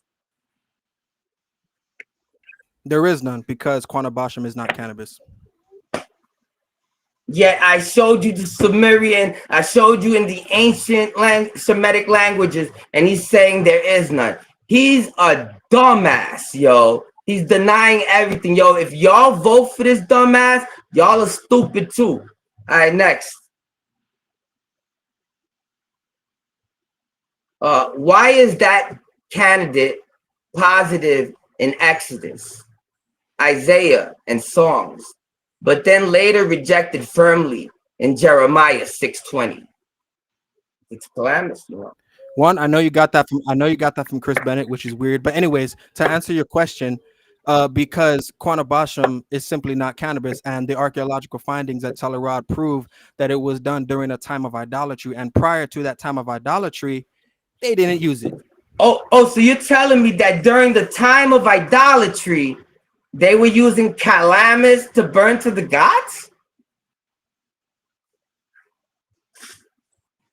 Okay, now to answer that question, I never said they burnt calamus on any incense altar. That's your perception. No. That's literally what it's being stated in the Torah, that they were burning this. All right. So now tell me, were they burning calamus in ancient Mesopotamia to please the gods, the other gods that Yahweh was upset that we were doing sacrifices to? First off, those other nations were heathens according to the Torah, so they didn't follow the Torah. Secondly, they burned cannabis to get high and rave at the smoke. That's not what the Israelites did. Nice try. Nah, you got everything backwards. You see, they all got that burning Qanah Basham from us. Like I told you before, Hebrew was the language of creation. Ain't nothing came before Hebrew. This Qanah Basham is definitely cannabis, all right? And they were burning it back in ancient Assyria and Mesopotamia because it was pleasing to the gods. Cannabis is Qanah Basham, is Cunabu, is Quanabu, is Kunab, it's all that. Question, what is the last question? Which biblical scholars that you know of successfully hypothesized about cannabis in the context indicated by Telerod, as I have done following Qanah references long prior? This important in regards to any sort of response that is based on prior scholarly senses. Biblical scholars did not see this coming, nor did researchers who found cannabis on the altar at Telerod. It was unexpected, but not for people who followed Sula Bennett's theory, like Chris Bennett, like the Kahan, like me, like all of us in the Hebrew community. We believe the same as Sula Bennett, that this Qanah Basham was cannabis. So which biblical scholars that you know of successfully hypothesized about cannabis in the context indicated at Telerod? Like which scholar has come out? Which scholar do you know of? I need you to pull out a scholar, one, at least one, that is hypothesized about cannabis in the context indicated by Telerod. What are you even asking? Because you're going all over the place. All right. Are there any scholars that you know of that are coming out to the forefront and they're saying, like, you know, hey, this cannabis right here, this is not Qanah Basham here. All right, this is some other stuff, you know, that's not even, I don't know where they got it.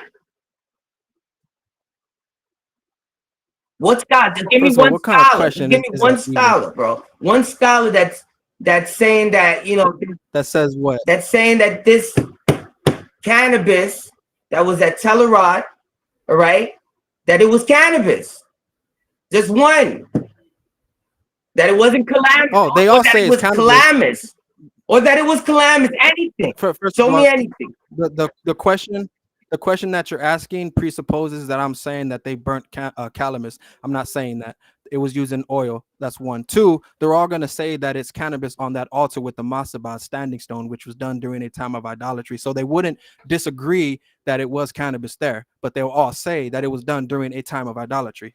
Okay, so you're saying they were burning cannabis? Are you saying they were burning cannabis in the Hebrew temple? Is that what you're saying? At Telerod during a time of idolatry. And were they burning cannabis in the first temple in Israel? No, they weren't. Oh, really?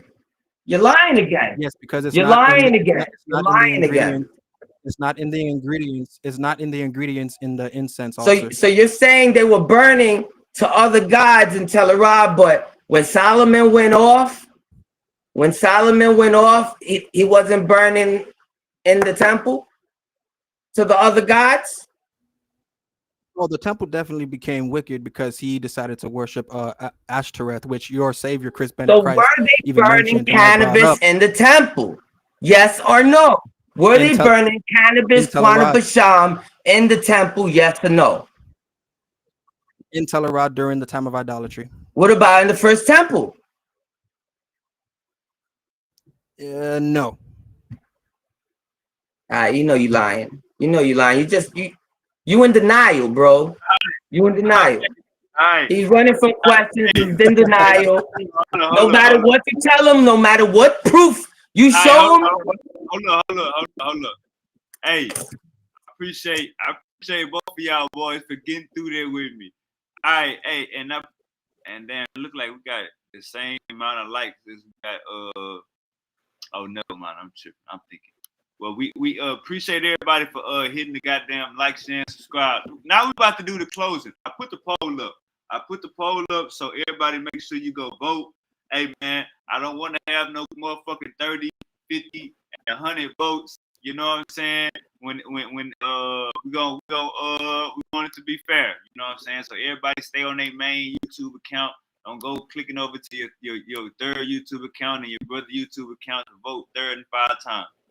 And go with the information. All the information that was presented. He didn't present no information. Hold up. Now I'm gonna let you close out first, since Jeremiah's been going first on everything tonight. Like I said, appreciate everybody for tapping in. I put the poll up, vote, and by the end of these closings, I'm gonna announce the poll winner. And then you already know, man. Comment who y'all think share the show. Make sure they comment who they want, and we're gonna keep this shit moving. All right, Martin.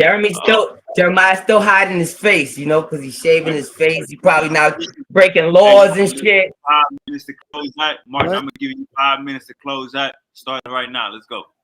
All praise to Yahweh.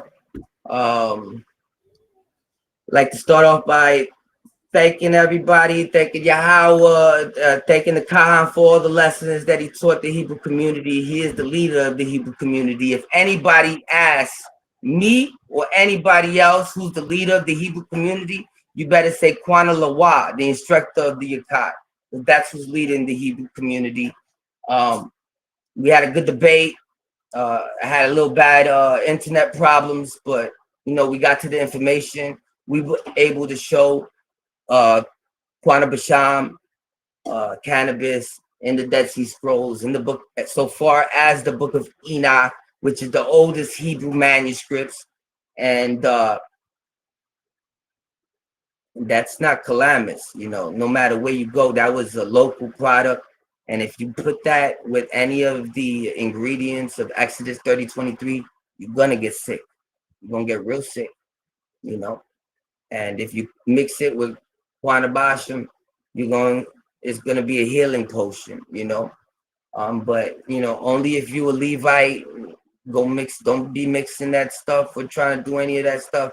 If you're not a Levite, and Salak Yahweh, if I spoken correctly, Yahweh forgive me, and I pray that this bonehead Jeremiah stop going against the Hebrew community and stop going against his leader, you know, who also teaches that cannabis is Qanah Basham.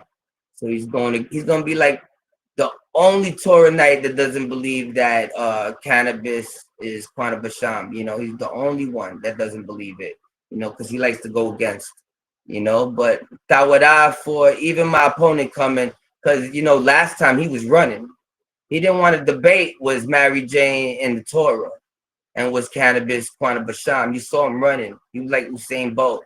But we finally got him to come and say some lies, you know, but we ain't falling for that. Y'all make sure you vote for me and make sure you vote for the truth and realize it's always going to be the Yachad over everybody in the Hebrew community, you know. And I'm just a student of the Kahan. You know, if he was in this debate, he would have chopped this guy off 1 second, no problem. But with that all said, I also want to give a shout out to my elder, Banaban, who he helped me put this presentation together, but I had a lot of technical difficulties, you know. And also I want to give a shout out to Chris Bennett, who helped me with so much. He gave me so much information to bury this clown. And I hope I did him a little justice. You know, he has been fighting for the cause for over 30 years. For over 30 years, when people were calling him crazy. There ain't no cannabis, none of that. And that it's not in the Torah. It's not in the Torah. And then he's over there for 30 years going, you know, with the boots on the ground, going out there telling people, yo, this is cannabis, you know? And then they get that discovery in Telerad. Now where all those academics at? They're all in hiding. But now we calling out all the academics like Kip Davis, you know, Josh Bowen, all of those. You guys got to answer about the cannabis that was found in Telerad, you know, because this guy, he doesn't do a good job, you know. All he really did, he thought he brought another Shemitic language. He gave me the Ge'ez, but the translation from the Greeks. The Greeks are the ones that made the mistake in the first place. Well, but that's all I got to say. Shalom, Yahweh blessings, and I'm out. I appreciate that. Perfect timing. All right, Jeremiah, you got the floor. Let's close out. All right. So first of all, Ge'ez is a Semitic language, and he didn't show any source that proved the Greeks mistranslated anything. He just mentioned two dudes' names, but didn't go into even if they said or if they even said that. So stop lying on yourself. That's one. Two, like I said in the first round, I was going to show the archaeology, and that's exactly what I did. I showed the timeline and showed how it would prove that they only used cannabis during a time. Why did he jump off? Only during a time of idolatry, not during a time of righteousness. That's point one. Point two, I used the linguistics. I showed multiple different Semitic languages or lexicons that proved they all refer to the same thing. None of them were different from each other. Now, if he's going to say that, like I said, with the Septuagint, he's going to have to prove that all these other Semitic languages got it wrong, but he's not going to be able to do that. That's a lie. Now in the third round, and I showed multiple sources where calamus was traded as a commodity. If he even paid attention to every source that I brought up, he would know that that's exactly what I did. So that's not my fault. He didn't pay attention. If he did, he wouldn't even be saying what he's saying or what he said prior. So it's funny. But and then in the third round, I brought up Sula Bennett. Then he tried to bring her up, acting like he did something cool. No, I already refuted her and her lack of linguistic understanding. She was an anthropologist, not a linguistic expert, to even be making definitive statements. That's what Martin doesn't get. Same thing with his savior, Chris Bennett Christ. He is not a linguistic expert. He's just a cannabis advocate. That's it. But yeah, bro, you know, all praises to the Most High. And Martin got cooked. Obviously, he couldn't control his temper, started insulting me, which is a fallacy of appealing to ridicule. Is it like an ad hominem attack? He misrepresented everything that I said. That's a telltale sign of somebody who really got beat and doesn't have the cranial wherewithal to even acknowledge that I already mentioned and predicted everything that he was going to bring up. So yeah, thank you for having us on. All praises to the Most High, bro. Already. Hey man, appreciate everybody for tapping in. Appreciate my boy Martin. Appreciate my boy Jeremiah. Hopefully this debate right here. Go back and look at the first round. Go back and look at the second round. Go back and look at the third round. These niggas had 20 minutes. Go back and look at the Q&A and write in the chat who you feel like won. You know what I'm saying? This is gonna be one of them for the ages. Hopefully we settling differences that we ain't never gotta have this conversation no more. Jeremiah Martin, I appreciate you. We are